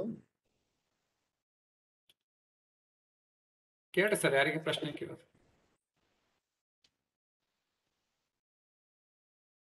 ಸರ್, ಈಗ ನಾನೇ ಒಂದು ಪ್ರಶ್ನೆ ಕೇಳ್ತೀನಿ. ಪ್ರಶ್ನೆ ಒಂಥರ ಒಂದು ಬೇಡಿಕೆ ಇದ್ದ ಹಾಗೆ. ಈಗ ಜಿರಾಟ್ರಿಕ್ ಸೊಸೈಟಿ ಆಫ್ ಇಂಡಿಯಾ ಕೆಲಸ ಮಾಡ್ತಾ ಇದೆ, ಹೌದಾ? ಈಗ ಕರ್ನಾಟಕದಲ್ಲಿ ಎಷ್ಟೋ ಮೆಡಿಕಲ್ ಕಾಲೇಜಿನಲ್ಲಿ ಡಿಪಾರ್ಟ್ಮೆಂಟ್ ಆಫ್ ಜಿರಾಟ್ರಿಕ್ಸ್ ಇಲ್ಲ. ಮೆಡಿಸಿನ್ ವಿಭಾಗದಲ್ಲಿ ಅನೇಕರು ತಮ್ಮಂತವ್ರು ಕೆಲಸ ಮಾಡ್ತಾರೆ. ಇನ್ನು ಕೆಲವು ಮೆಡಿಕಲ್ ಕಾಲೇಜಿನಲ್ಲಿ ಜಿರಾಟ್ರಿಕ್ಸೇ ಇಲ್ಲ, ಬಹಳ ಬೆರಳಿಕೆಷ್ಟು ಜನ ಮಾತ್ರ ಇದ್ದಾರೆ. ಆದ್ರೆ ಇವತ್ತು 60ರ ಗಡಿಯ ನಂತರದ ವಯಸ್ಸಿನವರ ಜನಸಂಖ್ಯೆ ಹೆಚ್ಚಾಗ್ತಾ ಇದೆ ಅಂತಕ್ಕಂಥ ತಾವು ಕೂಡ ಪ್ರಾರಂಭದಲ್ಲಿ ಹೇಳಿದ್ರು. ಇಂತಹ ಸಂದರ್ಭದಲ್ಲಿ ಇಡೀ ಈ ಗುಂಪನ್ನೇ ನಾವು ನಿರ್ಲಕ್ಷ್ಯ ಮಾಡಿದಾಗುತ್ತೆ ಆರೋಗ್ಯ ದೃಷ್ಟಿಯಿಂದ, ಅವರ ಕ್ಷೇಮದ ದೃಷ್ಟಿಯಿಂದ. ಅದಕ್ಕೆ ನೀವು ಜಿರಾಟ್ರಿಕ್ ಸೊಸೈಟಿ ಆಫ್ ಇಂಡಿಯಾದ ಒಬ್ಬ ಕ್ರಿಯಾಶೀಲ ಸದಸ್ಯರಾಗಿರೋದ್ರಿಂದ ಪ್ರತಿಯೊಂದು ಮೆಡಿಕಲ್ ಕಾಲೇಜ್ನಲ್ಲಿ ಇವತ್ತೇನು IMC ಬದಲಿ ಇವತ್ತು ನ್ಯಾಷನಲ್ ಮೆಡಿಕಲ್ ಕಮಿಷನ್ ಅಂತ ಬಂದಿದೆ, ಅವರಿಗೆ ಒತ್ತಡ ತಂದು ಪ್ರತಿಯೊಂದು ಮೆಡಿಕಲ್ ಕಾಲೇಜ್ನಲ್ಲಿ, ಪ್ರತಿಯೊಂದು ಡಿಸ್ಟ್ರಿಕ್ಟ್ ಹಾಸ್ಪಿಟಲ್ ನಲ್ಲಿ ಈ ಜಿರಾಟ್ರಿಷಿಯನ್ ಇದ್ರೆ ಪ್ರಾಯಶಃ ಒಂದಿಷ್ಟು ನಮ್ಮ ವಯಸ್ಸಾದಂತವರಿಗೆ ಆರೋಗ್ಯ ದೃಷ್ಟಿಯಿಂದ ಒಂದಿಷ್ಟು ಹೆಚ್ಚಿನ ಕಾಳಜಿ ಆಗ್ತಿದೆ ಅಂತಕ್ಕಂಥದ್ದು. ಇವತ್ತು ಅನೇಕ ಯೋಜನೆಗಳಿದಾವೆ. ನಿಮ್ಮ ಡಿಪಾರ್ಟ್ಮೆಂಟ್ ಆಫ್ ಸೋಷಿಯಲ್ ಜಸ್ಟಿಸ್ ಮತ್ತು ಎಲ್ಡರ್ಲಿ ಇದ್ರ ಬಗ್ಗೆ ತಾವು ಹೇಳಿದ್ರಿ. ಈ ದೃಷ್ಟಿಯಿಂದ ನೀವು ಜಿರಾಟ್ರಿಕ್ ಸೊಸೈಟಿ ಆಫ್ ಇಂಡಿಯಾದಿಂದ ನಮ್ಮ ಇವತ್ತು ಒಂದು ಕಾರ್ಯಕ್ರಮದ ಒಂದು ಸಾರ್ಥಕತೆ ಅಂತ ನಾನು ಬಯಸ್ತೀನಿ. ಯಾಕೆ ಎಲ್ಲ ವೀಕ್ಷಕ ಬಂಧುಗಳ ಪರವಾಗಿ ಇಂತಹ ವಿಷಯಗಳನ್ನ ನಾವು ಸ್ವಲ್ಪ ನೀವು ಆ ಮಟ್ಟದಲ್ಲಿ ಚರ್ಚೆ ಮಾಡಿ, ಪ್ರತಿಯೊಂದು ಮೆಡಿಕಲ್ ಕಾಲೇಜಿನಲ್ಲಿ ಆ ಡಿಪಾರ್ಟ್ಮೆಂಟ್ ಇರಬೇಕು, ಕನಿಷ್ಠ ಒಬ್ಬ ಜಿರಾಟ್ರಿಷಿಯನ್ ಇರಬೇಕು. ಎಸ್ ಸರ್, ಇದು ತುಂಬಾ ಬಹಳ ಮಹತ್ವ ವಿಷಯ ಮಾಡಿದ್ರಿ ಸರ್ ನೀವು. ಈಗ ಜಿರಾಟ್ರಿಷಿಯನ್ಸ್ ಅಷ್ಟು ಇಂಡಿಯಾದಲ್ಲಿ ಇಲ್ಲ. ಎಲ್ಲಾ ಮೆಡಿಕಲ್ ಕಾಲೇಜಿಗೆ 549 ಮೆಡಿಕಲ್ ಕಾಲೇಜ್ಗೆ ಪೂರ್ವಷ್ಟು ಆಗೋಷ್ಟು ಜಿರಾಟ್ರಿಷಿಯನ್ಸ್ ಇಂಡಿಯಾದಲ್ಲಿ ಇಲ್ಲ, ಈ ಸದ್ಯ ಇಲ್ಲ. ಪ್ರತಿ ವರ್ಷ 40ರಿಂದ 45 ಹೊಸ ಯಂಗ್ಸ್ಟರ್ ಜಿರಾಟ್ರಿಷಿಯನ್ಸ್ ಬರ್ತಾ ಇದ್ದಾರೆ. ಒಂದೇದು. ಎರಡನೇದಂದ್ರೆ ಈಗ ವಿಜಯಪುರ ಆಗ್ಲಿ, ಯನಪಾಯ ಮಂಗಳೂರು, JSS ಮೈಸೂರು, ಬೆಂಗಳೂರಲ್ಲಿ 2 ಮೆಡಿಕಲ್ ಕಾಲೇಜಲ್ಲಿ ಈಗ ಜಿರಾಟ್ರಿಕ್ ಉಪವಿಭಾಗ ಸ್ಟಾರ್ಟ್ ಆಗಿದೆ ಆಲ್ರೆಡಿ. ಅಲ್ಲಿ ಅನೇಕ ವೈದ್ಯರು ಸೇವೆ ಮಾಡ್ತಾ ಇದ್ದಾರೆ. ಆಮೇಲೆ 11 ರಾಜ್ಯದ ಸರ್ಕಾರಿ ಆಸ್ಪತ್ರೆಯಲ್ಲಿ ಜಿರಾಟ್ರಿಕ್ ವಾರ್ಡ್ ಆಲ್ರೆಡಿ ಸ್ಟಾರ್ಟ್ ಆಗಿದೆ. ಅಲ್ಲಿ ಜಿರಾಟ್ರಿಷಿಯನ್ ಕೊರತೆ ಇದೆ, ಅದು ಐ ಅಗ್ರಿ ವಿತ್ ಯು. 4ನೇದಂದ್ರೆ ಈಗಿನ ವೈದ್ಯರಲ್ಲಿ ಅದು ಉತ್ಸಾಹ ಇಲ್ಲ ನಾನು ಜಿರಾಟ್ರಿಷಿಯನ್ ಆಗ್ಬೇಕಂದ್ರೆ. ನನಗೆ ಬಹಳ ಮಂದಿ ಕೇಳ್ತಾ ಇದ್ರು, ಏನ್ರಿ ನೀವು ಜಿರಾಟ್ರಿಷಿಯನ್ ಆಗಿರಲ್ರಿ, ಇದಕ್ಕೇನ್ ರೊಕ್ಕ ಇಲ್ಲ ಏನಿಲ್ಲ ಅಂತ ಕೇಳಿದ್ರು. ಯಾಕಂದ್ರೆ it is not an charming or you can't earn more money, but what you earn more is blessings that you cannot buy. ನಾನ್ ನನ್ನ ಹುಡುಗರಿಗೆ ಏನ್ ಹೇಳ್ತೀನಿ ಅಂದ್ರೆ, ನೀವು ರೊಕ್ಕ ಬರೋ ಬ್ರಾಂಚಸ್ಗೆ ಹೋದ್ರಂದ್ರ ನೀವು ರೊಕ್ಕ ಗಳಿಸ್ತೀರಿ, ಓಕೆ. ಆಶೀರ್ವಾದ ಯಾರು ರೊಕ್ಕ ನೀವ್ ಎಷ್ಟು ರೊಕ್ಕ ಕೊಟ್ರೆ ಆಶೀರ್ವಾದ ಕೊಡೋರು ಯಾರಿಲ್ಲ. So ಜಿರಾಟ್ರಿಕ್ಸ್ branch is ಹಿಂಗದಲ್ಲ, it lucrative ಅಲ್ಲ. ಏನ್ಪಾ ನೀವು ಡಾಕ್ಟರ್ ಆಗಿ ಬಂದ್ ಕೂಡ್ಲೆ ನಾ ಪಟ್ನೆ ಕಾರ್ ತಗೋತೀನಿ, ಪಟ್ನೆ ಮನಿ ಕಟ್ತೀನಿ, ಹಿಂಗ ಆಗುದಿಲ್ಲ. ಇದ್ರೊಳಗ ನಾವು ಬಹಳ ಕನ್ಸೆಷನಲ್ ರೇಟು, ಬಹಳ ಆತ್ಮೀಯ ಎಷ್ಟೋ ಮಂದಿ ಹಿರಿಯ ನಾಗರಿಕರು ಬರ್ತಾರ, ಸರ್ ಇವತ್ ನಾ ರೊಕ್ಕ ತಂದಿಲ್ರಿ, ಮುಂದಿನ ಸಲ ಕೊಡ್ತೀನ್ರಿ, ಆಯ್ತಪ್ಪ ತರ್ಸ್ಕೊಂಡ್ ಹೋಗಿ. ಇಂತ ಹಿಂಗ ಒಂದು ಸಿಸ್ಟಮ್ ಐತಿದು. Geriatric medicine is not lucrative branch. ಅದಕ್ಕೆ ಈ ಯಂಗ್ಸ್ಟರ್ಸ್ ಅಲ್ಲಿ, ಯಂಗ್ ಡಾಕ್ಟರ್ಸ್ ಅಲ್ಲಿ ಇದು ಒಂದು ಸ್ಫೂರ್ತಿ ಬರಬೇಕು. ನಾನು ಹಿರಿಯ ನಾಗರಿಕರ ಸೇವೆ ಮಾಡ್ಬೇಕು ಅನ್ನೋ ಸ್ಫೂರ್ತಿ ಬರುವವರೆಗೂ ನಿಮಗೆ ಜಿರಾಟ್ರಿಷಿಯನ್ ಸಿಗೋದಿಲ್ಲ. ಅದಕ್ಕೆ ನಾನು ಏನ್ ಮಾಡಿದೀನಿ ಅಂದ್ರೆ, ನಮ್ಮ ಜಿರಾಟ್ರಿಕ್ ಸೊಸೈಟಿ ಆಫ್ ಇಂಡಿಯಾ ವತಿಯಿಂದ ಆಗ್ಲಿ, ಹಾಗೂ ನಾನು BLD ವೈದ್ಯಕೀಯ ವಿದ್ಯಾಲಯದಾಗ್ಲಿ, ನಮ್ಮಲ್ಲಿ ಬರುವ ಸ್ನಾತಕೋತ್ತರ MD ಮೆಡಿಸಿನ್ ಏನ್ ಕಲೀಲಿಕ್ಕೆ ಬಂದಿರ್ತಾರೆ ಅವರಲ್ಲಿ ನಾನು ಜಿರಾಟ್ರಿಕ್ ಮೆಡಿಸಿನ್ ಒಂದು ವಿಭಾಗ ಇಟ್ಟು ಕಲಿಸ್ತೀನಿ ಅವ್ರಿಗೆ. ಹಿರಿಯ ನಾಗರಿಕರು ಹೇಗೆ ನೋಡ್ಕೋಬೇಕು, ಅವರಲ್ಲಿ ಕಾಮನ್ ತಂದ್ರೆ ಏನು, ಅದನ್ನು ನೀವು ಹೇಗೆ ಪರಿಹಾರ ಮಾಡ್ಬೇಕು ಅನ್ನೋದು ಒಂದು 1 year ಕೋರ್ಸ್ ನಾವು ಮಾಡ್ತಾ ಇದ್ದೀವಿ. ಯಾರಿಗೆ MD ಮೆಡಿಸಿನ್ ಕಲೀಲಿಕ್ಕೆ ಬಂದವರಿಗೆ ಪ್ರತಿ ತಿಂಗಳ 2 ಕ್ಲಾಸ್ ತಗೋತೀವಿ ಅವ್ರಿಗೆ ಜಿರಾಟ್ರಿಕ್ ಮೆಡಿಸಿನ್ ಮೇಲೆ. ಅಂದ್ರೆ we are sensitising them, we cannot produce geriatricians. Okay, so at least ಈಗ ಯಾರು ಡಾಕ್ಟರ್ ಉತ್ಪನ್ನ ಆಗಿ ಬರ್ತಾರೆ ಹೊರಗಡೆ, ಅವರಲ್ಲಿ ಸೆನ್ಸಿಟೈಸ್ ಮಾಡಿ ನಾವು ಕಳಿಸ್ತಾ ಇದೀವಿ ನಮ್ಮ ಕಾಲೇಜ್ ವತಿಯಿಂದ. ಸೊ ಸೊ ಹೀಗೆ ಅನೇಕ ಪ್ರೋಗ್ರಾಮ್ಗಳು ನಡೀತಾ ಇದೆ. ಏಮ್ಸ್ ಅಲ್ಲಿ ಆಗ್ಲಿ ಅಥವಾ ಕೊಚ್ಚಿನ್ ಅಲ್ಲಿ ಆಗ್ಲಿ ಎಲ್ಲ ಕಡೆ, ಮುಂಬೈದಲ್ಲಿ ಎಷ್ಟೋ ಮೆಡಿಕಲ್ ಕಾಲೇಜಲ್ಲಿ ಈಗ ಜಿರಾಟಿಕ್ ಮೆಡಿಸಿನ್ ವಿಭಾಗ ಸ್ಟಾರ್ಟ್ ಆಗ್ತಾ ಇದೆ. ನೀವು ಹೇಳಿದ ವಿಷಯ MCI medical council of India, ಈಗ NMC ಆಗಿದೆ. ಮೆಡಿಕಲ್ ಕೌನ್ಸಿಲ್ ಆಫ್ ಇಂಡಿಯಾ 2011ರಲ್ಲೇ ಒಂದು ಅಧಿಸೂಚನೆ ಹೊರಡಿಸಿತ್ತು, ಎಲ್ಲ ಮೆಡಿಕಲ್ ವೈದ್ಯಕೀಯ ಕಾಲೇಜಲ್ಲಿ ಒಂದು ಜಿರಾಟಿಕ್ ಕ್ಲಿನಿಕ್ ಇರಬೇಕು ಅನ್ನೋದೊಂದು 2011ರಲ್ಲೇ ಮೆಡಿಕಲ್ ಕೌನ್ಸಿಲ್ ಆಫ್ ಇಂಡಿಯಾ ಒಂದು ಇದು ಹೊರಡಿಸಿತ್ತು, ಸುತ್ತಲೂ ಹೊರಡಿಸಿತ್ತು. ಆದ್ರೆ ಅದು ಎಷ್ಟೋ ಮೆಡಿಕಲ್ ಕಾಲೇಜ್ ಅವರು ಮಾಡ್ಲಿಲ್ಲ. ಬಟ್ ನಮ್ಮಲ್ಲಿ ನಾವು ಅವ್ರಕ್ಕಿಂತ ಮೊದಲೇ ನಾವು ಸ್ಟಾರ್ಟ್ ಮಾಡಿದ್ದೀವಿ. ಇವೆಲ್ಲ 4-5 ಪ್ರಾಬ್ಲಮ್ಸ್ ಅದಾವ. May be after 5 years or 10 years we will have at least geriatrician in taluka places or in district places. Okay sir sir, ಇದು ಬೆಳಗಾವಿಯಿಂದ ಒಂದು ಕ್ವಶನ್ ಸರ್. Yes. ಮಾತಾಡ್ರಿ ಹಲೋ ಸರ್. ಮಾತಾಡ್ರಿ ಸರ್, ಮಾತಾಡ್ರಿ. ಹಾ, ಬೆಳಗಾವಿದಿಂದ ಚೌಕಿಮಿಟ್ ಸರ್ ಅಂತ ಹೇಳಿ ಮಾತಾಡುದ ಸರ್. Yes sir, ನಮಸ್ಕಾರ sir. ಹಾ, ನಮಸ್ಕಾರ ಸರ್. ನಿಮ್ದು ಕಾರ್ಯಕ್ರಮ ಅಗದಿ ತುಂಬಾ ಚೆನ್ನಾಗಿ ಬಂತ್ರಿ ಸರ್. ತಿಳಿಯುವುದು ಅಗದಿ ಸರಳ ಶೈಲಿಯಿಂದ ನೀವು ಇಷ್ಟೊತ್ತನ ಹೇಳಿ ನಿಮ್ಗೆ ತುಂಬಾ ಧನ್ಯವಾದಗಳು ಸರ್.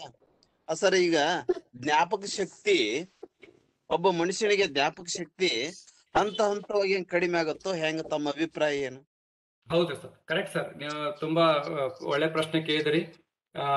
ತಾವು ಈ ಕಾರ್ಯಕ್ರಮದ ಭಾಗವಹಿಸಿ ತಮ್ಗೆ ಧನ್ಯವಾದಗಳು. ಜ್ಞಾಪಕ ಶಕ್ತಿ ನಾ ಹೇಳಿದೆ, ಅದ್ರ 5 ಭಾಗ ಇರ್ತಾವ. ಕ್ಯಾಲ್ಕುಲೇಷನ್ ಆಗ್ಲಿ, ಅಥವಾ ಸ್ಮರಣ ಶಕ್ತಿ ಆಗ್ಲಿ, ಅಥವಾ ಬಿಹೇವಿಯರ್ ಆಗ್ಲಿ. ನಾನು ಸ್ವಲ್ಪ ಉದಾಹರಣೆ ಕೊಟ್ಟೆ. ಅಂದ್ರೆ ನಿಮ್ಗೆ ಗೊತ್ತೇ ಆಗುದಿಲ್ಲ, ಅವ್ರು ಯಾವಾಗ ಕ್ಯಾಲ್ಕುಲೇಷನ್ ತಪ್ತಾರೋ ಅವಾಗೆ ನಿಮ್ಗೆ ಗೊತ್ತಾಗುತ್ತೆ ಇವರಲ್ಲಿ ಜ್ಞಾಪಕ ಶಕ್ತಿ ಕಡಿಮೆ ಆಗ್ತಾ ಇದೆ ಅಥವಾ ಮರುತನ ಬರ್ತಾ ಇದೆ. ಅಲ್ಲಿವರೆಗೆ ನಿಮ್ಗೆ ಗೊತ್ತೇ ಆಗುದಿಲ್ಲ. ಅವರು ಬಾಕಿ ಎಲ್ಲ ನೆನಪಿಟ್ಟಿರ್ತಾರೆ, ಹೆಸರು ನೆನಪಿಟ್ಟಿರ್ತಾರ, ಆಮೇಲೆ ಅವರು ಕರೆಕ್ಟ್ ಆಫೀಸ್ಗೆ ಹೋಗುದು ಬರುದು ಮಾಡ್ತಿರ್ತಾರ. ಖರೆ ಅವರು ಕ್ಯಾಲ್ಕುಲೇಷನ್ ತಪ್ಪು ಮಾಡ್ತಿರ್ತಾರ, ಅಥವಾ ರೊಕ್ಕದ ವ್ಯವಹಾರದಲ್ಲಿ ತುಂಬಾ ತಪ್ಪು ಮಾಡ್ತಿರ್ತಾರೆ ಅವ್ರ ಬಿಸ್ನೆಸ್ ಅಲ್ಲಿ. ಅದು ಯಾವಾಗ ಗೊತ್ತಾಗುತ್ತೆ ಅವಾಗ ಜ್ಞಾಪಕ ಶಕ್ತಿ ಸ್ಟೆಪ್ ಬೈ ಸ್ಟೆಪ್ ಕಡಿಮೆ ಹಾಕೋತಾ ಹೋಗುತ್ತೆ. ಸ್ಟೇಜ್ 1 ಅದು ಎಷ್ಟೋ ತಿಂಗಳಾಗುತ್ತೆ, ಸ್ಟೇಜ್ 1 ಸ್ಟೇಜ್ 2 ಹೋಗ್ಲಿಕ್ಕೆ. ಅದು ಗೊತ್ತಾಗ್ಲಿಕ್ಕೂ ಕೂಡ ಅಷ್ಟು ತಿಂಗಳು ತಗೋಗುತ್ತೆ. ಅದಕ್ಕೆ ನೀವು ಹೇಳೋದು ಕರೆಕ್ಟ್ ಇದೆ ಸರ್. ಜ್ಞಾಪಕ ಶಕ್ತಿ ಸ್ಲೋ ಆಗಿ ಕಡಿಮೆ ಹಾಕೋತಾ ಹೋಗುತ್ತೆ. ಖರೆ 1 ದಿವಸ ಅದು ಗೊತ್ತಾಗ್ತದೆ. ಏನಪ್ಪಾ ಅಂದ್ರೆ, ಇವತ್ ಮನೆಗೆ ಬರ್ಲೇ ಇಲ್ಲ, ಸಂಜೆ ಮುಂದ್ ಮನೆ ಬಿಟ್ಟು ಹೋದವ್ರು ದಿವಸ ಬರ್ತಿದ್ರು, ಇವತ್ತು ಬಂದೇ ಇಲ್ಲ. ಅವರಿಗೆ ಆ ದಿವಸ ಅದು ಪ್ರಾಬ್ಲಮ್ ಗೊತ್ತಾಯ್ತು. ಆ ದಿವಸ ಅವ್ರಿಗೆ ಜ್ಞಾಪಕ ಶಕ್ತಿ ಹೋಗಿರಂಗಿಲ್ಲ, ಆ ದಿವಸ ಅದು ಪ್ರಾಬ್ಲಮ್ ಗೊತ್ತಾಯ್ತು.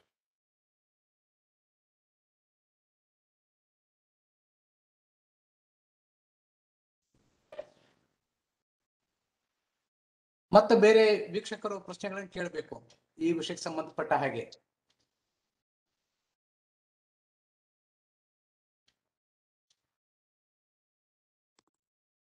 ಅನೇಕ ಜನ ತಮಗೆ ಧನ್ಯವಾದ ಹೇಳ್ತಾ ಇದ್ದಾರೆ ಸರ್, ಬಹಳ ಅದ್ಭುತವಾಗಿ ಮಾತಾಡಿದ್ರಿ ಅಂತ ಹೇಳಿ. ಅದು ಸರಿ. ಒಂದು ವಿಷಯವನ್ನ ತಮ್ಮ ಗಮನಕ್ಕೆ ತರ್ತೇನೆ. ಇದೇ ಡಾಕ್ಟರ್ ಆನಂದ್ ಅಂಬಲಿ ಸರ್ ಮಾತಾಡಿದ ಒಂದು ವಿಷಯಕ್ಕೆ, ನಿಮಾನ್ಸ್ದಲ್ಲಿ ವಯೋಮಾನಸ ಸಂಜೀವಿನಿ ಅಂತಕ್ಕಂತ ಒಂದು ಪ್ರಾಜೆಕ್ಟ್ ಇದೆ. ನಮ್ಮ ಡಾಕ್ಟರ್ ಶಶಿಕರ್ ರೆಡ್ಡಿ ಅವರು, ನಮ್ಮ ಏನ್ ಈ ಕಾರ್ಯಕ್ರಮದ ಹೋಸ್ಟ್ ಇದ್ದಾರೆ ಮತ್ತು ಸಹ ಸಂಘಟಕರಿದ್ದಾರೆ, ಅವರು ಕೂಡ ಆಕ್ಟಿವ್ ಆಗಿ ಭಾಗವಹಿಸ್ತಾರೆ. ಈ ವಯೋಮಾನಸ ಸಂಜೀವಿನಿಗೆ ಯಾರಾದ್ರೂ ಸದಸ್ಯರಾಗಬಹುದು, ಇಂಥವ್ರೆ ಆಗ್ಬೇಕು, ಹೀಗೆ ಇರ್ಬೇಕು, ಅದಕ್ಕೆ ಯಾವುದೇ ಶುಲ್ಕ ಮತ್ತೊಂದು ಮಗದೊಂದು ಏನೂ ಇಲ್ಲ. ಅವರು ನಿರಂತರವಾಗಿ ಈ ವಯಸ್ಸಾದವರ ಆರೋಗ್ಯ ಕಾಳಜಿ ಬಗ್ಗೆ, ಅವರ ಒಂದು ಮನೋಸ್ವಾಸ್ಥ್ಯದ ಬಗ್ಗೆ ಅವ್ರನ್ನ ಖುಷಿಯಾಗಿಡೋದು. ಈಗ ನಾಳೆ ಜೂನ್ 21ಕ್ಕೆ ವಿಶ್ವ ಯೋಗ ದಿನಾಚರಣೆ ಆಡ್ತಾರೆ. ಎಲ್ಲರೂ ಯೋಗ ಮಾಡ್ತಾರೆ, ಬಹಳ ಗಂಭೀರವಾಗಿ ಮಾಡ್ತಾ ಇದ್ರೆ ಆ ಯೋಗವನ್ನು ಕೂಡ ನಕ್ಕೊಂತ ಹೇಗೆ ಮಾಡಬಹುದು ಅಂತಕ್ಕಂಥದ್ದು, ಅದ್ರ ಬಗ್ಗೆ ಇವತ್ತು ಅವರು ಚರ್ಚೆ ಮಾಡ್ತಾರೆ. ಇಂಥವಕ್ಕೆ ನೀವು ಆಸಕ್ತಿ ಇದ್ರೆ ನಮ್ಮ ಒಂದು ನಂಬರ್, ನಮ್ಮ ಡಾಕ್ಟರ್ ಶಶಿಕರ್ ರೆಡ್ಡಿ ಅವ್ರನ್ನ ನೀವು ಸಂಪರ್ಕ ಮಾಡಿದ್ರೆ ಒಂದು ನಂಬರ್ ಕೊಡ್ತಾರೆ.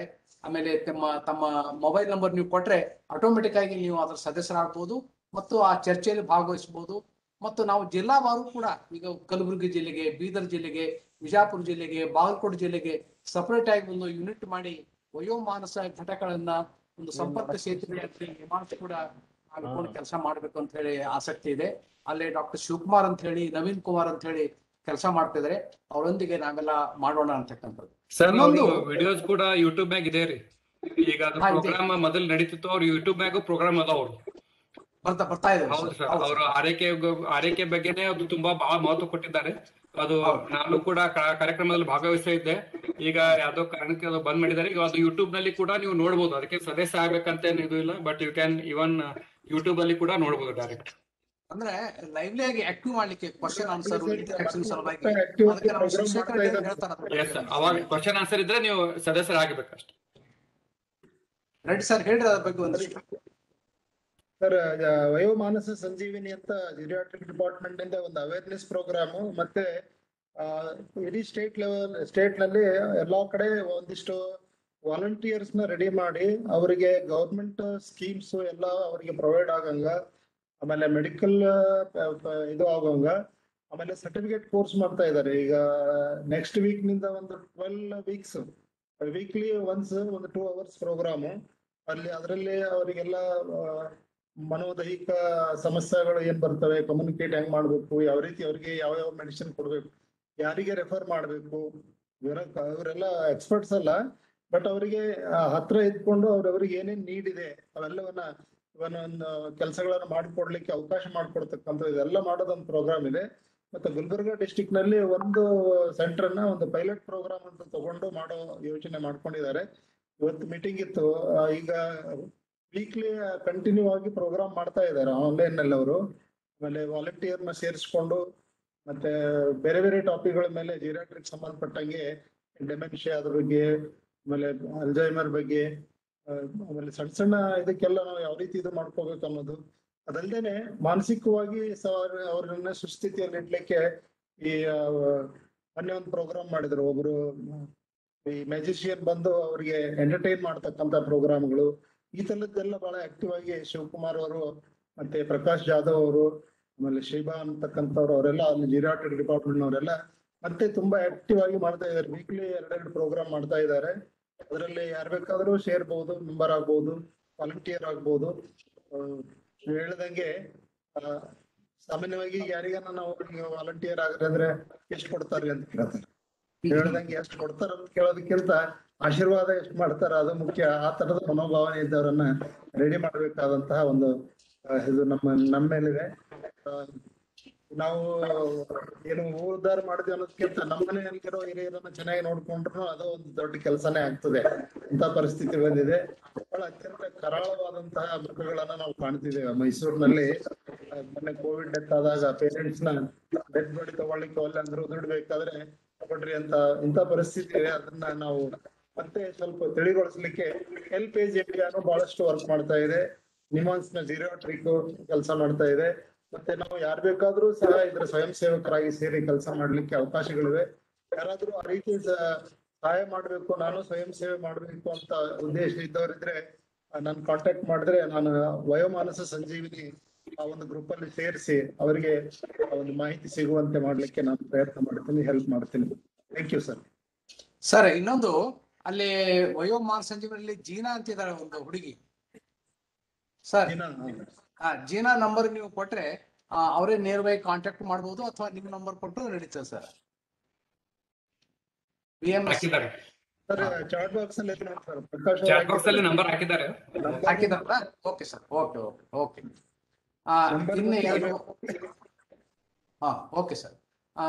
ಈಗ ವೀಕ್ಷಕ ಬಂಧುಗಳೇ, ಸಾಪ್ತಾಹಿಕ ಸ್ವಾಸ್ಥ್ಯ ಸಂಪದ ಕಾರ್ಯಕ್ರಮದ ವೀಕ್ಷಕ ಬಂಧುಗಳಿಗೆ ಒಂದು ಮಾತು ನಾನು ಹೇಳಲಿಕ್ಕೆ ಇಚ್ಛೆ ಪಡ್ತೇನೆ. ನಾಳೆ 21ರಿಂದ ಬರುವ 10 ದಿನಗಳ ಕಾಲ ಅಂದ್ರೆ ಈ ತಿಂಗಳ 30ನೇ ತಾರೀಕಿನವರೆಗೆ ನಾವು ಕೋವಿಡ್ ಕೌನ್ಸಿಲಿಂಗ್ ಅಂತಕ್ಕಂಥ ಒಂದು ಆನ್ಲೈನ್ 10 ದಿನಗಳ ಒಂದು ಕೋರ್ಸ್ ಮಾಡ್ತಾ ಇದ್ದೀವಿ.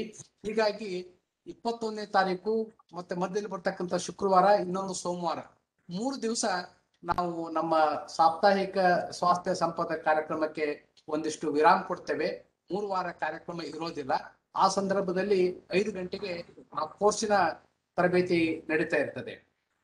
ಅದಕ್ಕಾಗಿ ತಾವು ದಯವಿಟ್ಟು ಜುಲೈ ಫಸ್ಟ್ ವೀಕ್ ನಲ್ಲಿ ಮತ್ತೆ ತಮಗೆ ನಾವು ನಮ್ಮ ವಿಷಯಗಳನ್ನ ಮತ್ತು ಈ ತರದ ಸೋಮವಾರ ಶುಕ್ರವಾರದ ಕಾರ್ಯಕ್ರಮವನ್ನ ಮುಂದುವರಿಸ್ತೇವೆ ಅಂತಕ್ಕಂಥದ್ದನ್ನ ಮಾತನ್ನ ಹೇಳಿಕ್ಕೆ ಇಚ್ಛೆ ಪಡ್ತೇನೆ.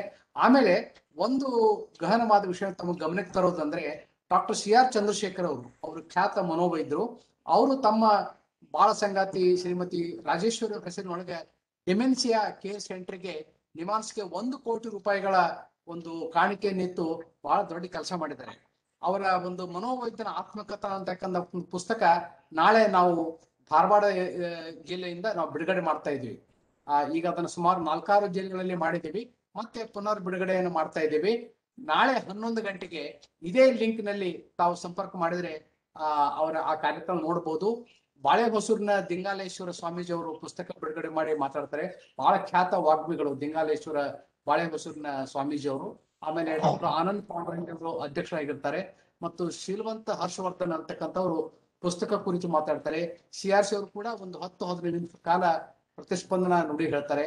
ದಯವಿಟ್ಟು ಆಸಕ್ತಿ ಇದ್ದಂಥವರು ಇದೇ ಲಿಂಕ್ನಲ್ಲಿ ನಾಳೆ 11 ಗಂಟೆಗೆ ತಾವು ನಮ್ಮೊಂದಿಗೆ ಸೇರ್ಬೋದು, ಜೊತೆ ಆಗ್ಬೋದು ಅಂತ ಹೇಳಿ ಹೇಳ್ತಾ ತಮ್ಗೆಲ್ಲರಿಗೂ ಆಹ್ವಾನ ಕೊಡ್ತಾ ಇದ್ದೀನಿ.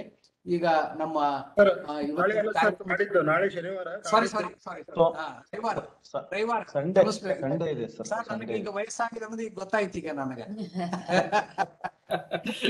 ಬಟ್ ನಿಮಗೆ ನೆನಪು ಬತ್ತು, ನೀವು ತಪ್ಪ ಹೇಳಿದ್ರು ಅಂತ ನೆನಪು ಬತ್ತು. ಗುಡ್. ರೆಡ್ಡಿ ಅವ್ರನ್ನ ನಾವು ಬಲಗೈ ನಮಗ ಅವ್ರ ಮ್ಯಾಗ ಹೆಗಲ ಮ್ಯಾಗ ಕೈ ಇಟ್ಟು ಹೇಳ್ತಿರ್ತೀವಿ, ಕುಂದಿರ್ತಿರ್ತೀವಿ. ರವಿವಾರ ದಿವಸ ದಯವಿಟ್ಟು ಕ್ಷಮಿಸ್ಬೇಕು. 20ನೇ ತಾರೀಕು ರವಿವಾರ 11 ಗಂಟೆಗೆ ಆ ಕಾರ್ಯಕ್ರಮ ಇದೇ ಲಿಂಕ್ ಮೇಲೆ ತಾವೆಲ್ಲ ಬರ್ಬೇಕಂತ ಹೇಳ್ತೇನೆ. ಆಮೇಲೆ ಈ ತಮ್ಗೆಲ್ಲ ಗೊತ್ತಿರೋ ಹಾಗೆ ನಮ್ಮ ಆದರಣೀಯ ಗುರುಗಳಾಗಿರ್ತಕ್ಕಂಥ ಶ್ರೀ ಪಟದಯ್ಯ ಹಲಗಲಿಮಠ್ ಮತ್ತು ಶ್ರೀಮತಿ ಗಂಗಮ್ಮ ಪಟದಯ್ಯ ಹಲಗಲಿಮಠ್ ಅವರ ಸ್ಮರಣೆಯಲ್ಲಿರ್ತಕ್ಕಂಥ ಈ ಕಾರ್ಯಕ್ರಮಕ್ಕೆ ಬಹಳ ಅದ್ಭುತವಾಗಿ ನಮ್ಮ ಡಾಕ್ಟರ್ ಆನಂದ್ ಅಂಬ್ಲಿ ಅವರು ಮಾಡಿದರು. ಈಗ ಕೊನೆಯದಾಗಿ ಒಂದಾರ್ಪಣೆ ನಮ್ಮ ಡಾಕ್ಟರ್ ಶಶಿಶೇಖರ್ ರೆಡ್ಡಿ ಅವರು ಮಾಡ್ತಾ ಇದ್ದಾರೆ. ಆಮೇಲೆ ಈ ಕಾರ್ಯಕ್ರಮಕ್ಕೆ ನಮಗೆ ಜೋಡಿಸಿದಂತವರು ನಮ್ಮ ರೆಡ್ಡಿ ನೌಕರ ಸಂಘದ ಅಧ್ಯಕ್ಷರು, ಸಂಚಾಲಕರು ಅಂತ ಹೇಳ್ಬಿಡ್ರಿ ಸರ್, ಸಂಚಾಲಕರು ಹೊಸಪೇಟೆಯಿಂದ. ಅವರಿಗೆ ನಾನು ಬಹಳ ನನ್ನಿಂದನೂ ಕೂಡ ನಮ್ಮ ಇಡೀ ರೆಡ್ಡಿ ಬಳಗದ ಪರವಾಗಿ, ಜೊತೆಗೆ ಇರ್ತಕ್ಕಂತಹ ಕಾರ್ಯಕ್ರಮ ಎಲ್ಲ ಅಭಿಲಾಷಿಗಳ ಪರವಾಗಿ ಡಾಕ್ಟರ್ ಬಹಳ ಚೆನ್ನಾಗಿ ಕಾರ್ಯಕ್ರಮ ನಡೆಸ್ಕೊಟ್ರಿ ಸರ್. ನಿಮ್ಮನ್ನ ನಿನ್ನೆ ನಿಮ್ಮ ತಂದೆಯವರ ಆಪ್ತರು ನಮ್ಮ ಮೇಡಮ್ ಅವರು ನೆನ್ಸ್ಕೊಂಡ್ರು, ಬೆಂಗಳೂರಿಂದ ಮಾತಾಡಿರ್ಬೇಕು ತಮ್ಗೆ ಅನ್ಸ್ತದೆ. ತುಂಬಾ ಸೊಗಸಾಗಿ ಮೂಡಿ ಬಂದಿರ್ತಕ್ಕಂಥ ಈ ಕಾರ್ಯಕ್ರಮ ಕೆಲವು ಕ್ಲೂಗಳನ್ನು ಕೊಡೋದ್ರ ಜೊತೆಗೆ ನಮ್ಗೊಂದಿಷ್ಟು ಎಲ್ಲೋ ಶಕ್ತಿ ಸಿಕ್ಕಂಗಾಯ್ತು. ಬಹಳಷ್ಟು ಜನರಿಗೆ ಹೇಳ್ತೇವೆ ಕಾರ್ಯಕ್ರಮ ಅಟೆಂಡ್ ಮಾಡೋದಕ್ಕೆ ಹಿಂಜರಿತಾರೆ, ಆದ್ರೆ ಅಟೆಂಡ್ ಮಾಡಿದ್ರೆ ಅದು ಬಲ್ಲವನೇ ಬೆಲ್ಲ ಅನ್ನೋ ಹಾಗೆ ಅರಳಿ ಮರಳುವ ಈ ಒಂದು ಸಂದರ್ಭಕ್ಕೆ ತುಂಬಾ ಸೊಗಸಾದಂತಹ ವಿಷಯಗಳನ್ನ ಇಟ್ಕೊಂಡು ನಮ್ಮ ಶಶಿಶೇಖರ್ ರೆಡ್ಡಿ ಸರ್ ಮತ್ತು ಹಿರೇಮಠ್ ಸರ್ ತುಂಬಾ ಅಚ್ಚುಕಟ್ಟಾಗಿ ಈ ಕಾರ್ಯಕ್ರಮ ನಡೆಸ್ಕೊಂಡು ಬರ್ತಾ ಇದ್ದಾರೆ. ಸೊ ಹಾಗಾಗಿ ಶರಣರ ಬರುವೆಮಗೆ ಪ್ರಾಣ ಜೀವಾಳ ಅನ್ನೋ ಹಾಗೆ ಈ ಕಾರ್ಯಕ್ರಮದಲ್ಲಿ ಬಂದು ತಾವು ಅತ್ಯಮೂಲ್ಯವಾದಂತಹ ಸಲಹೆಗಳನ್ನ, ಅತ್ಯಮೂಲ್ಯವಾದಂತಹ ಸಮಯವನ್ನ ಇಲ್ಲಿ ಕೊಟ್ಟಿದ್ದಕ್ಕಾಗಿ ಇಡೀ ಬಳಗದ ಪರವಾಗಿ ತಮಗೆ ತುಂಬು ಹೃದಯದ ಧನ್ಯವಾದಗಳನ್ನ ಸಲ್ಲಿಸ್ತೇನೆ ಸರ್. ಅಂಬಲೀಶ್ ಸರ್ಗೆ.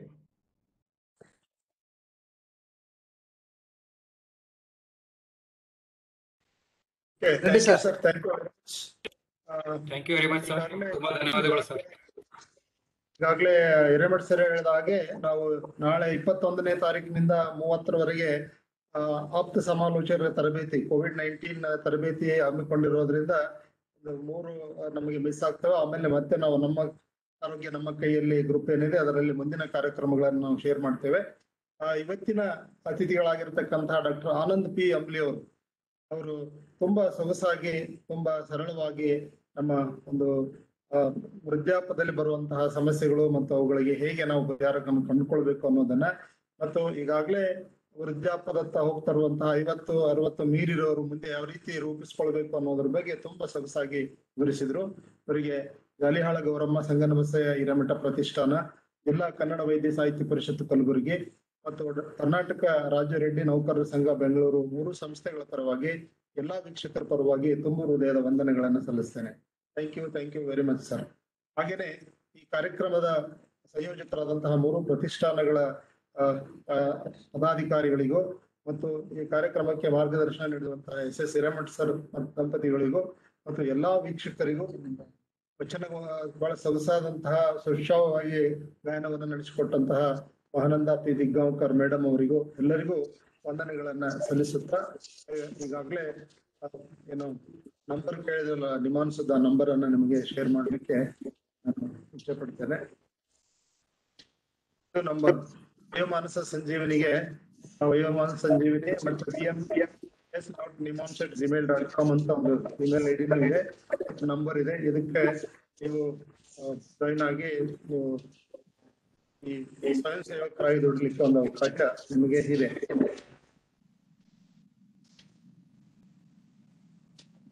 ಮತ್ತೊಮ್ಮೆ ಎಲ್ಲಾ ವೀಕ್ಷಕರಿಗೂ ವಂದನೆಗಳನ್ನು ಸಲ್ಲಿಸಿ ಇವತ್ತಿನ ಒಂದು ಕಾರ್ಯಕ್ರಮವನ್ನು ಇಲ್ಲಿಗೆ ಮುಗಿಸುವ ಎಲ್ಲರಿಗೂ ಮತ್ತೊಮ್ಮೆ ನಮಸ್ಕಾರ. ನಮ್ಮ ಬದಾಮಿ ತಾಲೂಕಿನಿಂದ ಬೇಲೂರು ಗ್ರಾಮದಿಂದ ಕೂಡ